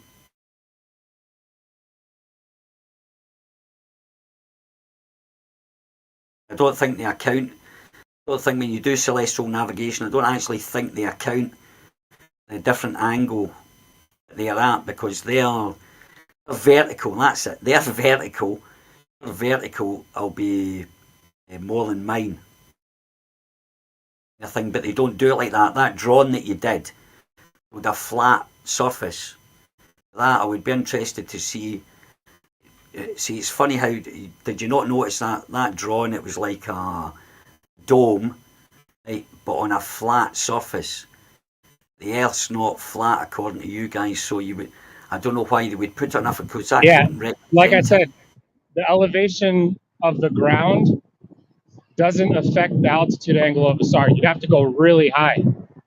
And you know, when you say horizontal baseline, you're assuming that the horizontal plane you establish at the point of the observer, that's the same horizontal plane as the GP of the star. So that's a presumption. You don't know the topography of the land leading to that GP of the star, right?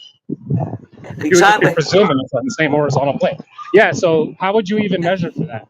And it's actually a known fact. Nobody looks at reciprocating vertical zenith angles, and they don't, you know, they're not in the same horizontal plane, ever.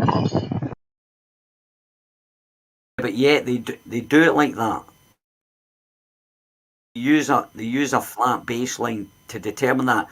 They don't go, right, so it's not really a flat plane, so I'll have to adjust my angle, my vertical, from the GP of the, because the GP of that star, right, won't be parallel to your vertical. It'll be a totally different vertical. Right? On the other side, you know, GP, you would, where's, you would have to verify that yourself. You would have to stand. Whatever You just shifted the burden of proof. The claim that you made is that a horizontal baseline, that the GP of the observer and the GP of the star is on the same horizontal plane. How do you back that up? Oh, well, I don't even believe in that ground position of the star. I don't even buy into that. How do you know where that star is if it's moving? It's moving all the time. Before they had clocks, right? Before they had clocks, you could perfectly well navigate just by looking at the star, looking at a star. That's moving. If you're, if you take a picture of that or a reading off of that star, like 10 minutes later, are you accounting for that? The rotation of the Earth, because that star's going to depend which way you're heading. That star's Just use gonna, Polaris. You could just use Polaris. You don't have to consider sidereal hour angles.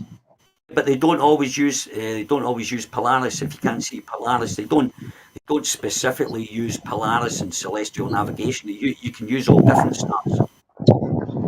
Okay, so just use an almanac. Right, that's it.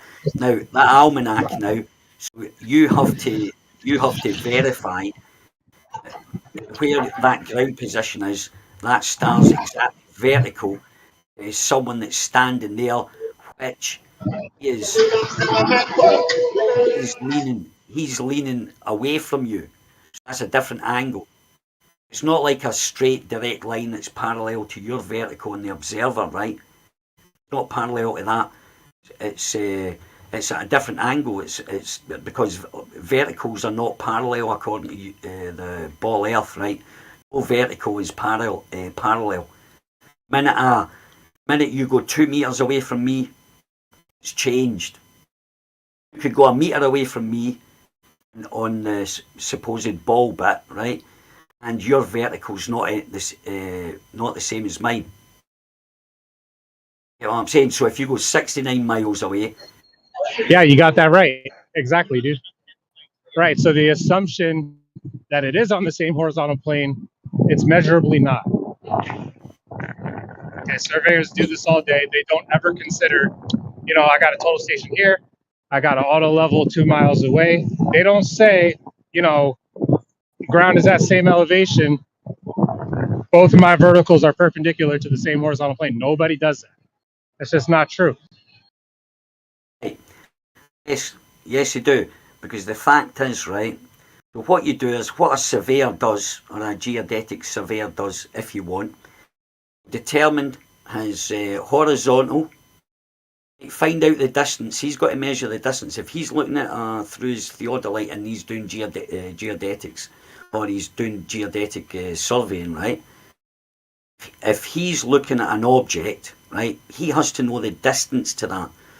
When he looks at the distance of that, well, say he could see us, the guy standing there with the story pole or the pole, the staff, if you want to call it, and he looks and he says, he'll measure it. Oh, that's 5 feet 6, and I'm 5 feet 6.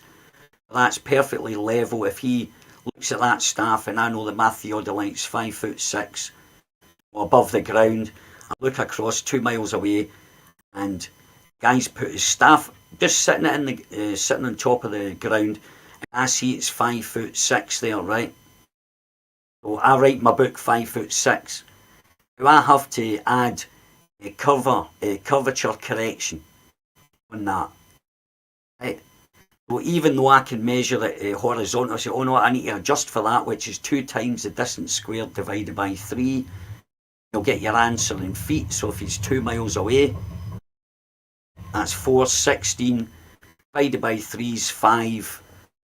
5 foot something. Right. But then he'll write down in his book, it's not really 5 foot 6 actually. It's only 6 inches. Right. So he measures it horizontal, and then you add on your the curve afterwards, and that's a fact. That'll tell you in all the books. You add the curvature after, not before. You can't do it. You can't add it before until you take the measurement. Then you do your curve correction. In geodetic surveying, I know that for a fact. Right. So you don't measure curvature, do you? Really?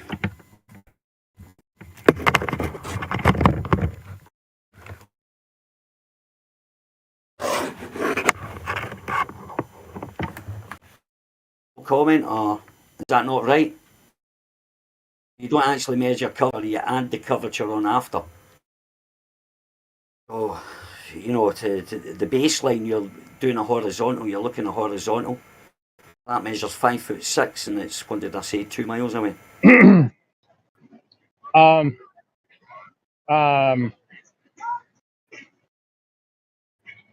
Yeah, you say we don't actually. You say we don't measure curvature, but I would But you don't say we do. listen to what I said there, right? I told you exactly how it works. I heard you, bro. You don't gotta repeat yourself. I heard exactly what you said. Right, okay. So you add the curvature afterwards. It's called the curve corrector. It's 2 times the distance squared divided by 3. You get the answer in feet. Right? And that's what you do.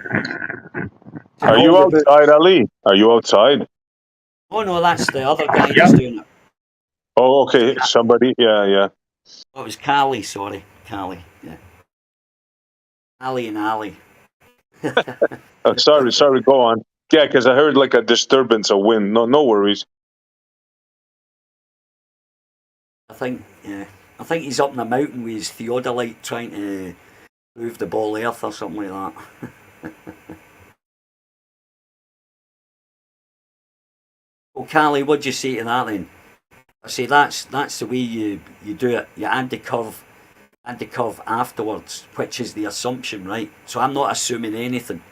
If I see it at 5 foot 6. Yeah, but your presumption is that everything's on the same horizontal plane. Where's that measured? You're saying there's no such thing as curvature, but you know the refractive index, the way it corrects for something that doesn't appear to be in the right position, we consider refraction, and refraction is basically just affecting the rate of the curve.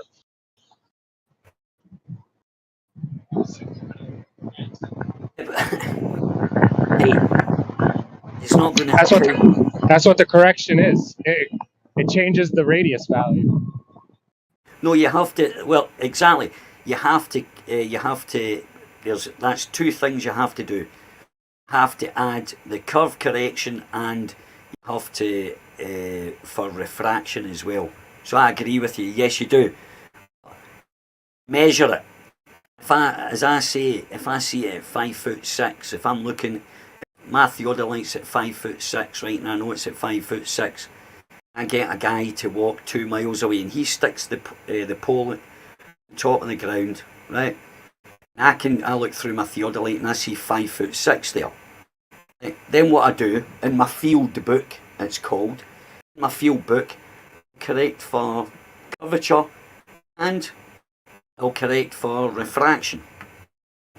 And then I'll say, I'm not to believe what I just saw there is really 6 inches above the ground because there wasn't much refraction that day. And if there was, The reason why when we make the correction, hold up 1 second.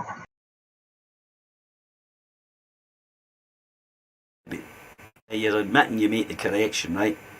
Exactly. I'll give you the refraction. Is this all right? Is this Mr. Electric Ocean? Yo. Go on, Callie. Go on, bro. Yeah.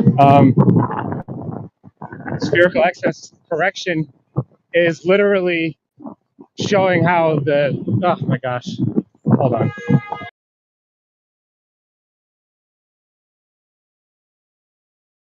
Got some environmental problems going on at the moment. Yeah, be safe. First and foremost, be safe. Don't get into an accident. Train surfing, that's what it is. He's train surfing. Yeah. Don't Got Uber a Eats. train. Sorry, on you Don't go, Uber Snacks. Eats and podcast.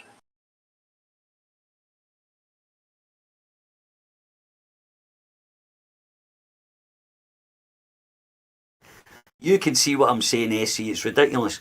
They had the curvature on afterwards, man, so I don't know where. Yeah, they say so themselves. Yeah, yeah. So that just doesn't make sense. Right, they've assumed, they haven't measured it that way. What about the Cassini brothers? They went down to South Africa and went down that side. They measured it as a prolate spheroid, meaning it was actually elongated. And the English group, I think with the oblate spheroid. But the Cassini brothers, when they did their survey, they measured it as a prolate. And, they stretched instead of fat at the ends. It was like stretched out. It's fucking crazy. That's bollocks, man. The whole lot's bollocks. They've got no proof at all. So that spherical excess correction, it actually it comports the positions of those GPs so it matches reality. Like that, the spherical excess is what makes the positions correct. Because when you presume that you're on a horizontal plane with all of your GPs, that's when the distances aren't right. That's why we correct those distances with spherical excess. And then it makes it correct. The globe prediction is correct. But we don't use GPs. On a flat earth, you don't have to bother with that shite. Look at the horizon. Yeah, but you're presuming that every GP is on the same horizontal plane. You never measured that. There's literally nowhere in the world where a survey is going to say that's the result of their measurements. Nowhere. Coming for you, mate. They're coming for you. Yeah. Remember, don't answer it. Just say, I'm not answering questions. I don't answer questions, right? Whatever you do, I don't answer questions. Have I done a crime? Just remember that. Don't answer questions. I don't know what you're talking about anymore, dude. I answered all your questions. I was talking about. Never mind. It was. Yeah. It was about the police coming, right? Yeah, like. Maybe, Oh, you want me to FaceTime? You want to see what I'm doing? Oh, Jesus, no. But this was formerly Mr. Electric Ocean. It was just a joke, bro. It was just a joke. Yeah, it's your favorite granddad. What's up? Okay, cool. Thanks for interrupting me a second time, SC. Well, I'm trying to Anytime, bro. Just let me do it again. I expose him by voice print analysis. Snack auditory confirmation applied. What does that mean? Well, I don't know. You have a different username. That's all. I could just hear you. That's all. Oh shit, is that Snacks? I can't look at my phone. Yes, this is Snacks. What's up? Oh hey man. Yeah, what's up, bro? It's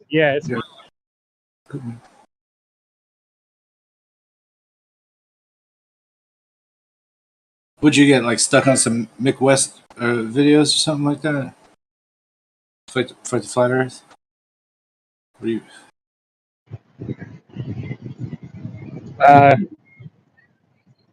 Oh man.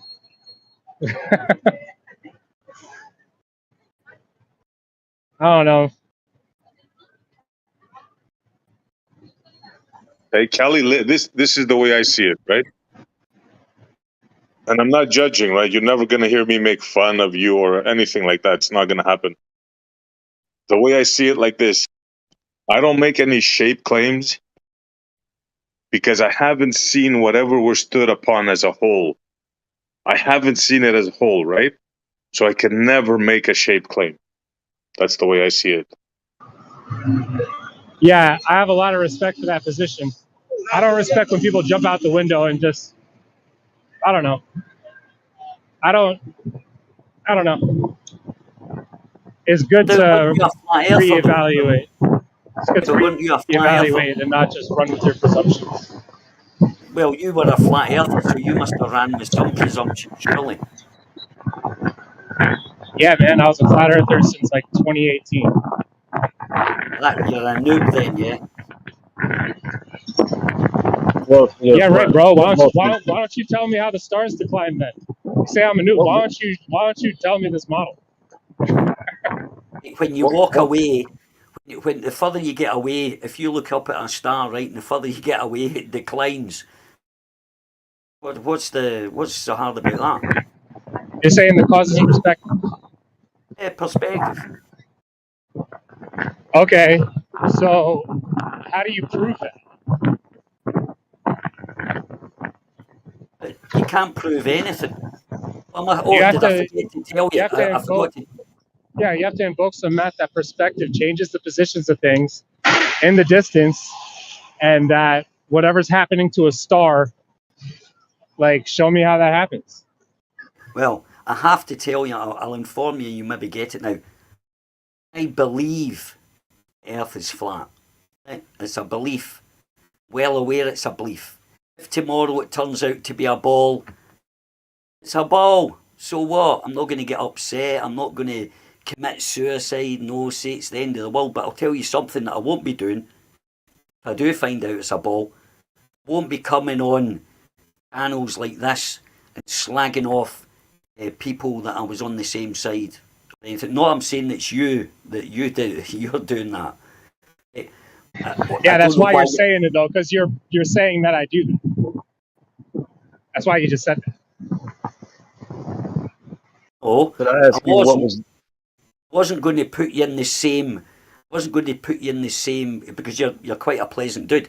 I wasn't going to put you in the same, and it was just like a preemptive statement there. It wasn't because I thought, but I will say, what you doing here, man? What's so important? Cool topics happen here. I just like to listen a lot of the time, really. All right, okay. Right. Could I ask? Yo. Could I ask you, what was the one thing that brought you to flat Earth? I mean, we've heard the one thing that brought you back to the globe. What was the one thing that brought you to the flat Earth? Any Globers in here? Yeah, I think you're breaking up. Absolutely. Yeah, whoever's talking is breaking up. Yeah, you were breaking up. To me? Yeah, it might be. It might be bad for a minute here. I'm just going through the mountains. Now Did you hear my question? No, you're good. Did anyone? Oh, okay, yeah. So, are you asking me a question or what? Yeah, did you hear the question or no? Yeah, I heard. So, what brought me to the flat Earth was Dave's 3 Bitcoin challenge. I really wanted that Bitcoin, and so I've been pursuing it ever since. Ever since I heard about it, and ever since Dave told me about a 3 Bitcoin challenge. I also heard there's a Sexton challenge, which is great. So I'd love all this money. Really, I could use some. So that's what I'm here. I'm here. I started out here for the money, and I found creation on the way, and I kind of found myself. Really, over the last couple of years, I found people to talk to, and yeah, I could say I've made some friends and no enemies yet, but yeah, it's all been good. All a good experience, all in all. I'm not aware of the Bitcoin In case we challenge. have a Bitcoin. confusion, that wasn't Cali speaking, right? That was Absolute speaking. Unless people thought that was Cali speaking, that wasn't Cali. Yeah, No, I'm that waiting was for. horizontal plane, I think. And nothing against Absolute, but I thought it was Cali speaking there, so I just wanted to clarify that. Because I thought that question was asked to Cali. Yeah, he Yeah, asked me. exactly. You asked me what brought me into flat Earth. It was that documentary, "Lost History of the Flat Earth," the 6-hour one, and it showed the moon map.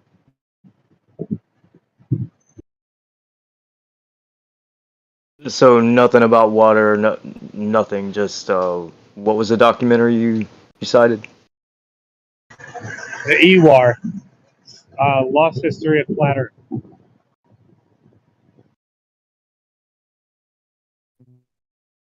Yeah, maybe post it in the chat if you can. I got a question for a Glober. Anybody? Anybody a Glober?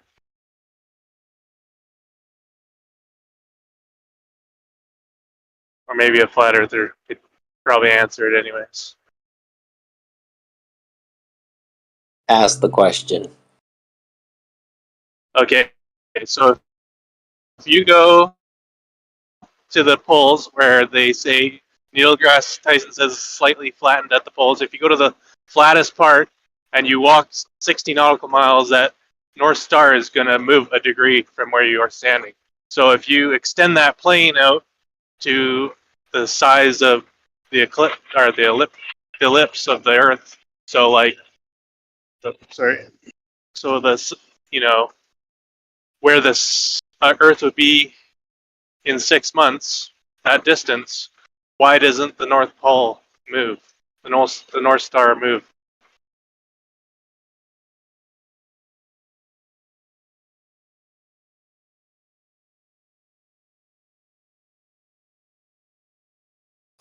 Could you repeat that question? So if you go to the flattest part in the North Pole, to the flattened part, and you walk 60 nautical miles, the North Star is going to move 1 degree. If you extend that plane to the size of the ellipse that the Earth makes around the Sun in 6 months, that distance traveled is a pretty far distance. It's more than 60 nautical miles. Why doesn't that North Star move? Okay, those are different things. You're talking about in their globe model. Yeah. Yeah. Well, the North Star declining like that at 60 nautical miles is, I mean, in their models, because the axis of the Earth is tilted and the axis is pointing towards Polaris, and so when you move on the Earth is why that's declining. Whereas the path around the Sun is a different vector, even in their model.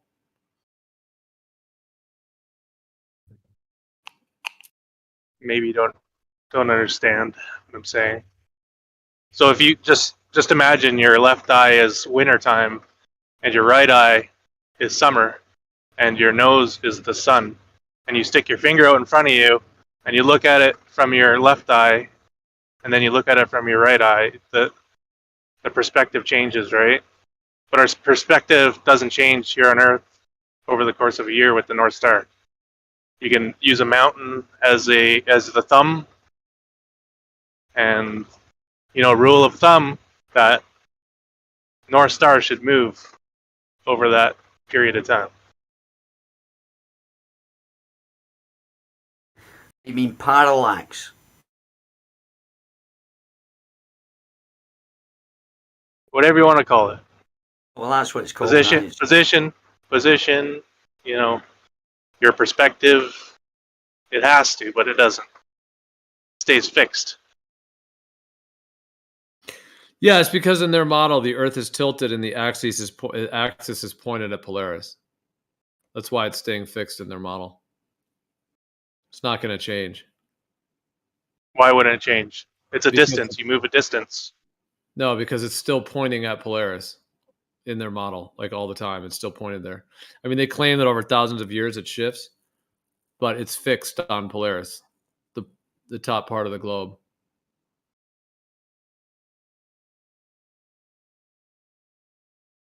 I understand that the tilt is fixed.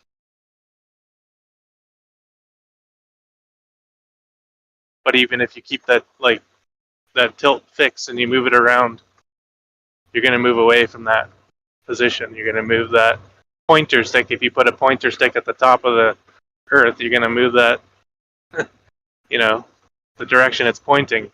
Once you move, as soon as you move, you're going to move it. Whether you're moving on Earth or you're moving through space, you're going to move it either way. You can't stop it. Doesn't matter how far away it is, you can always get something in front of you to give you the rule of thumb.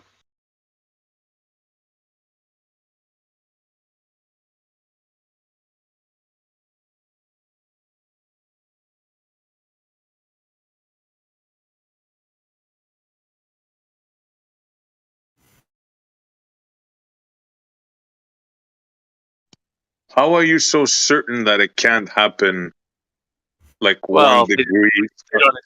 they don't explain it.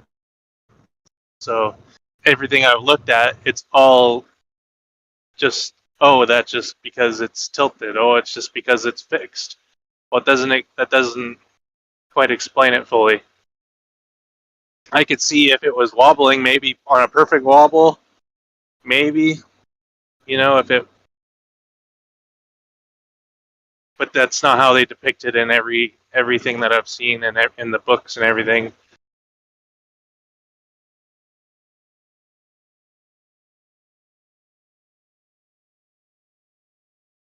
Yeah, but they've got an excuse for that though. They've got an excuse for everything absolute. Yeah.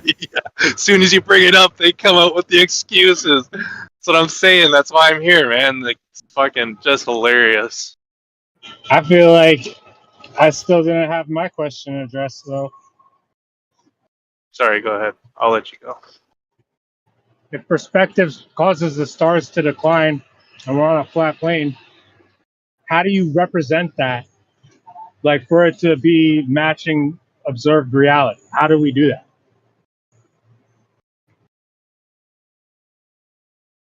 Math magics, brother. Math magics. You know what I suggest, Kelly? You start off by trying it off yourself. Trying it out yourself. And see what you get.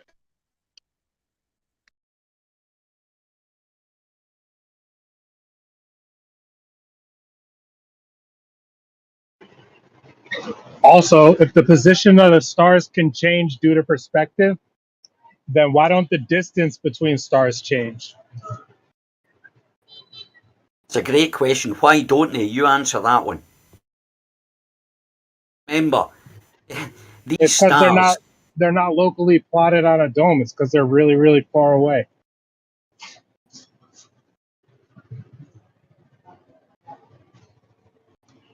But changing distance doesn't affect. Yeah, distance doesn't affect the angular distance between two stars. When I think traveling east to west, you should see that. They're that far away. You're saying they're that far away, you would never see them moving. They keep the perfect distance apart. They never move. But these stars that we're looking at are flying off in different directions from us, or actually they're flying off in the same direction. Every single star that we see, they're flying away in the same direction. They're heading in the same direction. They're not going round in circles. They're not orbiting, not doing anything. But because so far away, you can't. They seem not to move. That's what you've got to believe. That's fine. But these things are moving around at all different speeds. Won't be moving the same speed as us. We'd be moving at all different speeds. Every single one of them would be moving at different speeds. According to you, all these stars, or according, not to you, but according to the science, right? We're round in a circle, but we're also travelling in a certain mileage an hour, whatever. And these stars, not fixed. They're not sat there like that, according to ball theory. If we were up next to them, they'd be rotating round or they'd be flying off. These things should be flying off in different directions. They're not. North, south, you go anywhere in the earth, go and see it. No, they're not gradually separating away from each other. They're like going in a linear, a parallel path. Things must be going in a parallel path, traveling at same speed or exact same speed, exact same path, away from us, making lines, kind of thing. And for me to believe that, and according to the science, these things are spinning round, they're rotating, they're flying about all over the fucking place. But when we see them, we can go out and we can see them, all right, there, they're there. Watch it, they move down in the exact same, they all move the exact same way. Doesn't that seem strange to you, no?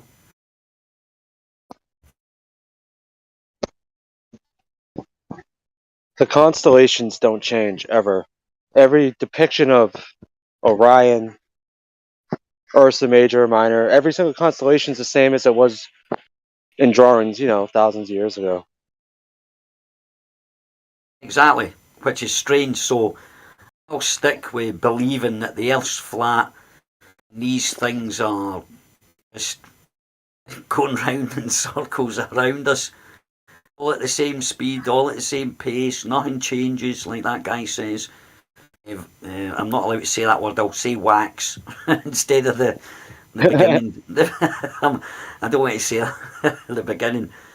Just as that young fella there said, they're all moving, and to me, it doesn't make sense.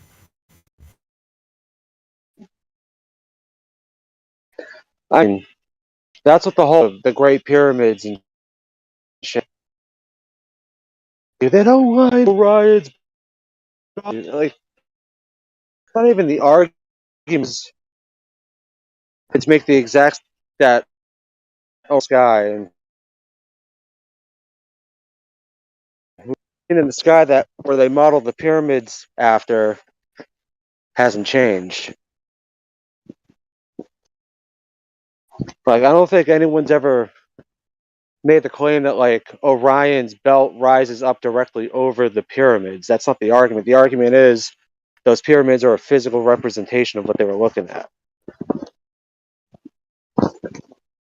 And they are exactly the same. If you look at a picture of Orion from an airplane, of the pyramids from an airplane, and you flip it upside down, it's the exact same as the stars in the constellation. That's physical proof that they don't drift apart from each other. Not only that, we have big buildings that are built with holes that represent exact location of stars. We have the thing in Mexico, the stairway, what makes the snake each time every year. So yeah, there's a lot of proof that those things have been there for a long time. The Antikythera mechanism is another one. That's 3,000 years right there. Yeah. Well, we have got one of them in. And then, sorry. Oh no, I was going to say, and then we have the modern one, the Georgia Guidestones with the North Star, and they blew that up. And according to what Globers believe is their religious science, whatever is, and I'm pretty sure like this is the answer that they claim, because I've had like 9 different Globers independently tell this to me, that Polaris moves 1 degree every 75 years. No, it doesn't move. It doesn't move. They say it wiggles. I haven't heard them say it moves. Well, I mean, whatever. I mean, the thing is, the North Celestial Point supposedly changes as the axis of, it's the precession of the equinoxes. So, like, every 75 years, Polaris gets 1 degree off of where it's supposed to be.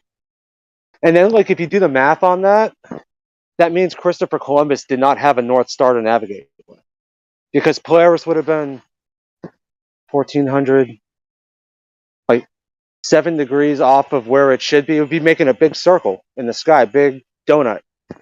It wouldn't be a fixed point, because they say Polaris has a rotation now, but you can't discern it with your eye.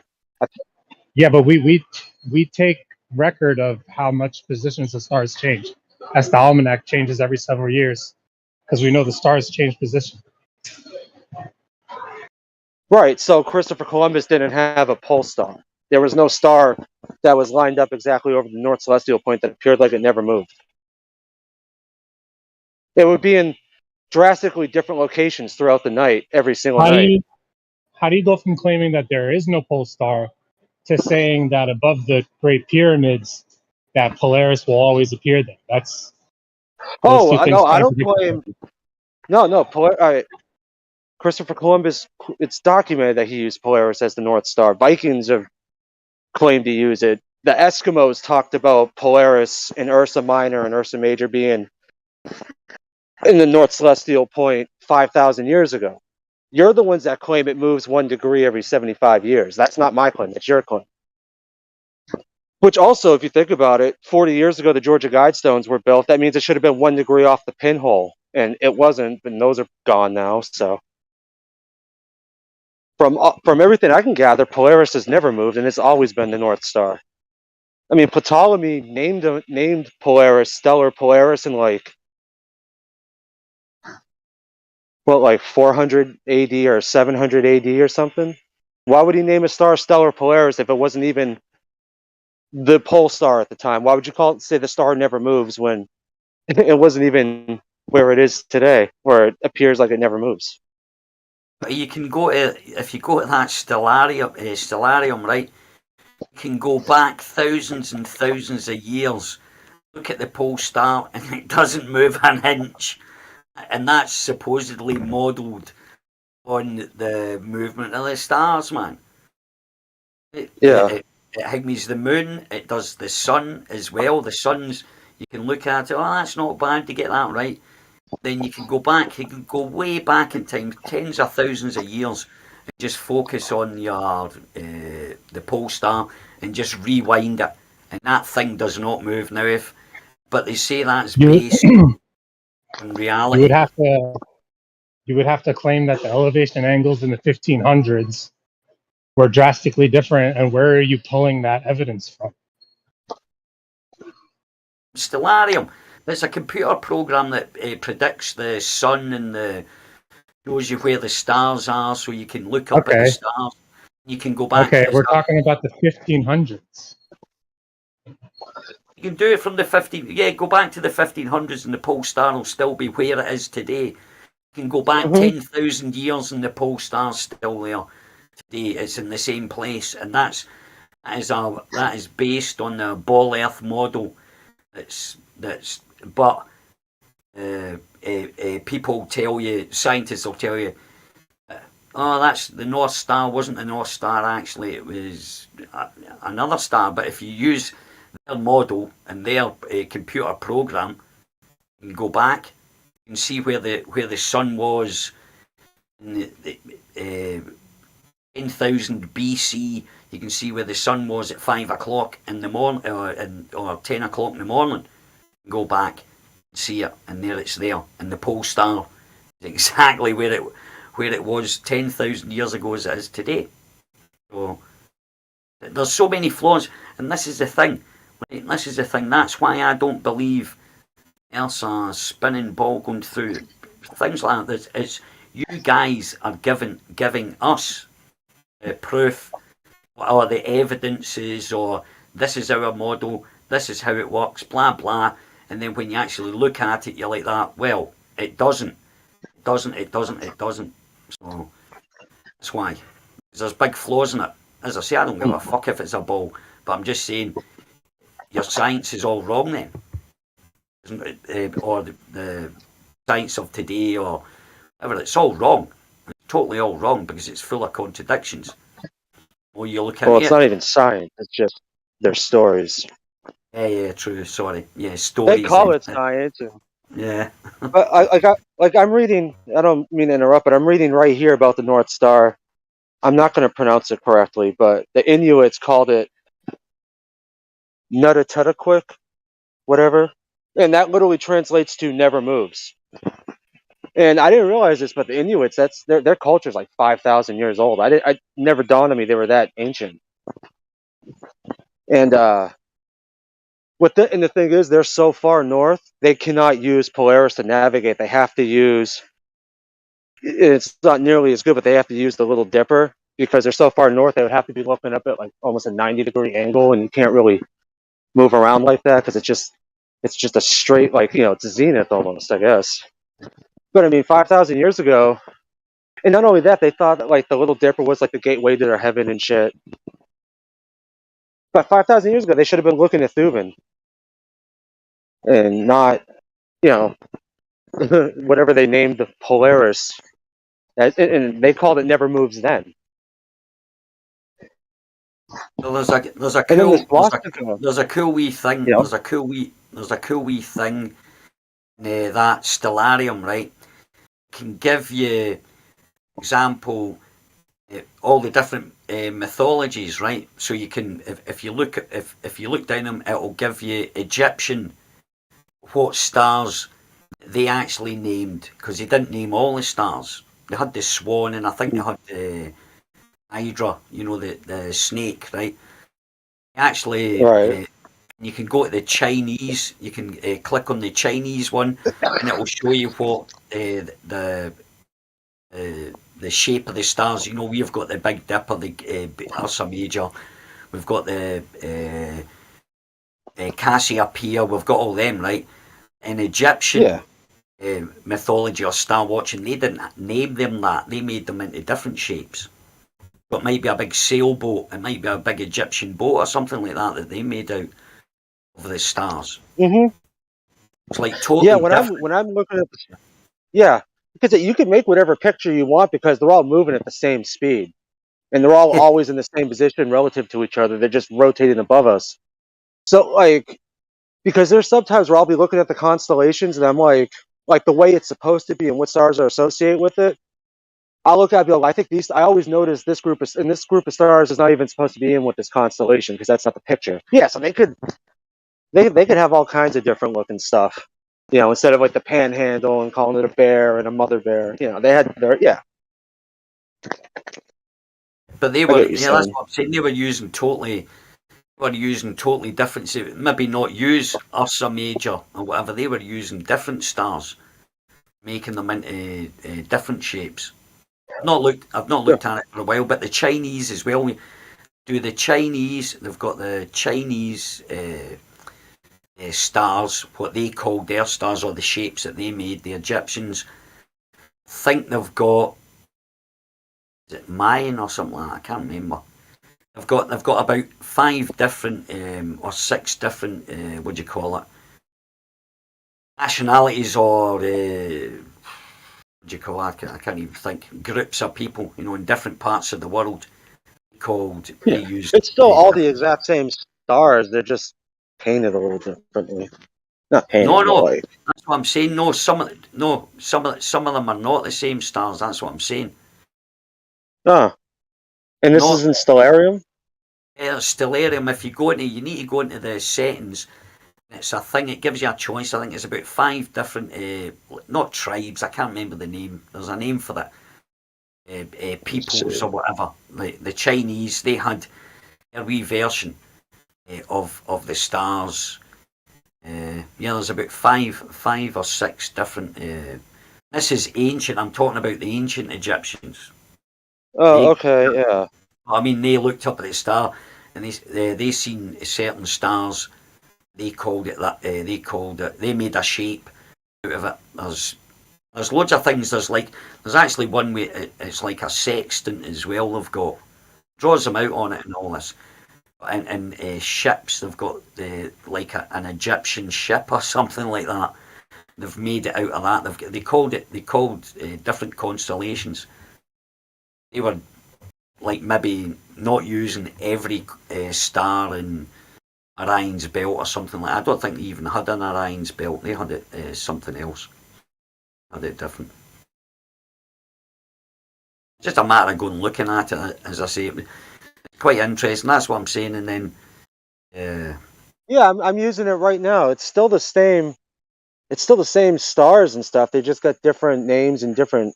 They're using different stars around them to make their shapes. Ah, right, yeah, right, okay, fair But enough. it's still Polaris, and it's still like you can still see the Big Dipper going around it. Right. Okay. But two It's different poles. pictures. It's different pictures and kind of thing like that. They made different, and there's not as many. Right, if you look at the Egyptian one, I think it is, or the Chinese one, there's not as many. What do you call it? As many as we've got. If you look at our one, the sky's full of it. Excuse me. Sorry.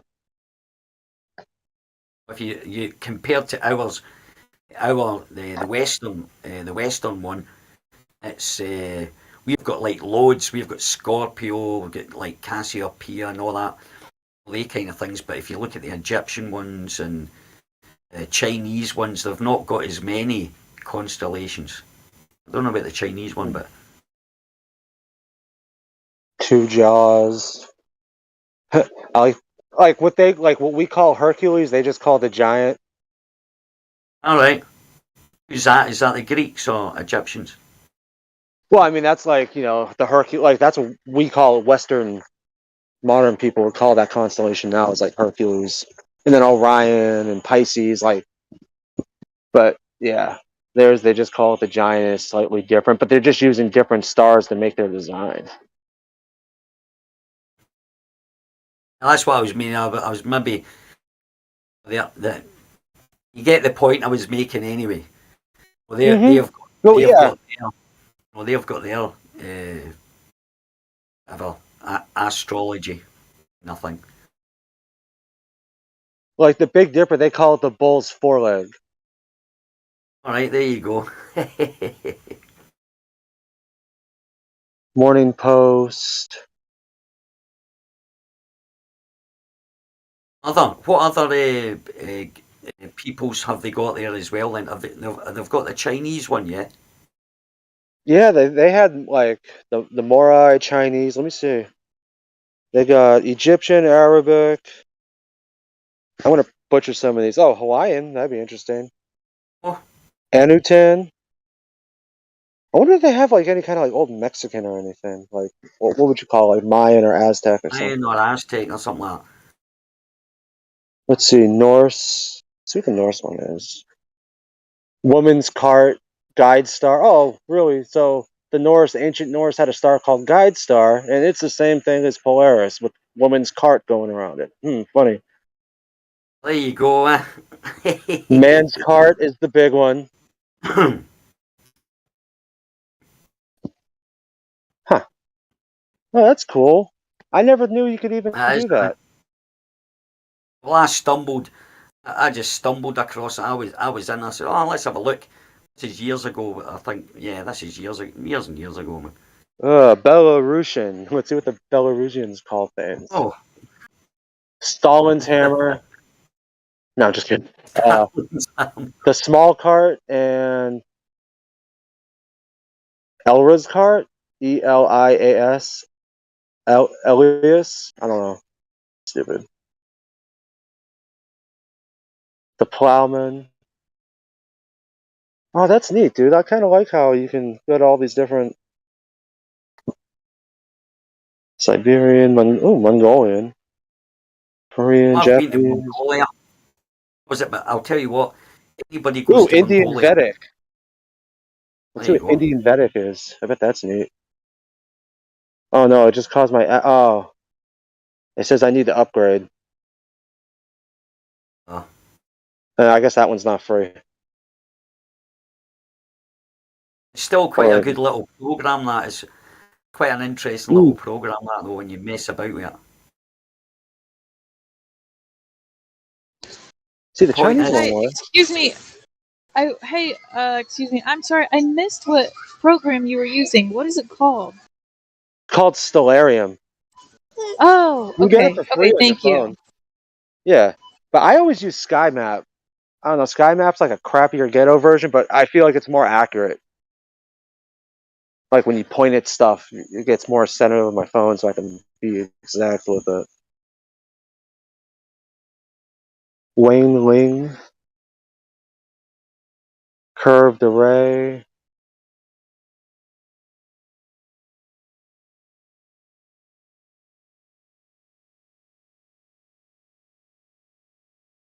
The point The is, Northern Dipper. these civilizations, right, are thousands and thousands of years old. Yet, what you were just saying, the stars are in the exact same place. They've no moved. Yeah, they all have Polaris in the same. Yeah. Okay. Yeah. They got one called revolving mail, and this is what culture am I in? Navajo. It's called the revolving male, and then revolving female. And Polaris. What's Polaris called? It's right there, but it's not really. Oh no, there it is. I go a little further up. You know, you can tell the time. Do you know you can actually tell the time down to about 15 minutes? The if we call it a Big Dipper, the Big Dipper, yeah, that rotates around Polaris like a clock. If you know, I'll need to find there's a formula for it, right? It's quite a simple mathematical. It's a dead easy equation. Got it on the computer somewhere. You can actually tell. You don't even know where you are and anything like that.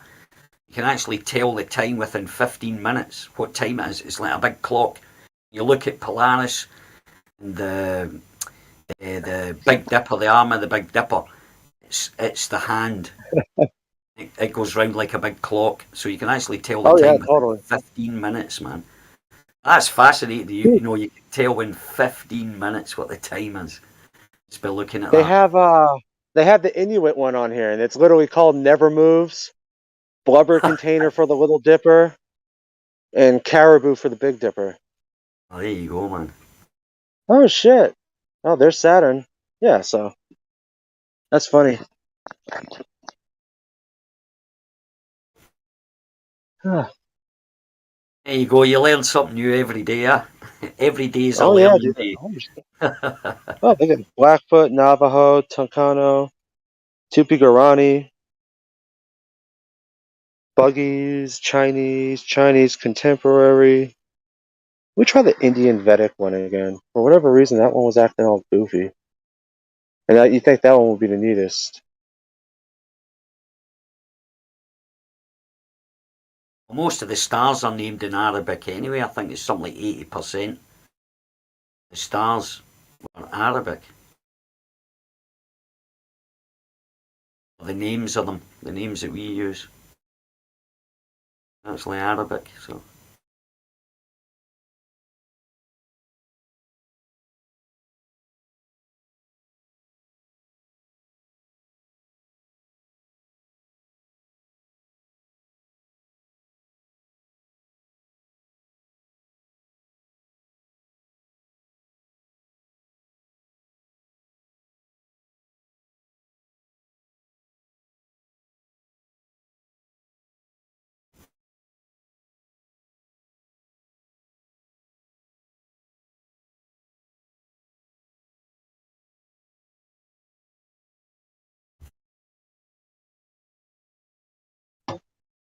Yeah, that's too funny how all these ancient cultures have the exact same constellations and the North Star as we do today. But then simultaneously, it's 1 degree every 73 years for Glovers, so I mean, who knows? It's that whole, like, once you actually find out that that's what they actually claim is 1 degree every 72 years, it's actually kind of insane. Like, that means George Washington never had a pole star, the Pilgrims never had a pole star, Columbus never had a pole star.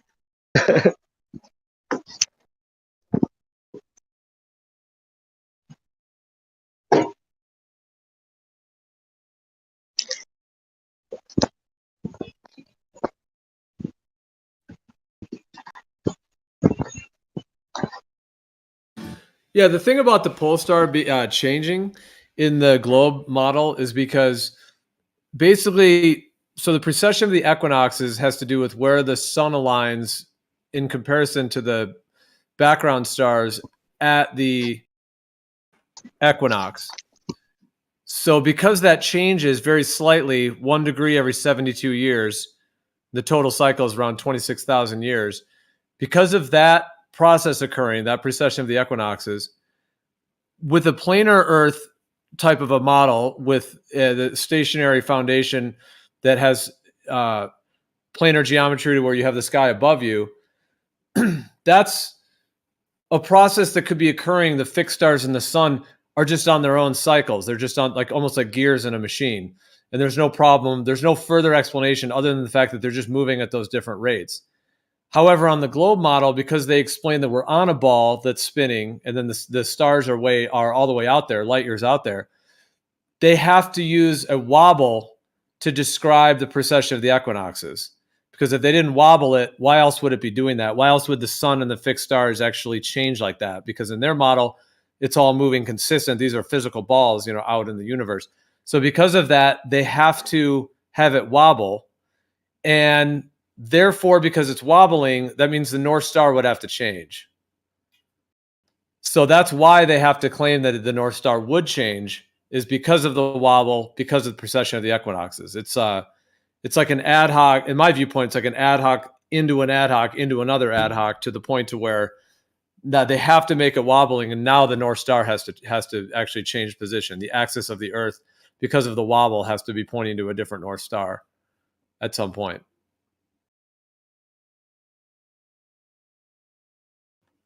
But that's never been shown to be the case, of course. But it is going. You have to go way back into history to even like the claim that Thuban used to be the previous North Star.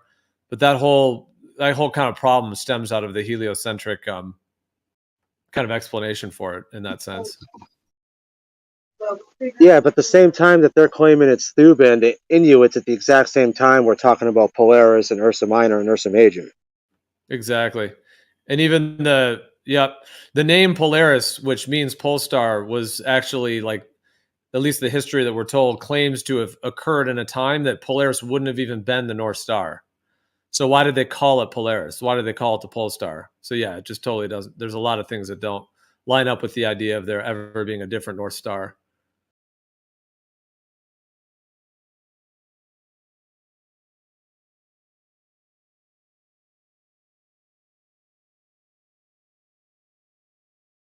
It's like there's no in any actual like history, there's no documentation of that North Star changing. It's like a sort of like an ad hoc explanation, and then they claim now that was the case, but it's not in like the astronomical records.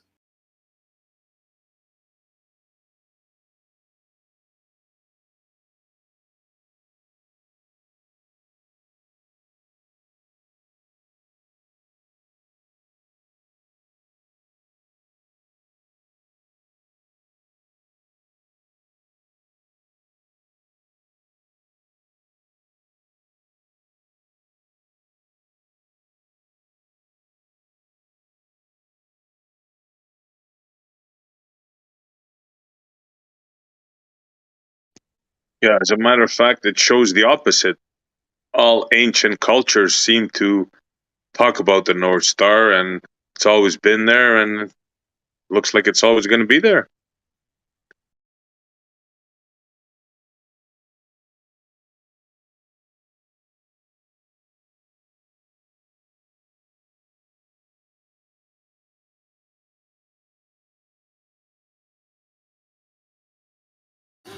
Yeah, and like the way that what they call the Big Dipper shows the seasons and the time of year. I mean, if that was all changing, and if the center point was changing, it would throw all that off. In terms of the actual the quadrature, which are like the 4 cardinal points. So like north, south, east, west on a compass, or like on a clock, 12 o'clock, 6 o'clock, or sorry, I'll do them in order. 12 o'clock, 3 o'clock, 6 o'clock, 9 o'clock, that making that kind of cross shape. The Big Dipper does that throughout the year, showing the seasons in the 4 positions. And if the North Star was changing, or if that whole thing was wobbling, it would throw that off, and it wouldn't show the seasons as consistently as it does. But the fact that it does show the seasons,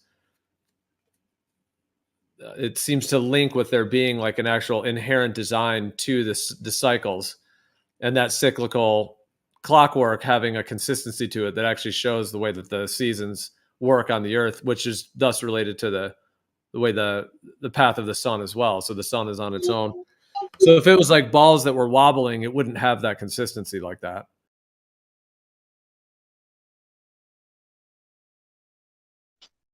No, that Yeah, wouldn't be it's possible definite. to be that accurate. Yeah, absolutely. It's definitely a repetitive cycle. It's definitely been going on for hundreds, thousands of years. And we have proof and written proof and mechanical proof, the Antikythera mechanism. We have from India, we have from China, we have from Egypt, we have from North America.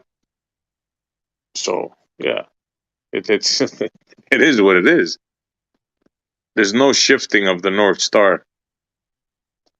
Plus, if there was, then there would be a South Star at some point that everybody would be talking about. Like, oh, there was the South Pole Star, and it was really bright, and it was part of the Southern Cross. Or no, like, there's no ever mentioning about like the new South Pole, ever.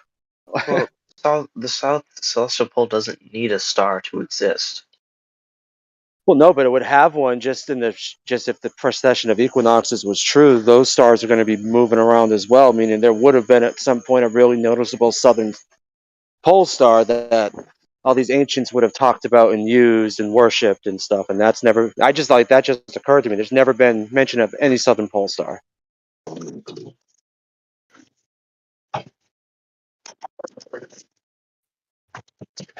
I believe that the North Star used to be a star called Thuban in Draco. That's the narrative that is sold, yeah, to people. I mean, what actual evidence? Do you have anything to actually back that up, or it's just sort of that narrative that is basically floats around the internet? At the end of the day, even though it is kind of a heliocentric claim, because I just went through because the precession of the equinoxes, the way the heliocentric model being on a globe just has to account for that is to make the Earth wobble. And since it's wobbling, that means that the axis would have to point to a different star over these long periods of time. However, over a planar stationary type Earth with the sky above, you don't have to move the North Star in order to have the precession of the equinoxes. You can just have it because it's just two different gears in a machine, basically. You have the fixed stars, which are on their cycle, then you have the sun on its cycle, and they just have a slight variation over in terms of the position of where the sun aligns with the fixed stars at the equinox, the beginning of every at the beginning of spring every year, the spring equinox. Yeah, I just find it weird that some people believe that Polaris is completely stationary. No, it does move a little. Yeah, it moves kind of in its own little circle, actually. I've heard the argument plenty of times that like Polaris is completely stationary. Well, it is. It's both. I mean, it's fixed in terms of its like position. When you kind of from a little bit more zoomed out level, it's just only if you look at its very tiny little movements, it is making a little circle. So you could, so it is fixed. It's considered astronomically fixed. But if you want to if you want to look at it on the more nitty gritty details, yes, you can see in time lapse, and it will make its own little circle. So basically, all the stars are making circles, including Polaris. Yeah, I've had people tell me It's that impossible Polaris. to notice with your own naked eye. You can't like look at it and be, oh yeah, look, you can see it moving. So yeah, but I've had literally need time. I've had people adamantly like die on the hill that Polaris is the pole, and it's not like a degree off. It's really weird. I don't think it is. What is it? It's like. Yeah, it's like a degree off. But who's been there to actually measure it? I mean, they can just say, "Oh yeah, just make sure you tell them it's 97.34 degrees." No, like what they say, it's like 89.34 degrees. Like it's almost 90, but not quite. Yeah, I mean you can image it. Like yeah, but I mean, unless I go there with like a sextant and measure it myself at the very people would claim to be the North Pole. I mean, Here, look in chat. There's my picture of Polaris. Over, it's a 30-minute exposure.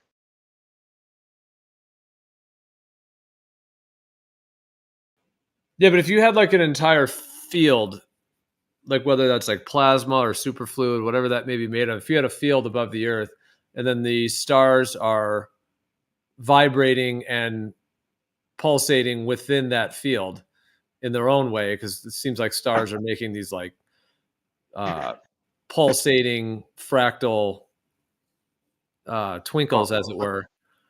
What that is that's And if all of those, if those are all placed within a larger field, then it would make sense that they're all making circles, including Polaris, even though Polaris is at the center. see the twinkling of the stars is caused by turbulence in the atmosphere. I don't agree with that. I think they actually twinkle. why do you have That's Polaris not not very- highlighted properly? What do you mean not highlighted properly? You got Polaris that's not even in the center of the stuff rotating. Yeah, because I was photographing the North Celestial Pole, not Polaris. Oh, it just like I see that bright line and it just says Polaris, but that's not where Polaris would be in your picture. Where would it be in my picture? It would be in the center of all these little circles, wouldn't it? Well, my goal wasn't to picture Polaris, it was to picture the North Celestial Pole, which is slightly off from Polaris. Yeah, but you got Polaris doing, it's like over time it's going to be doing just as big of a circle as these other ones are doing. I mean, it's a fairly zoomed in image.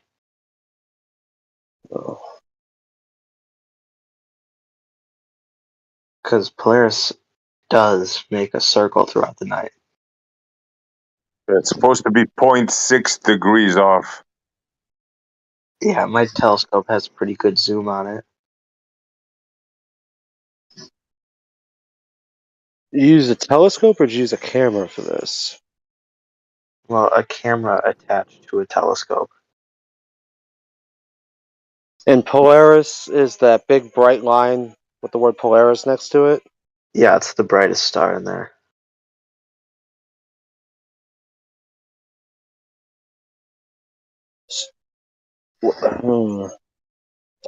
So there's But- other stars in our sky that make a tighter circle than Polaris does? Yeah, they're just invisible to the naked eye. Oh, I'm sorry. Yeah, Polaris slightly moves.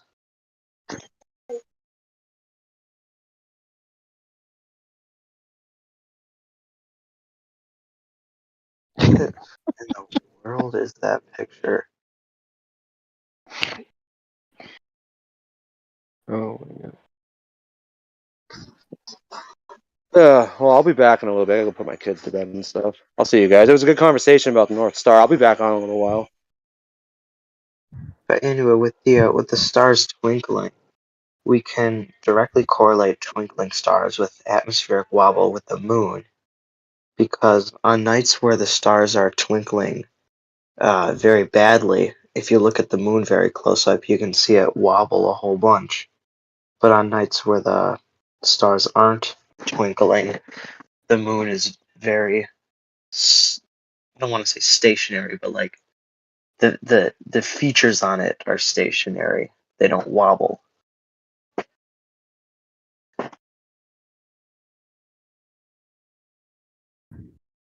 Because if you've ever looked at the moon through a telescope, you'll see it wibble and wobble around all crazy.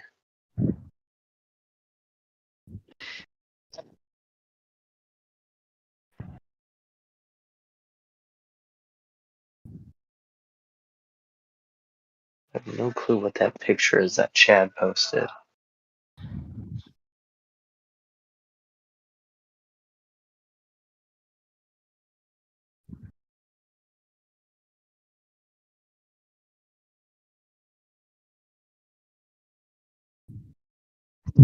This is even sound better. Hey, I see. Did you check out internet video? I sent to you. Not sure, Redman. I'm not sure, bro. You know the YouTube video. I remember you sent me one. I'm not sure if I watched it or not. Ah, shoot. I'll send it to you directly. Sorry. Y'all go ahead.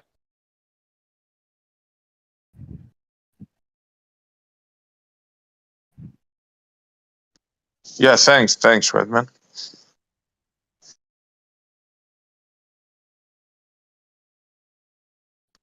Refresh my memory. What was it on? Oh shoot. It was because I don't want to kill the chat and anything like that. Give me just a second. Yeah, no worries.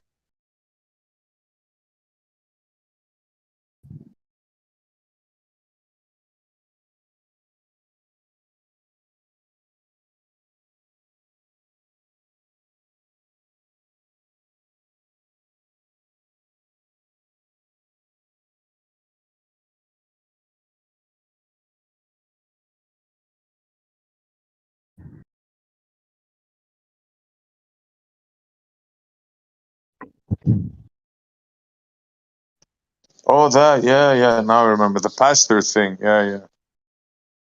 Just let me check out.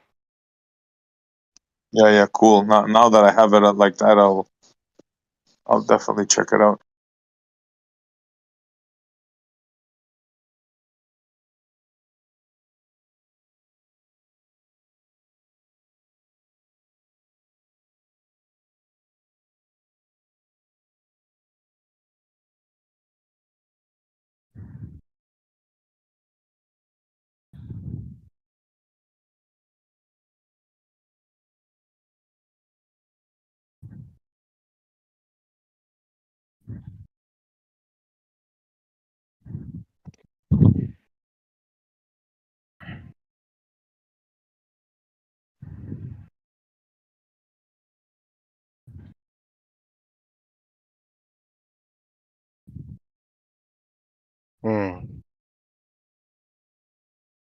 Oh, now you That's got nice. North interested.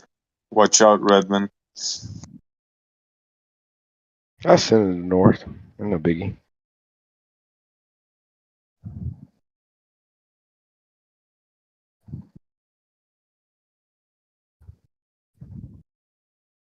Do you remember, since no one's talking, do you remember what it was? What the pastor was talking about, or? Yeah, it was proof of the design. Don't want Proof to give of too the much. design. Okay. Yes. Like in nature, Fibonacci and all that stuff. No. Just, all right, won't go through. Let me find North and friend him, and then I can Yeah, send it to him too, I guess. He's gonna like that. add message.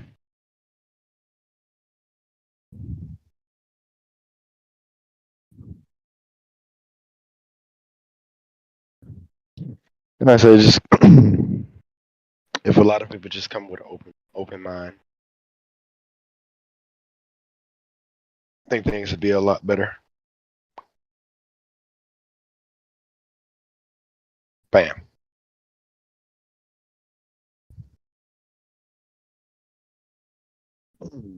Set aside the science of the sky, or what men have coined to be proof of anything.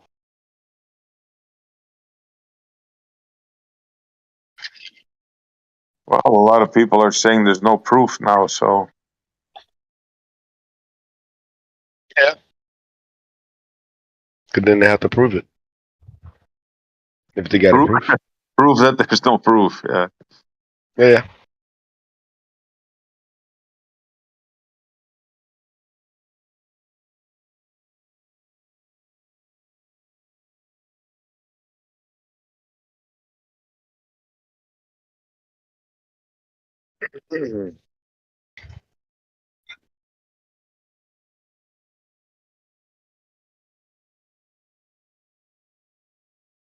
Wish my likes. I wish the likes around here were a lot lower. What do you call it? The ambient light. I wish it was a lot lower around where I'm at. Me too. I hate light pollution.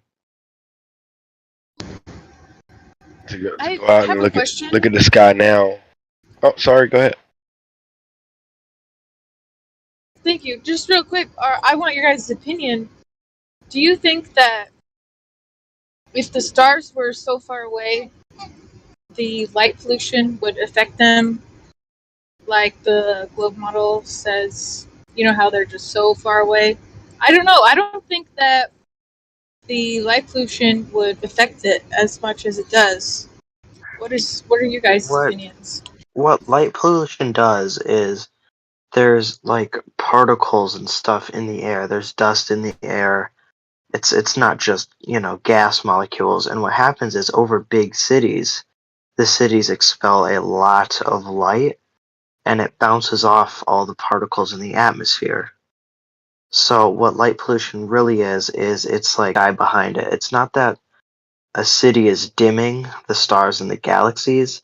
It's brightening the particles in the sky, which obscures the stars and galaxies.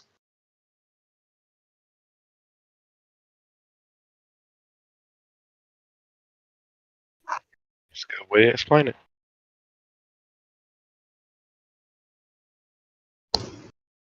Okay, thank you. That does make sense. I think more the easier way of seeing it is get into the country, country land, and go see the stars. And the stars will pop out so much brighter without all the ambient light.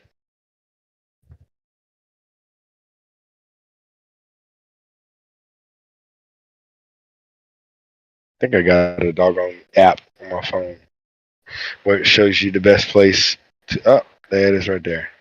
Light pollution map. The best way to see stars.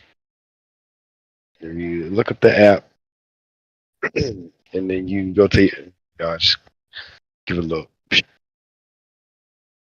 and I'll put this in live.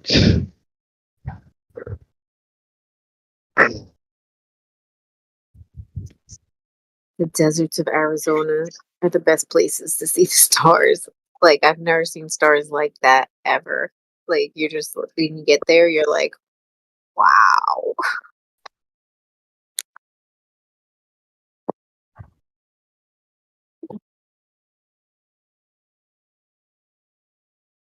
Yeah, North. Like that video. But that's the little app on my phone. Anything that's red, you're not gonna be able to see the stars like you would see it in like a rural area where there's less population. Let's see.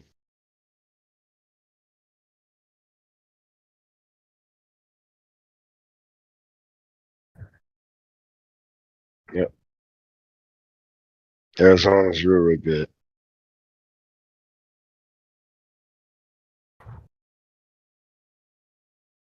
Shoot, this side of town is heavily populated. I'll show you a big picture of the view. Bam.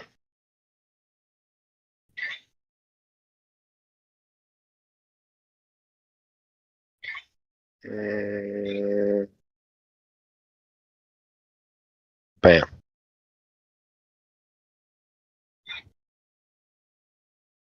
Now, if you look at the scope of that picture that I just sent to you. This is from my app itself. Everything where you see red, orange, green, it's still too heavily populated. But if you can get closer to the blue, you get to see the sky for what it is.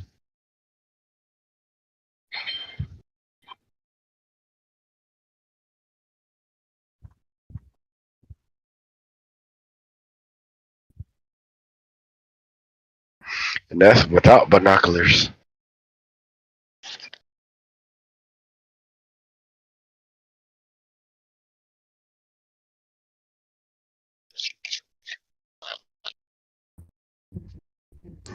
Guys, you need to get 350 miles out into the ocean to get into darkness.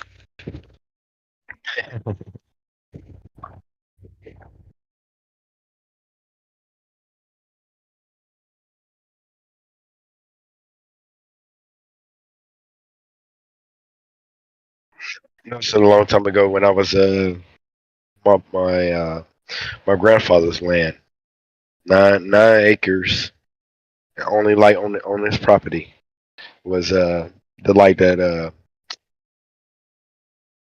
shines or closer to the basketball goal when we shot basketball out there in the wee night.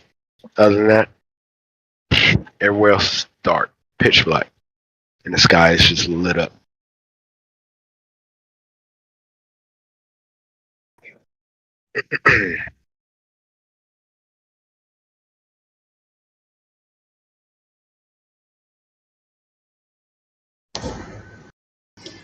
Do you remember? So you remember that as a child, when you go out to pitch black areas now and look up at the sky, if you've done that recently, do you think there are the same amount of stars? Do they look just as bright and as many? That's what I'm saying. On my okay, my papa he lived in another state where it wasn't big cities, big tall buildings, everything. You know, so much life around you. Just like it was more or less. It almost felt like a town, but you know, just saying with the family. So the sky just looks totally different than me growing up in the suburbs. When I go to my papa's his land, yeah, you can see the neighbor in the daytime, nighttime. You can't see the neighbor. You know, I'm talking about just the neighbor straight across. Everything else is a wooded area.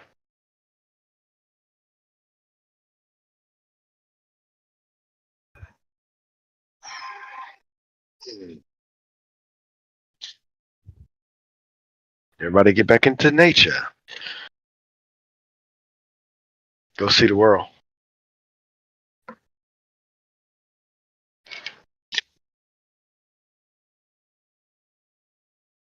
As soon as I can get this house paid for, I'm gonna go see the world.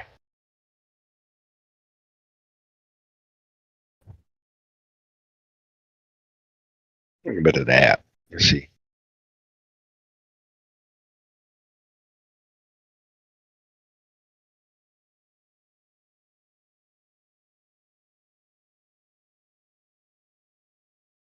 Oh, this is a funny one. Can I spin it? Yes, I can. Ha ha ha.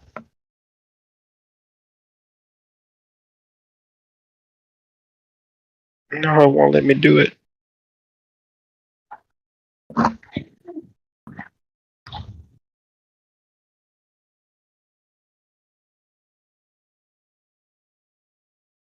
I guess it only works for the United States. No? What are you trying to do, bro? What I was trying to do is scroll all the way out and just see what it looks like. But when you do it, you can go from one side to the other side, and it just flips it all the way back around.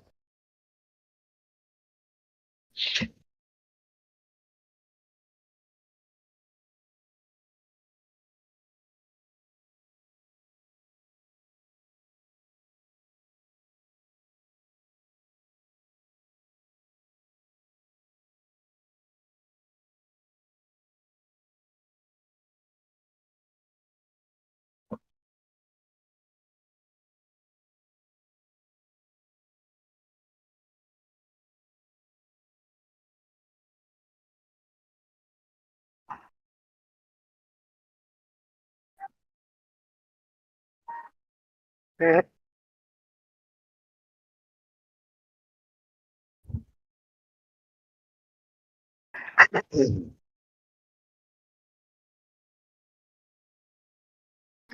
quiet. What's up with this?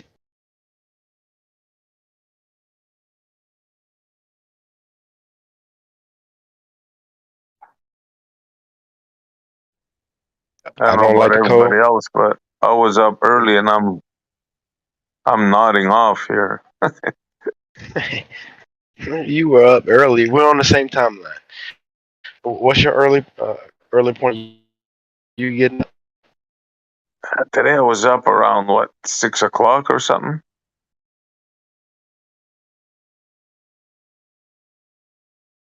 For me, that's early. Oh. I've been up since we're on the same timeline right now. I've been up since 3 o'clock. 3 o'clock. And I'm still 3 o'clock in the morning. Be at work at 4. Got off at 2:30. My son car wouldn't crank, so I had to drive 45 minutes north to go fix his car, and then drove back home. An hour and 30 minutes, hour and 40 minutes maybe. Long day. Shit, bro. Well, today didn't help. Believe it or not, it was 107 degrees here today with the humidity. Gotcha. Yeah. Well, and it's just like I told my son. I was like, I came all the way up here to put a battery in your car. I need you to start. You go to college. I need you to start figuring your stuff out.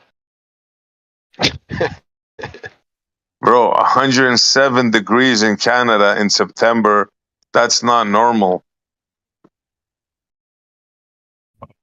Yeah, it's supposed to be always cold up there for you, damn near. No, not always, but not in September. 107 degrees? That's insane. If you think about How our much heat was it index where you're at? down here, How much huh? was it where you were at today?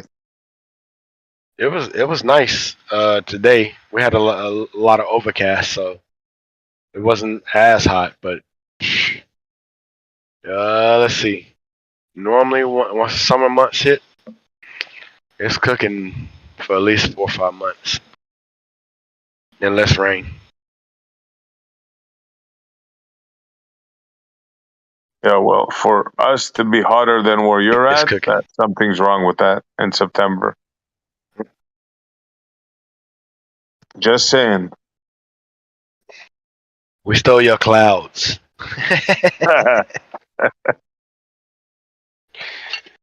We need some cloud. You know, there was one winter that stepped out there, and I was out there in a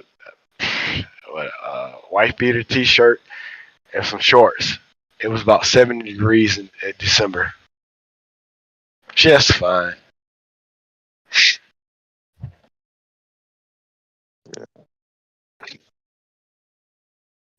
Man. This one right here is my baby? Yeah. All right. Huh? Yeah. Tell him to bring me something. He's old enough. But Come yeah. on, somebody bring up a topic. What you guys got? There's no such thing as a globe. That's a It's fact. a figment. Right there. It's a figment of your imagination.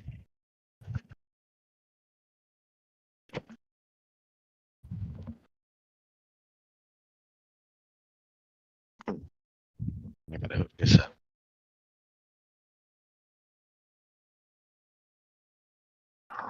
Yeah.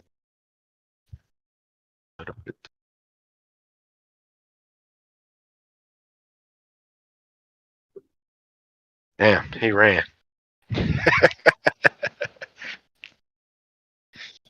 Crushing those Santa Claus dreams. I don't know. Whoever left.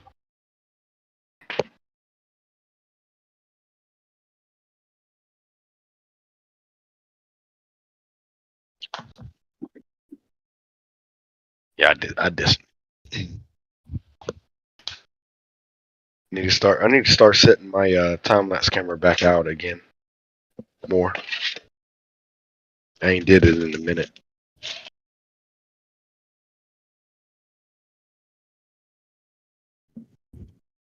So it's time to start setting that back out.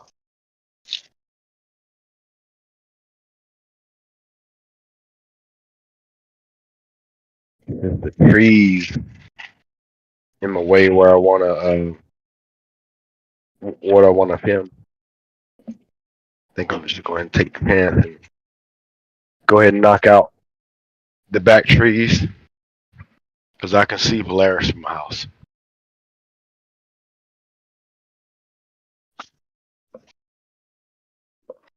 It just give a better picture of everything. Speaking of pictures, any moon pics from the Indians? Anybody have any news? I haven't looked into that.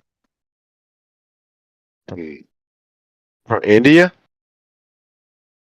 Oh yeah, historic South Pole moon landing. It's part of I the haven't Artemis seen- Accords. I haven't seen nothing but the junk you've already seen. Really? Nothing released? I'm sure they released some and see it. I saw a short clip of the one guy allegedly walking on the moon. Yeah. I mean, I'm sure. yeah.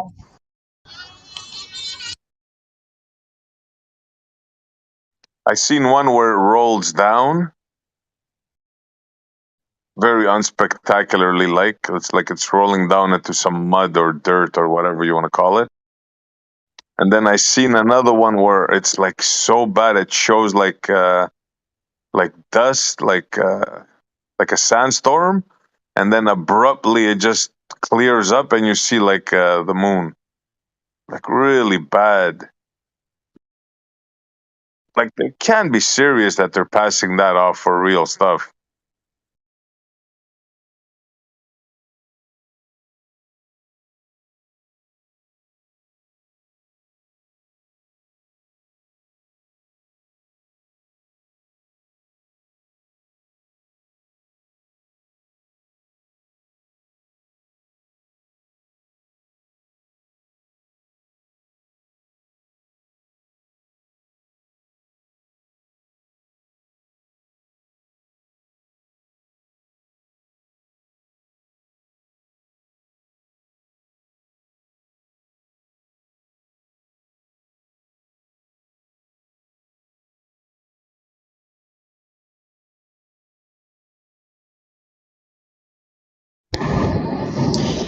Does anyone know how or what they're claiming they used to get through the Van Allen radiation belts? I mean, because that was a problem last time I heard. What's that story? Well, you see, if you didn't know they were there, you don't have to worry about it. So you just pretend you haven't heard about it, and you'll be fine.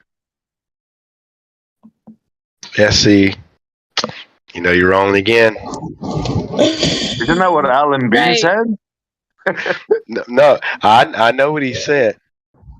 Yeah, but I'm gonna say it like George Michael, because you gotta have faith. Oh, I gotta have faith. Yeah. Yeah. Trash. Wow. Maybe some aluminum foil. Maybe that helped them. Yeah, that usually does the trick. Yeah, yeah.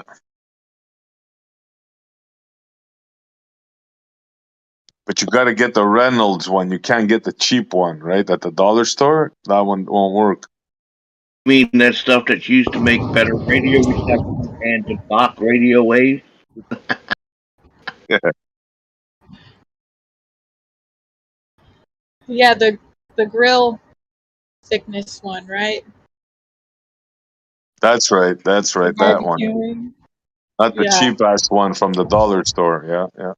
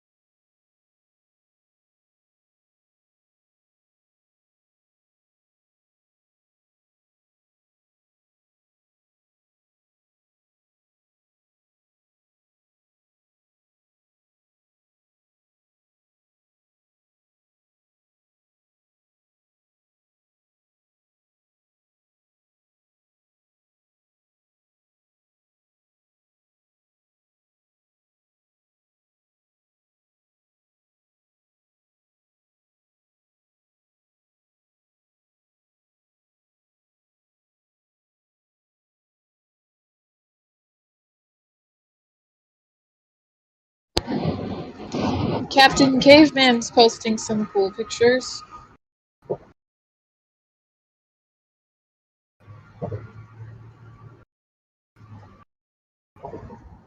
Apparently, only if you're all strung out on some kind of hallucinogen.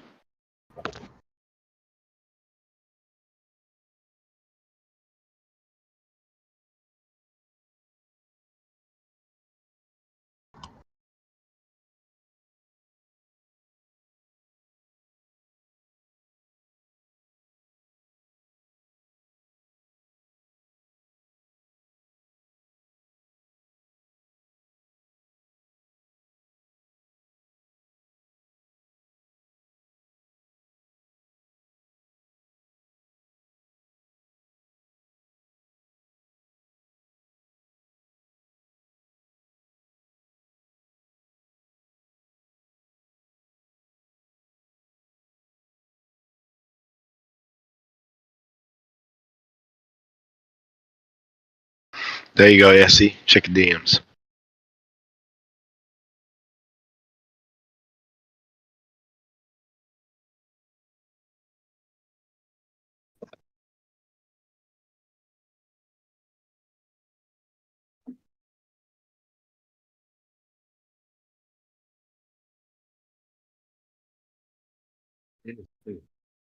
Uh-oh.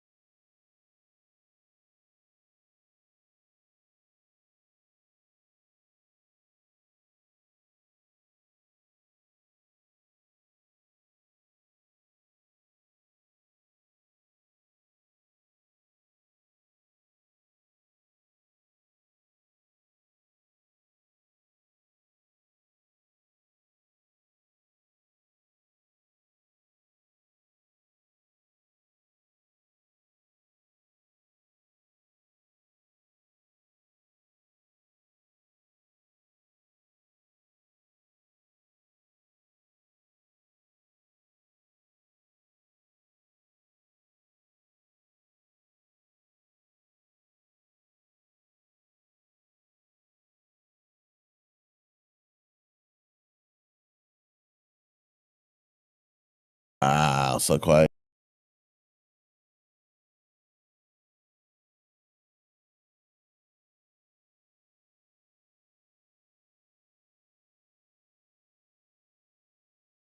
Wow, somebody got to spark up a conversation.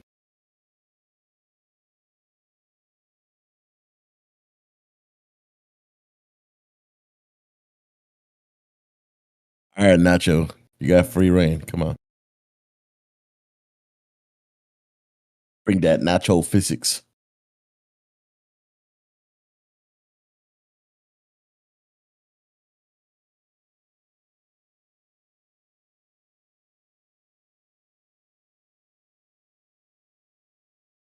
Yo, Nacho, I gotta take one thing back from our yesterday conversation.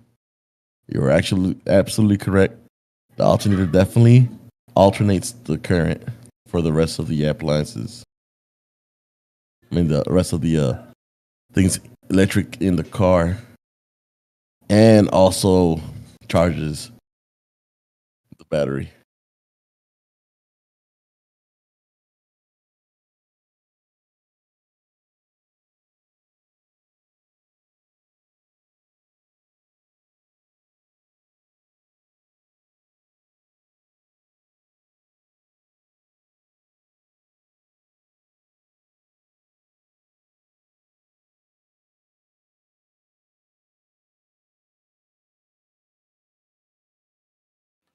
Yeah, it creates the AC for the car, but also charges the battery with DC. Right. So what it does, it produces, it goes to some kind of diodes or something like that. I think I read, which converts it back to converts it to DC.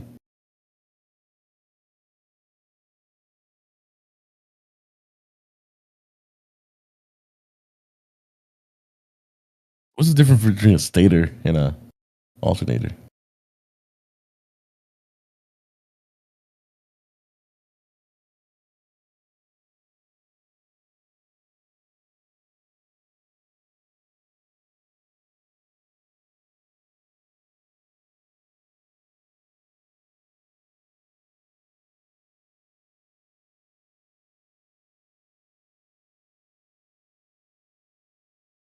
So the stator is inside the engine itself.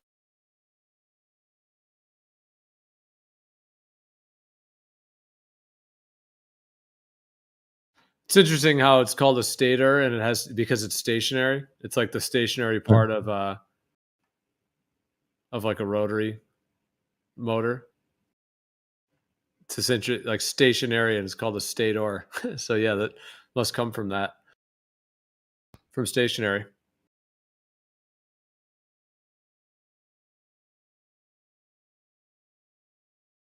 The stator actually just does DC though, not alternating.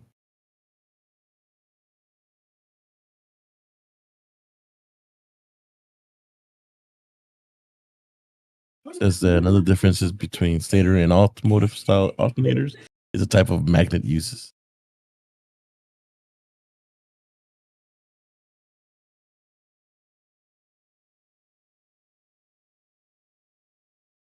Stator uses a permanent magnet, and an automotive alternator uses an electromagnet.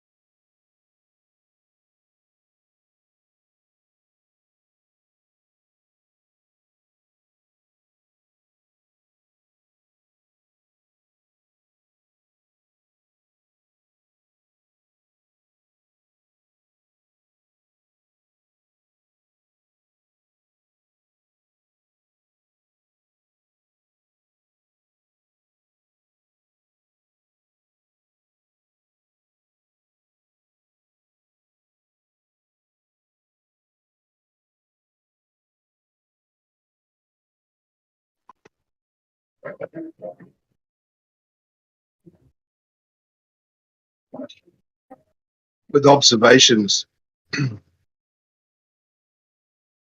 you can say the Earth is flat because you know it's flat because that's what's observable. But as soon as you start talking about it being a ball, you can't say, I know it's a ball. You have to believe. You have to believe that it's a ball because when you walk outside and you have a look around, nothing that you can observe shows you that it's a ball. Unless you start taking lots of assumptions and believing what other people tell you. So I know it's flat.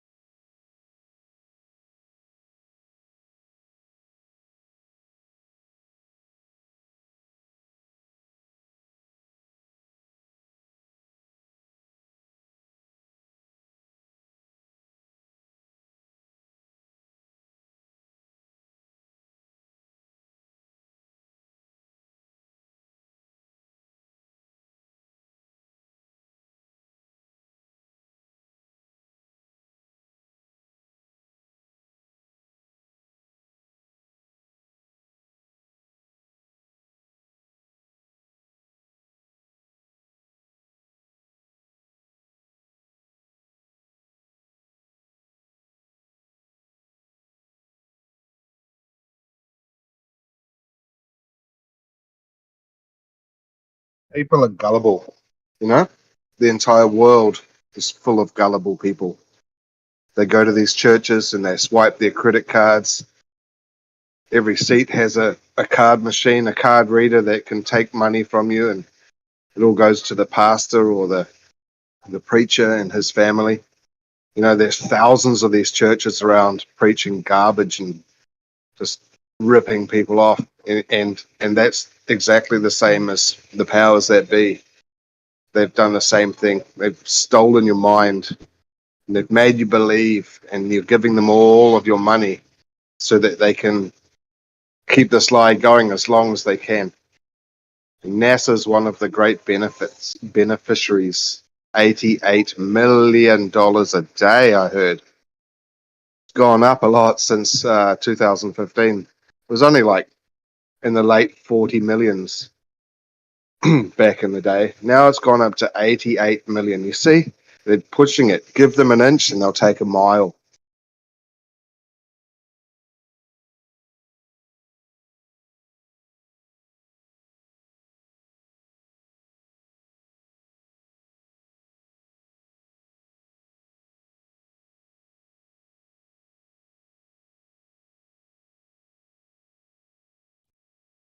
It's the globe heliocentric model. It is a full-on cult religion that you didn't even know that you belong to. You didn't even know. You're in a cult, a religion. Even if you don't know anything about it, you've signed up for it.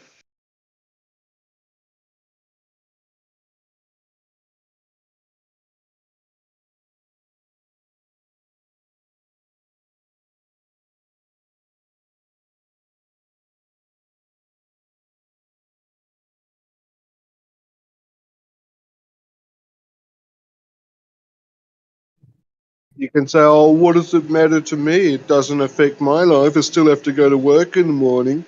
Yeah, you have to go to work and you belong to a cult that you didn't even know you belonged to.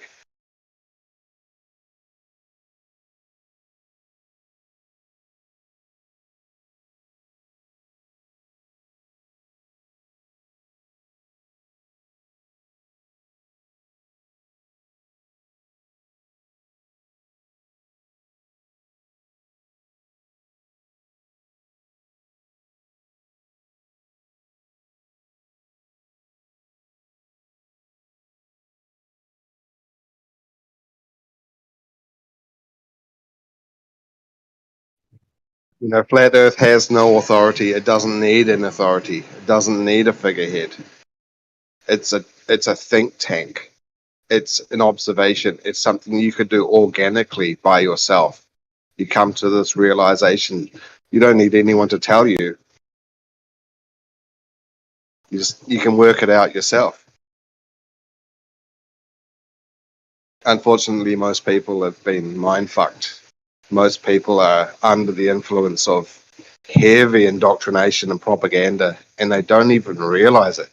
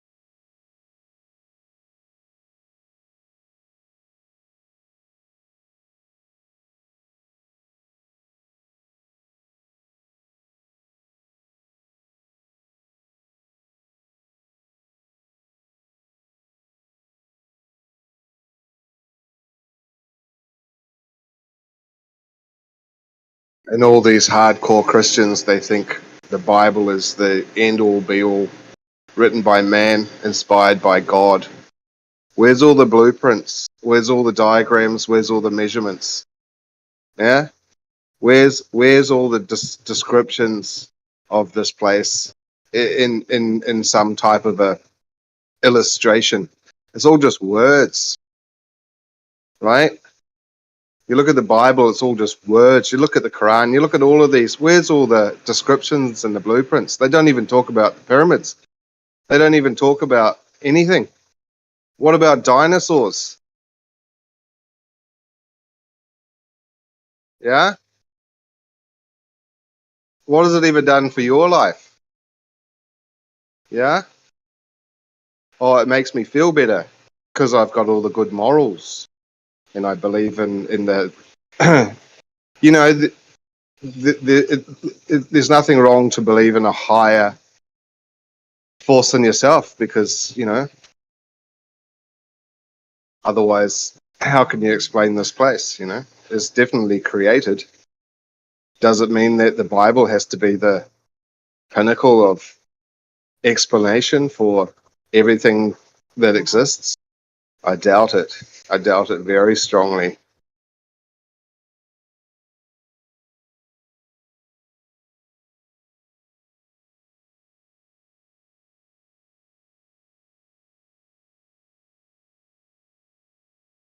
But we've got evidence of a piece of cloth and it's got like a photocopy image of a man with a beard and you can see his features on it and the blood and the DNA. What a load of bollocks.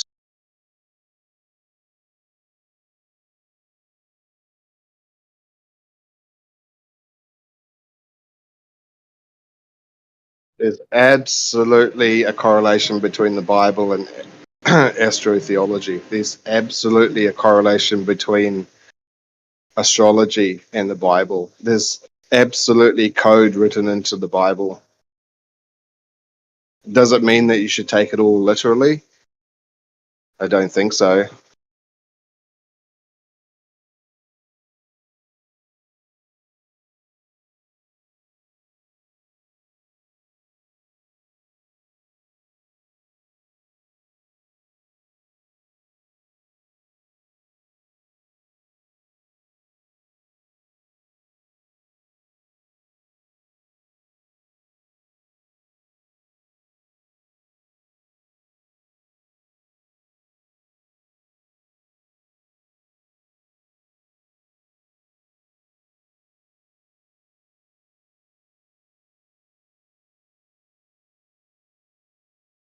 It's a cult.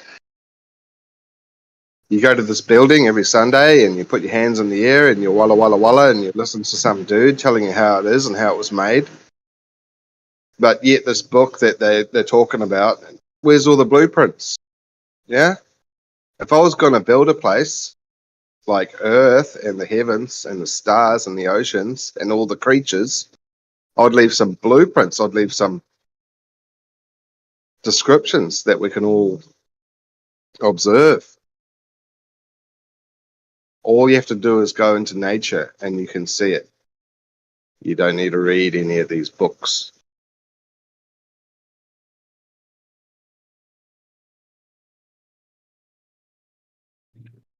And you especially don't need to go giving your money away with your deep found faith. Because have you had a look at what type of car they're driving, these dudes that run these churches? Yeah? You seen where they live? Yeah?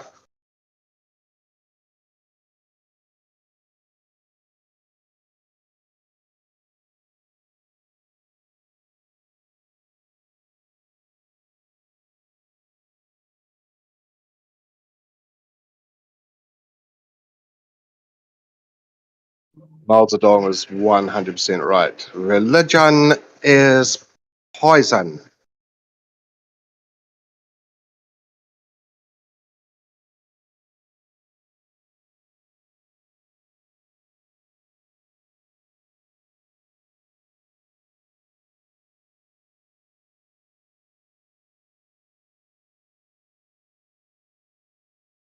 All right. I think we're good now.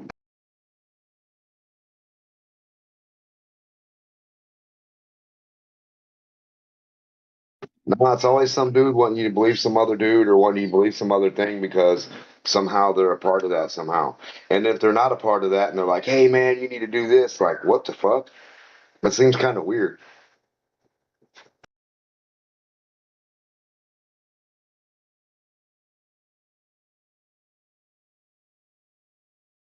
This guy Yeah, was some of these silly religions make you wear silly hats and with like dangly bits on them. well, they're trying to mimic the mushroom. They're trying to mimic how high you want to get or how you want to trip or hallucinate or disembark from reality, right? I mean, whatever that means, right? Take it how you want. Leave it how you left it, where you found it. Doesn't matter. That's what it is. What it is.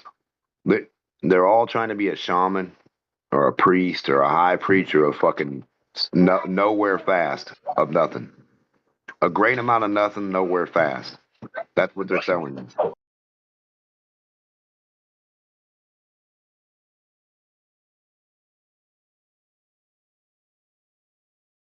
Oh, but it's coming. Don't worry. You're gonna get your blessing. Might not be right now. Might not be in a million years. Might not be in a trillion years. But it'll be right now sometime. NASA won't make it here.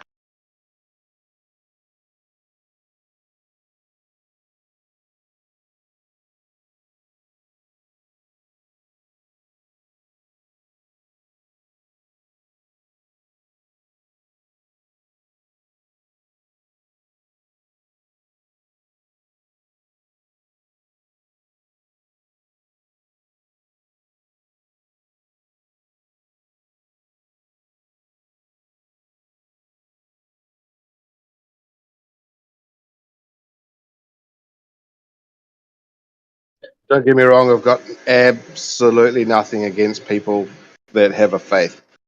It's not the people that I'm talking about, it's the faith itself. It's the ones that are pushing it.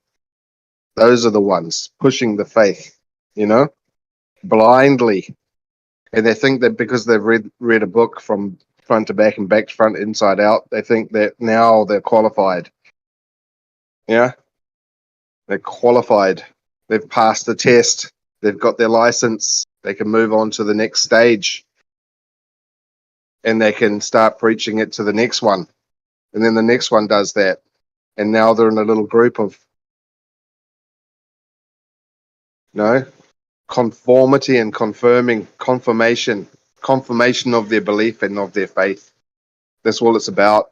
Self-confirmation, because they don't have enough sureness. They don't have enough belief in themselves. It's a crutch. It's like heroin. That's what it is. It's a crutch. And you've got to break free from that. And you've got to realize the truth is within yourself, right? Yeah, don't worry. Some guy in the lab might be the one who knows everything because he set a cat toy in the lab and watched the action or reaction of a cat toy. From this, he must have deemed everything. It's not okay to believe what you see outside. It's not okay to believe yourself 100%.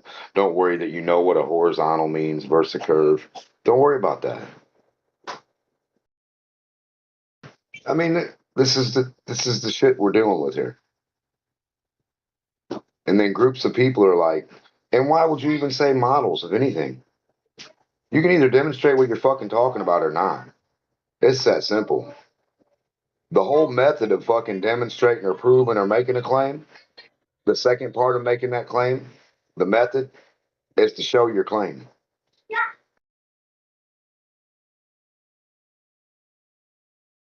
If you can't show your claim, and we can't see your claim or see how your claim's demonstrated to go up and say, hey, look, this is why that claim's not right, because you don't have them the right distance, or they're not reacting the way you just told us at all.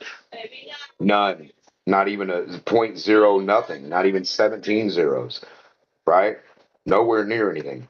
So why do we keep sitting here and like entertaining some dumb, weird shit about an idea of a model? A fucking Dr. Seuss story. We're entertaining.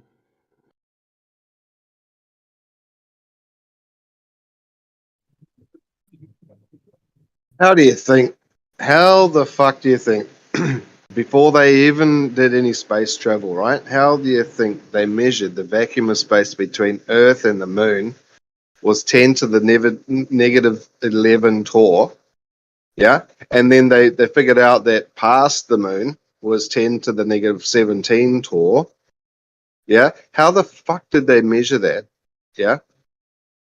They go up and scoop some up, did they?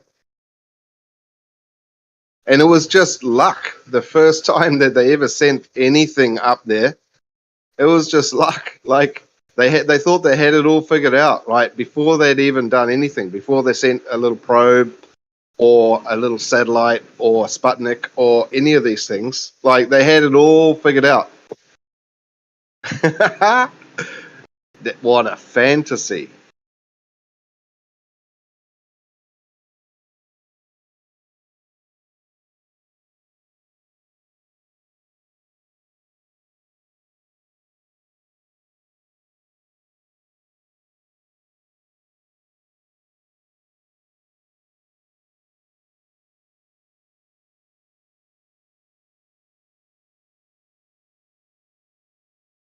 And like, just imagine if all this was recorded every day and you could just go back to any episode you wanted and listen. And you could actually listen to the truth about all kinds of stuff. And you can hear the ones who have no nonsense or the ones who have all kinds of nonsense. You know what I mean? Just imagine you could remember yesterday. And I said, hey, I have a stick. It's called the Demosthenes stick to prove flat Earth. Simply have any horizontal. Extend out of any water horizontally. But when I said that years ago, it seemed like it was a problem. Now all of a sudden all we need is a horizontal line. Well, no shit. Called a whole bunch of yardsticks or a ruler or a board or any straight material. You just need to find that part where it can stick out. You just need to find the edge of the water where any material can stick out. It don't have to be long for miles. You just need to find that part where it can stick out an inch. I mean, I don't know why we're looking for shit that doesn't exist, like miles of nothing. And why are flat earthers looking for a curve?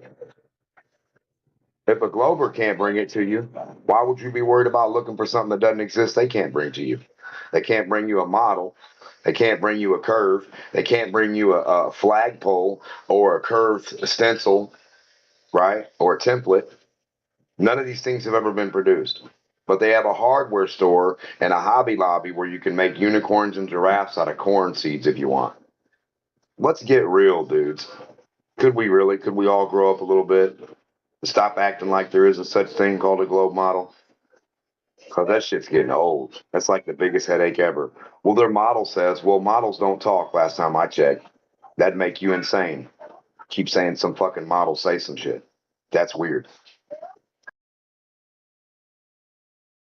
And models don't point to shit either. And evidence doesn't point either. Evidence sits there. You either do what the fuck you do with it or you don't. You either comprehend it or you don't. Right? You comprehend its evidence towards or against. And if you can't, stop talking about it. If you're too confused about a straight line or a fucking curve or confused what you can demonstrate to people with, then why are you in here? Why are you in a fucking debate?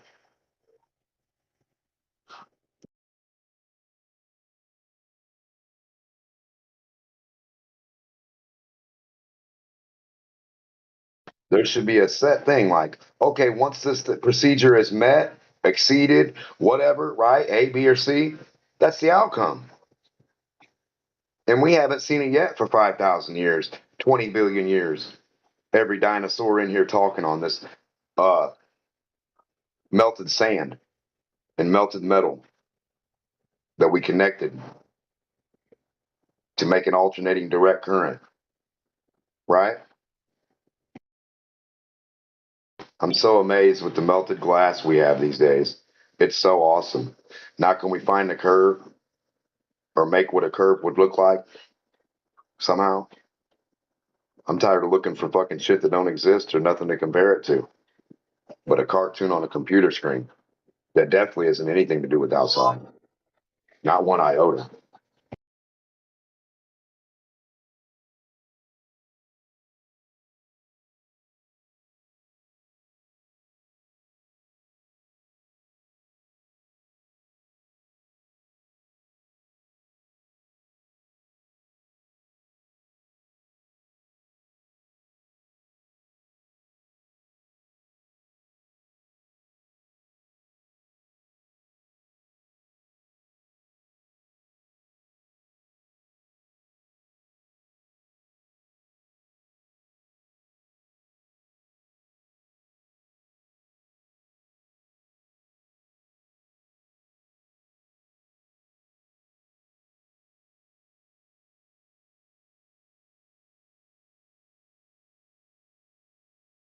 And I've been arguing for a long time that liquid is a fucking magnet.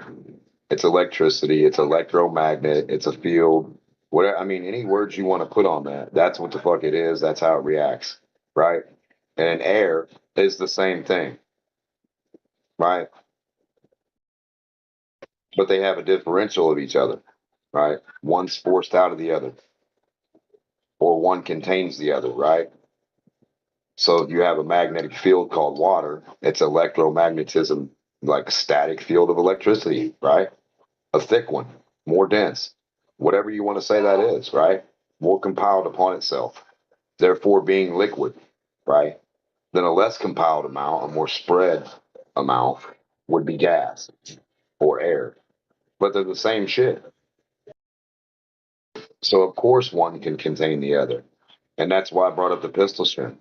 If you want to see plasma made by a little cockroach in the sea, then you get a little shrimp.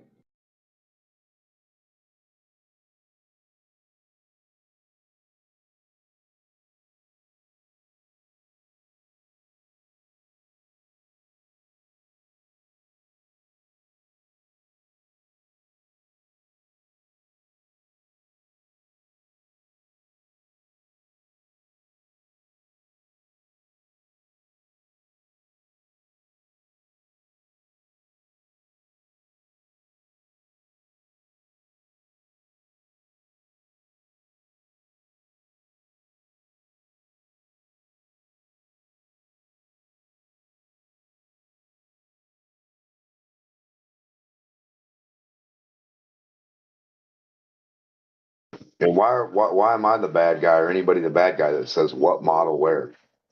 How come every time certain people ask for proof or a demonstration, they're like, "Oh, you're trash, garbage. Get out of here, mute, garbage. Don't ask for evidence." Then everybody in the whole room concedes to do the same thing. Where's the demonstration? Where's the proof? In a debate, what are we asking for, guys? Non-proof, non-demonstration. Is that what you're telling me? So we want a nice, peaceful, non-debate debate. We want to debate on you can't definitively answer anything. They can say, well, that round, curved, straight, horizontal, curving, bumpy hill, horizontal is awesome. Right? Is that where we're going with it? And then everybody clap your hands and be like, globe flat, flat globe for life. Is that what we are, flat globers? Like, I don't get it. I mean, is it one or is it the other? Where are we at right now?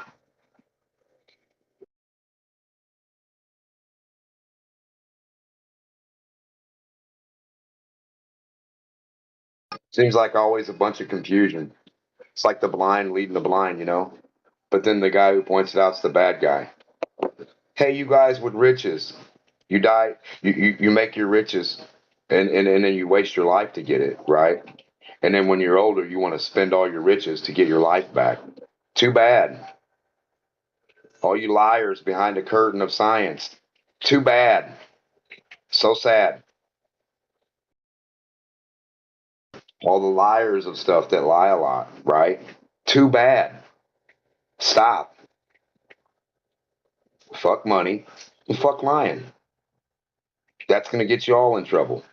That's the problem. Liars, unsure people, liars, and money. That's our problem right here. People who are unsure of reality. They're not sure.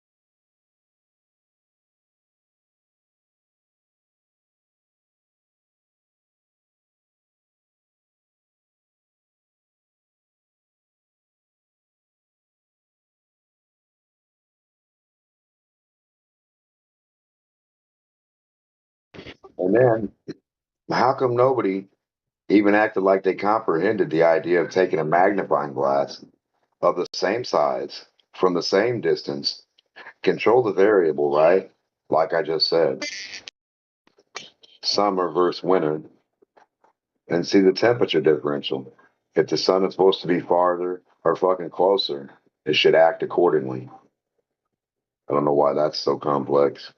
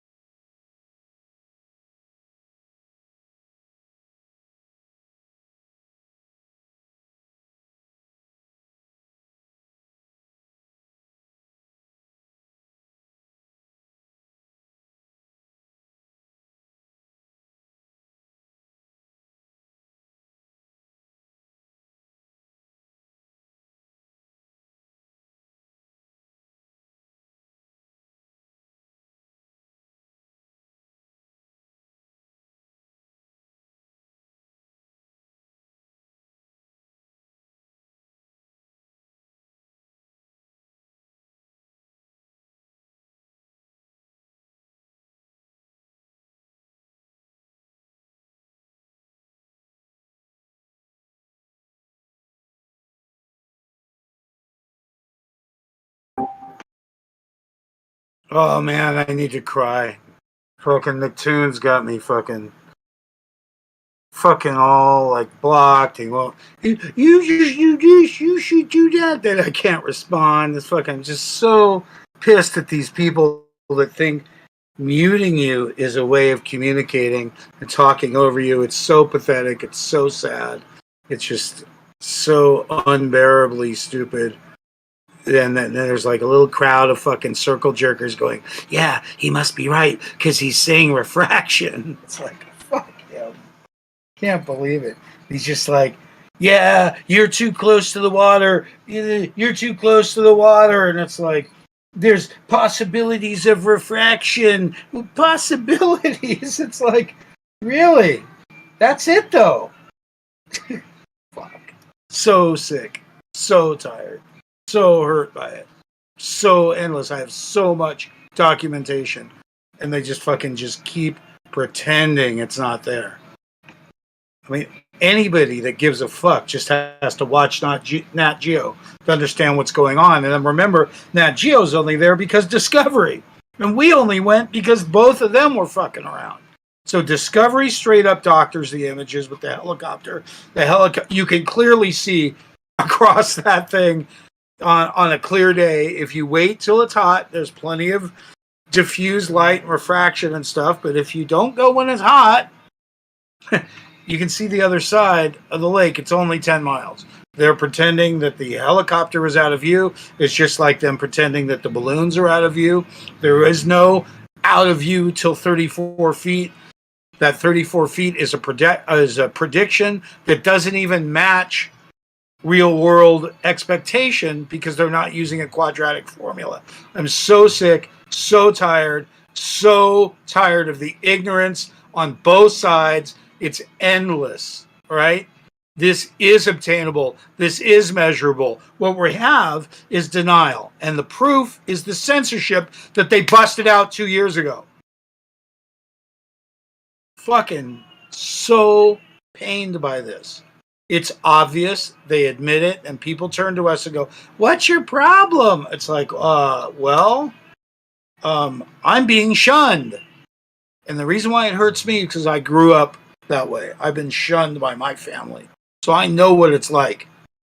And it hurts. To be treated as if you're not is pretty fucking it's a serious gaslight because I do exist. Well, of course you exist, and that's how you got to be you. That's how we have the Dan we have today. Because you don't like or do like. I'm on a video on YouTube with 25 million views and 500,000 opinions in chat, in comments, and they're all just completely from their own perspective. They don't know anything. They don't know anyone. They don't know me. They don't know the argument. They're just going, I think he's scary because he reminds me of my own fears already. And then each one is the same thing. I think this, I think that, but they brought those thoughts to begin with. I've got dozens and dozens of reaction videos with groups of people watching it, and they all brought pounds and pounds and tons of bias, their own bias in. All you got to do is watch any of them to see the varied positions that these people have. It's like, oh, that Dan, he's a pedophile. Oh, that Dan, he's a biker. Oh, that Dan, he's a jailbird. Then the one thing I said that's the funniest fucking thing is I said, you don't have to go to the moon to get moon rocks. And they just love to laugh at that. But it's true. It's just fucking true. And it's just they love to laugh at what they don't understand. And I got news for you. People don't understand me.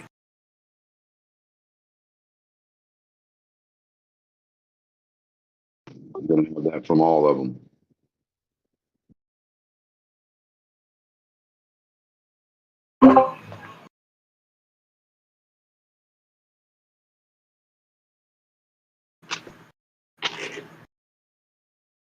And it's like, here we are, right? Jokers to the left, clowns to the right.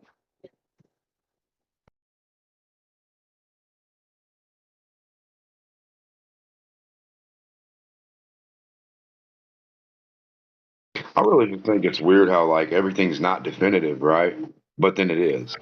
But like, okay, so like we go to do something, they're like, no, that doesn't count. But our magical cat string, yeah, that's just the end all be all, man. It's the bee's knees, boy.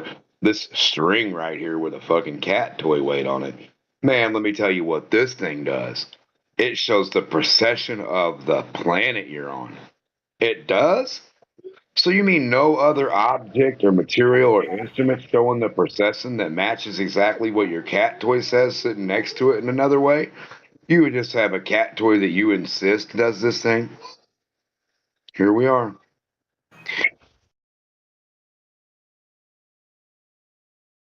And then we have people that believe fucking cat toys are going to give you a definitive answer of some shit. This is pathetic, man. It really is. Cat toy lasers, cat toy whatever, all cat toys. And I'm not talking about a horizontal line, Dan. Don't get me wrong. Don't feel bad. I'm talking about just the idea of a laser in general, you know? It's like a cat toy. You point it at something, you wiggle it around, motherfuckers think, oh, a UFO. No. Cat toy. Come on, man.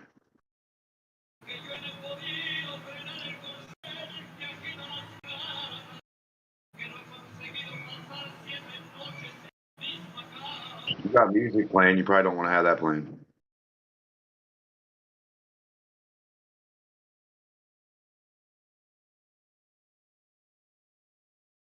I know what you're saying.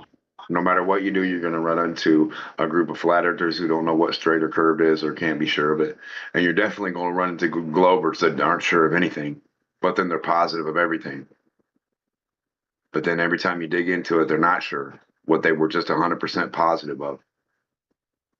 But don't point it out. You'll be the bad guy.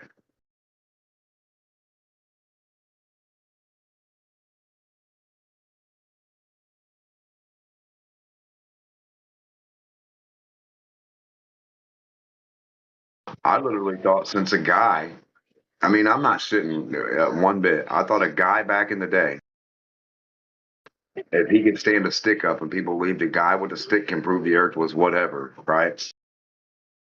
Then why would I not be able to take the same stick and go out and just run it across water or have a string with me and just push it through the water, have a little sail thing on it that makes it float? We just want to see the front tip of this motherfucker leave any body of water. Get a piece of wood and put a little sail on the top. The piece of wood, a sail. You just want to see one piece of that buried under 1 or 2 inches of water wood just pop out the tip of it. Just a fucking millimeter, 2 millimeters pop out horizontally. Once you put it underwater, the same body of water, right? Bathtub, lake, pool, pond, puddle, anything like that. You put like a little wind sail on it. That board will just sail, and all the board has to do to prove a globe is end up with 1 inch or 2 inches or 3 inches of the board off of water, levitating. That's it. So don't give me this shit about complex and this and that. Not you, Dan. Just for the general audience. Yeah. All this. Yeah. Non-falsifiable bullshit. Take a fucking stick, put it underwater 4 inches. If you can't slide that motherfucker everywhere till the end of time and it can't stick out anywhere, you're not on a globe. Come on, man.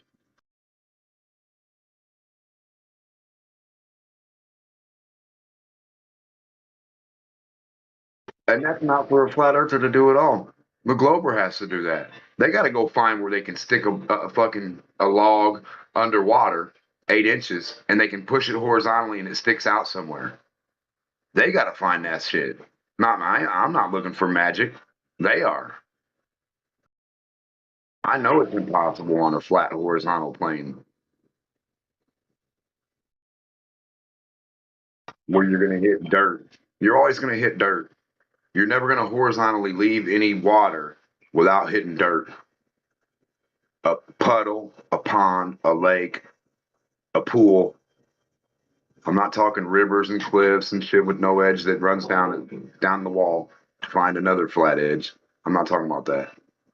I'm talking about water being held at a level. One end is supposed to be held by dirt. The other end is supposed to be bent and supported by nothing, and then touching dirt like a boomerang. Shit don't make no sense.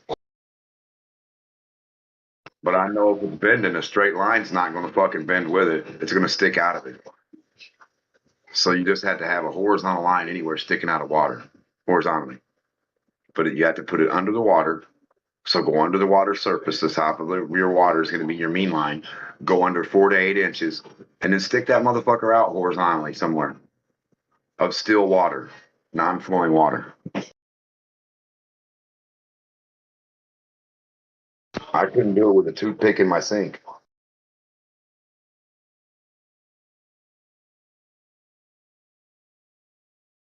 If I'm not mistaken, the only amount of water you could do that with is a meniscus.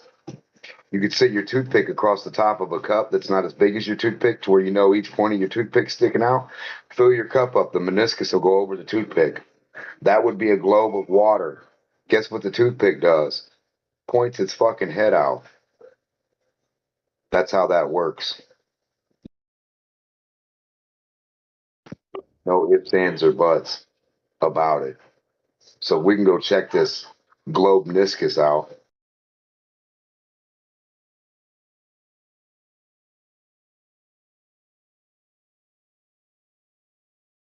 And why are we so worried about water going down into fucking pools? Shouldn't water be the hill? Shouldn't need a pool. Water should be going up above the pool, holding itself there in form.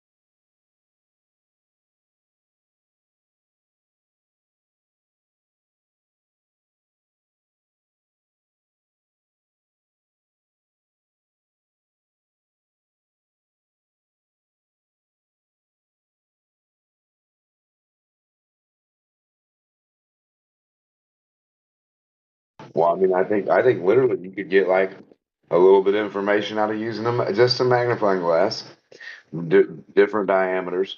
You sit it on a surface, right? Round, flat, whatever, it doesn't matter. It'll be set, and you can raise it up or down and just tighten the thing, and it'll stay right there. The sun will be focused, and you leave it there, and you wait for the summer, the winter, the spring, the fall, and you record how this material gets burnt. You record the temperature. You record like whatever, anything you can, right? The time, the date, and you compare what the sun's magnification or amplitude at that very position, just like just like a Eratosthenes stick, catching the shadow or the sunlight's direction or path. So your magnifying glass in the summer, winter, fall, and spring should accordingly have getting so from the summer spring, summer, fall, and then winter. So it should get like it's supposed to be the furthest away in the summer, and it's supposed to be the closest, or no, the closest in winter and the furthest away in July. So, like, if these things are supposedly set at different things at different times,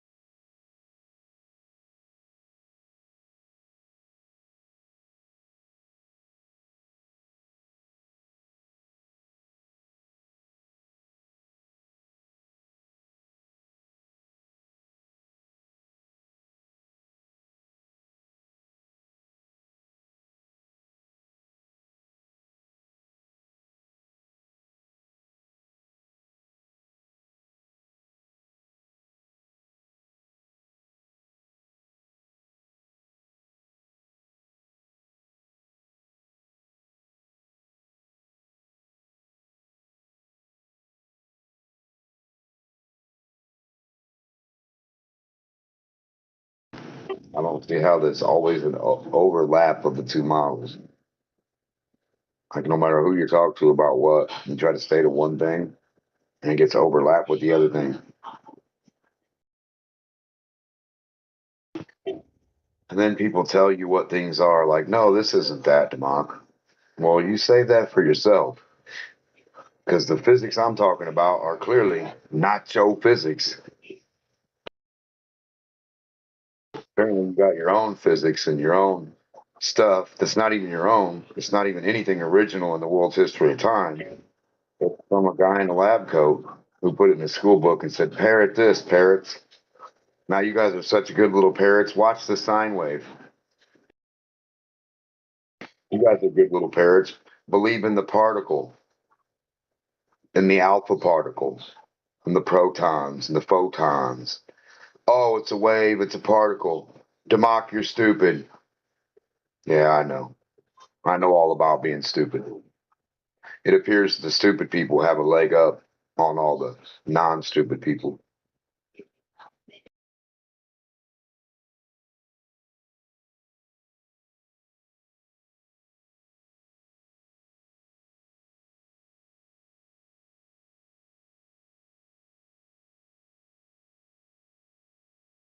It's like a super saiyan, super seeking of knowledge. And then you find out that you didn't really get too much knowledge. You're always stuck with action or reaction.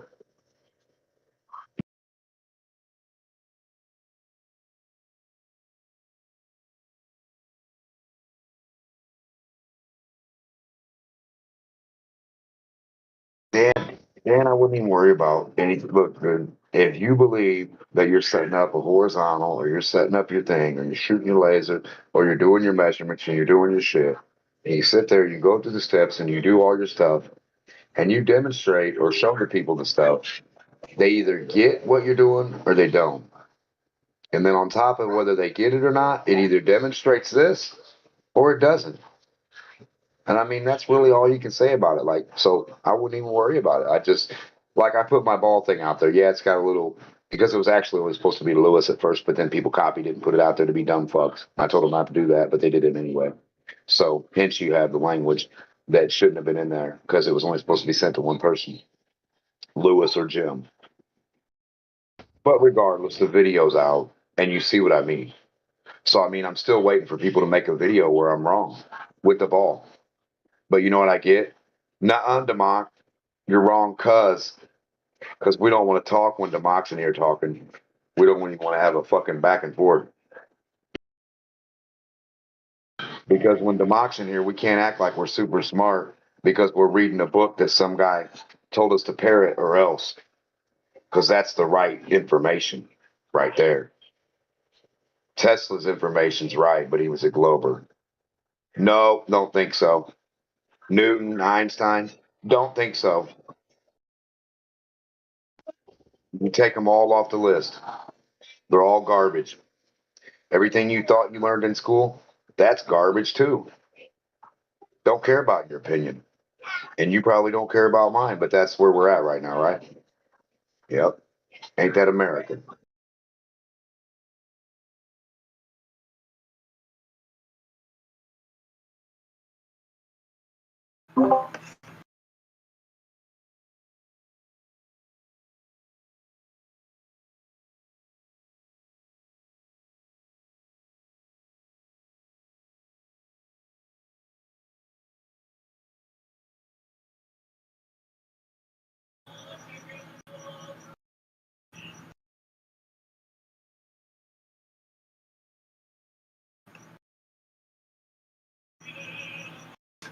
I'm so pissed off.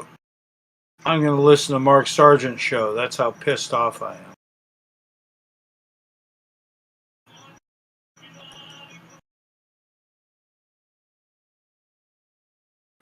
What are you pissed off about? Fucking everyone being so fucking lame. God, it's so intense. It's fucking intense. Really is difficult Everyone to hates tune out. Yeah. Everybody Everyone, hates Mark Sargent for some reason. well, everyone hates Tom Brady, right? You know, it's like it's just what they do. It's what people do. It's why I like Trump. them both. I mean, that's why Trump was so polarizing. I think Yeah. it was a trip how people reacted to that guy. Well, people reacted to Trump. Yeah, like super triggered, like flat Earth. Like it don't matter if they knew what the fuck they were talking about or not. Just like flat Earth, they were super reactive. You know, it was a lot like flat Earth. It was reactive.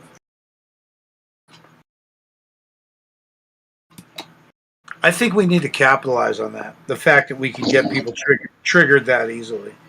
It seems to be a positive thing. And that we're odd, we need to embrace that as well.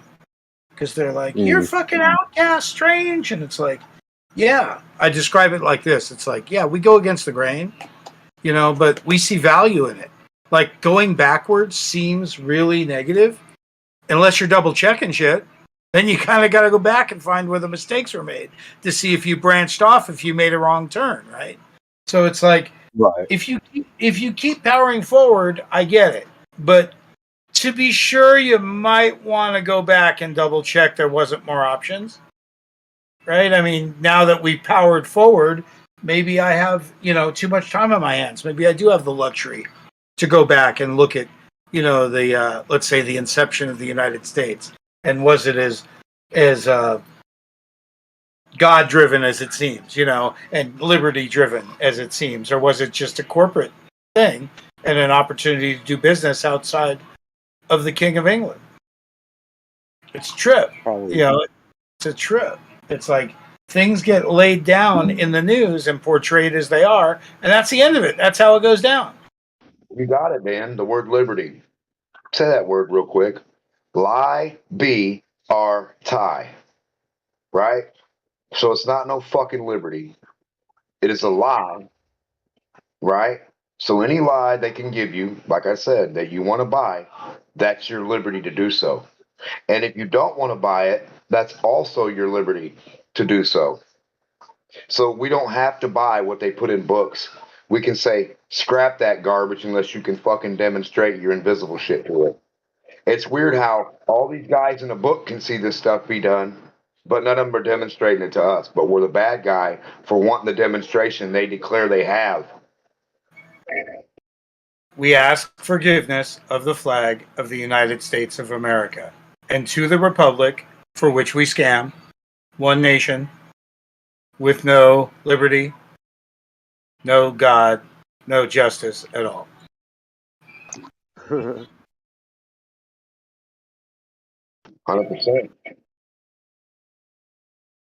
Oh man, how do you flip your camera over on Discord? You have to go to the camera first sometimes. Yeah, I got it hooked up to my telescope. I was looking at arrow Saturn. button, I figured I would Sometimes you put it on. Sometimes you have to turn off rotation just to get it to behave the way you want. Yeah, but I think he wants it to the other side instead of like front, the back. Is that what you're saying? Yeah, 'cause it's like, yeah, I got it to where it's like, There's a thing for rotate and there's a thing for switch front to back. On your bottom thing, it should say switch front to back or whatever for your video, your camera, or your video. Yeah. let me see. I get back. You either pull it down and go to device. Yeah. I don't know if that did anything. I don't think so. Yeah, you got the rotating one and you got the flip one. Either one. The rotator looks like a phone screen with an arrow. It looks like a two arrows, like a recycling, like an arrow on top, arrow on bottom, and like a little dot, like a camera usually, or a little eyeball. See, I got a camera, the microphone, a rocket ship, and the hang-up button. None of those are going to do it. I see. You're not in the right I spot. found it. It was at the top. I found it. Yeah, yeah. Let's say that there's a top one and there's a bottom. Yeah, yeah. There's Jupiter. Let's see if I can. Oh wait, that's stupid. So if I zoom in on my camera, it's not. Wait a second. And I've also got more ideas about Polaris and the ideas of wandering stars and all that, and how to like recreate them. But it's not even like there's really no point because if I say the word, we start with a straight line. That's too much. That's too much for the community. It's too much. That's as far as I can zoom. How far does it say you're zooming? 10x, 20x, 100? What like? I'm not even sure. Now imagine that was a boat on the horizon. How far away would you line it up and say it was? What, Jupiter? I mean, Yeah. Saturn? Yeah. Whatever you're looking at, that dot. That's a boat Yeah. on the horizon. How far away is that? Shit. It's not gonna be close, don't worry.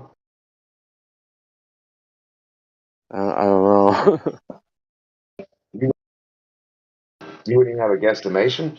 Like if I looked at it right now, I could say, man, that looks like that's a bow at least 100 miles or 300 miles away. See what I'm saying? Right. Now, isn't it weird that you could do that and you could actually act like that's your horizon distance?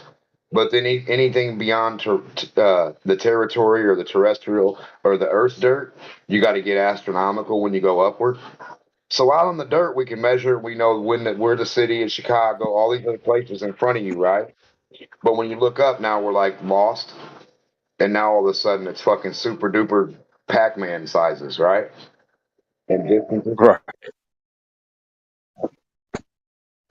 Nothing to do with reality, right? I guess not. I'm surprised it's coming in. Like you can actually like kind of see that that's supposed to be Saturn. So Well, that's right. I'm just saying I don't think that thing's 240 billion of anything. I don't think it's 100 million. I don't even think it's 93 million miles away from no, that dot. no, I don't think so either. That's not the impression I get when I look at it. Right. I But just then think it's funny, like, and it looks like an Egyptian eye. well, I mean, who's to say it's not excited plasma? Excited by a reflection or frequency. It can be one and the same. Like you have rivers that run on the ground, right? You have things that move on the ground, right?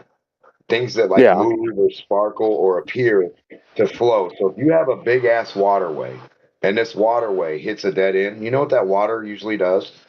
It usually goes back against itself and pours itself out the other direction. Do you know that? Mm. It has to force itself. It has to have an outlet for the inlet, like a wake or like the underneath of the water, the thing that pulls you under, flowing real fast one way versus the water coming and being calm on the top. You understand, right? Right. Yeah, it forces like an induction or a flow, right? Against itself. It forces an alternation. So a direct current being blocked off forces alternate. Yeah, yeah. And that's how you show it with water. The water is the definition of currency, right? It's an occurrence that is occurring. Yeah. I've heard that one before. Damn, I can't get the smaller stars to come into the. I can see like maybe my thing fell off the eyepiece.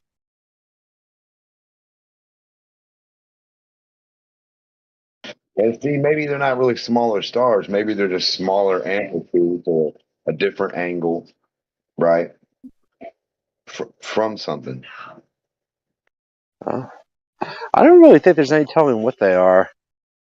A lot of times when I look at it, it's almost like if you had like a sheet with a bunch of holes in it over a light. Yeah, I don't know.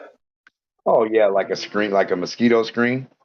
Yeah, That's and where you're they like get the all idea. the little stars and stuff are just like holes in the fabric. That's where I they get don't. the idea of the string theory. They take the psilocybus or the mushroom, or like the not even really the mushrooms to be honest. Any of the hairs that on a root, how the roots grow Yeah. and how your nerves grow. Yeah, that's the real string theory for whatever shit, however shit works. It's not really like a perfect grid like you would, like it would be a netting that we would, you know, compose as a human. We'd have a mosquito net that'd be perfect little cubes. You know what I mean? And we'd string it around the Right. object and keep mosquitoes out. Those would be perfect little cubes. Now they do have an action or reaction, how like the light goes through the angle and you can see it. And even putting that holy object there, full of holes in the broad sunlight, you're still going to see a dimness because of those little bitty lines that are in the way, right? And that's the same way all that shit works. Yeah. Yeah, depending on the pattern that you have, or like the snowflake idea, how you turn that little dial is how you're going to get that what image you're going to get, or the way you're going to get it focused. So if you have an opening or a circle or a hole, it's going to go through and focus out. But if you have a square, it's going to hit it and block, and it's going to widen it so much that it's not going to be able to do anything. It's not going to be able to be magnified now because you put it in a corner. Yeah.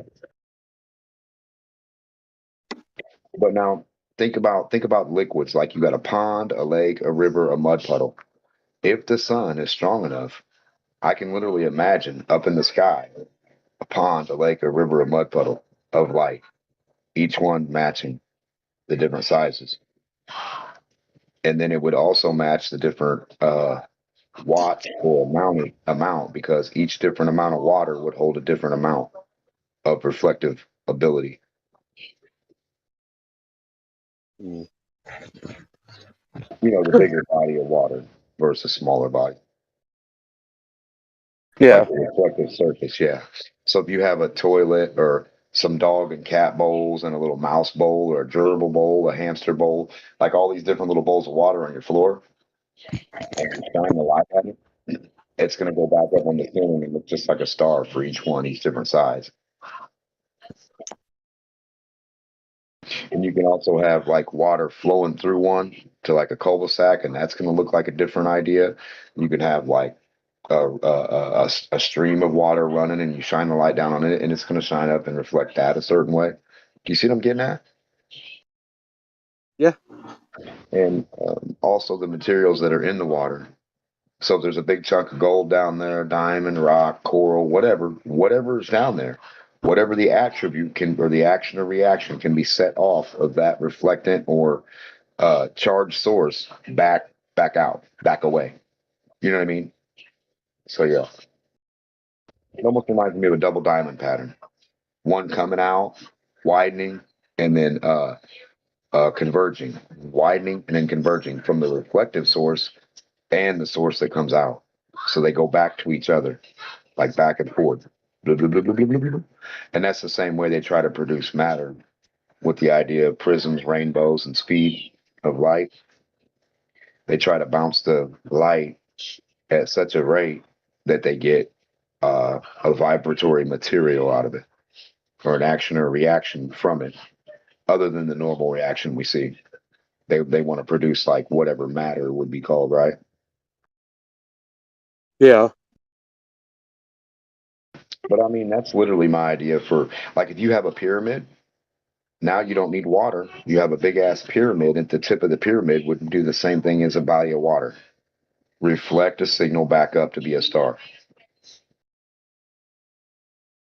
And you won't see the path. You don't see the path, you just see where it hits. Whatever it can hit against. Any surface that, you know, can be deduced to your fucking vision. Oh, excuse me. Yeah, man, it's super clear out tonight. I don't know, I've seen like that star in the jar and shit like that. There's a lot of ways you can like replicate stuff that looks like stars, like with water. Right. But the star in the jar isn't replicating the idea that's supposedly a vacuum of space, is it? No. No, not at all.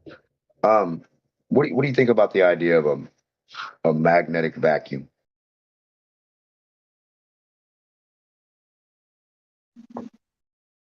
I've never thought of a magnetic vacuum.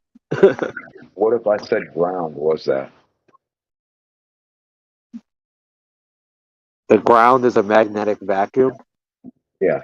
All electromagnetic frequencies need to be settled at ground, right? So there's a ground, and there's a sky ground, right? And each one has to settle and be grounded out for what it is. Or, you know, I mean, matched its potential. So that's why helium will go up. Helium's grounded up and other stuff's grounded down.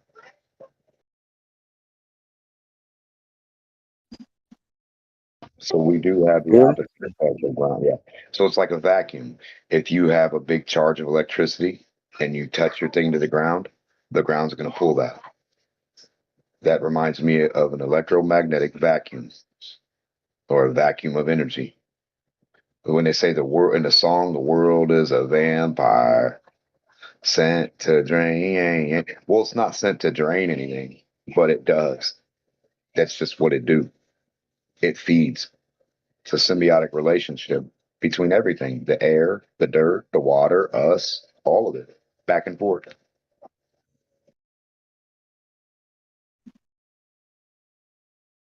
I can see that. It's like a battery. Yeah. Well, if I take a magnet and run it over the yard, picks up all the nails, vacuums them up.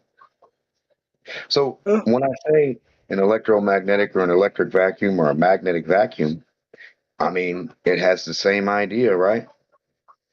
It's doing the same property, right? That's pretty close. Yeah. So when they say, "Hey, Democ, what do you think about space?" And then I say, "Hey, what do you think about not space? What do you think about electromagnetic vacuum?" To where it's just a ground up there and a ground down here, and no man-made object can ever make it there unless it's a helium type thing, because it's not. It just can't do. You're not. It's not going to. You just can't. The only way to transmutate or transfuse.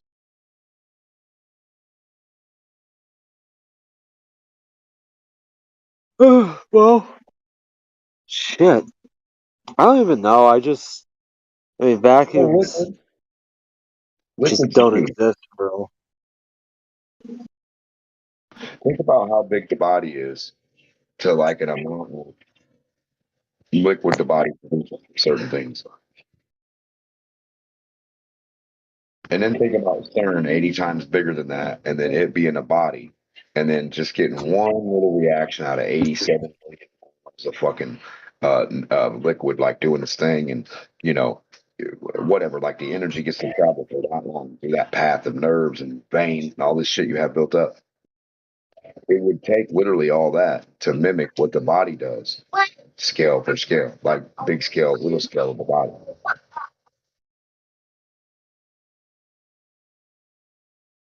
So you have miles of nerves, or miles of intent, like all kinds of shit. Like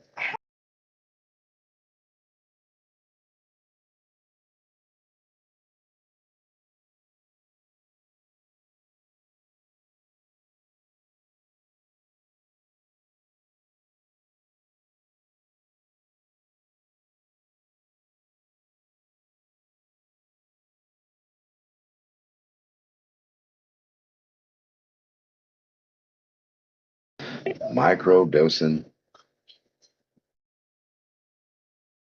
with the human body.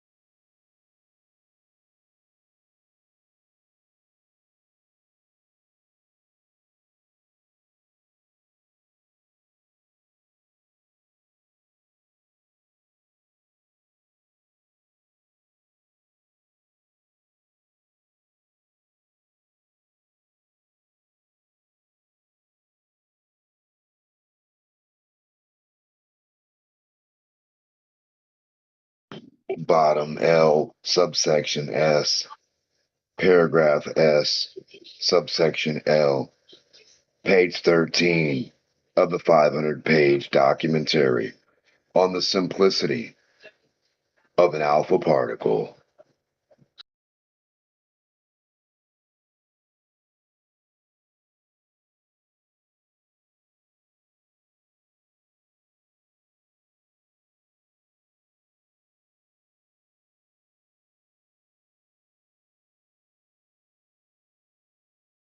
Getting helium is simple. You just need a rock.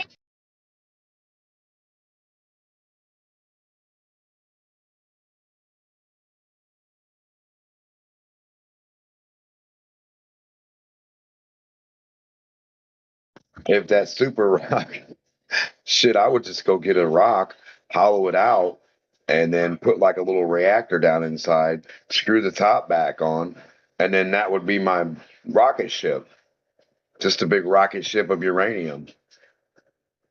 It'd be a solid fuel of itself, just converting itself to helium the whole way. And by the time it got to its destination, it would be just enough evaporated of itself for the thing just to hit the object and land there. Which probably wouldn't be able to make it back.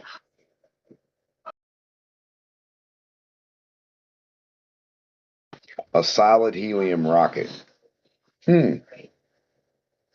Cool.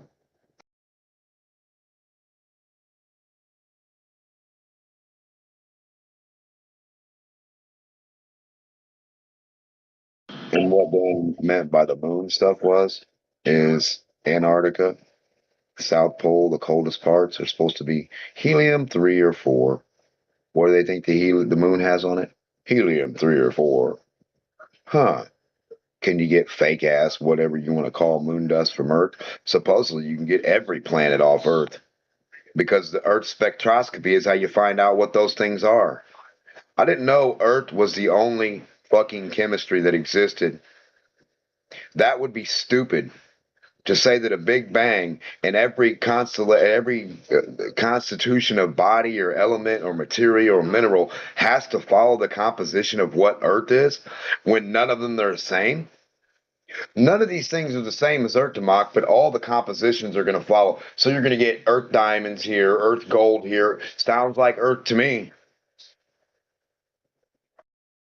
I'm waiting to find out a planet that doesn't act like Earth or doesn't have the Earth material or doesn't have a material we can look out and see what it is because it's unknown and it's a planet that's nothing like our material. So you mean to tell me that from when so many years go past, they switch all the information from, hey, there's never ending wonders out there. There's never heard of shit like a strawberry nebula, right?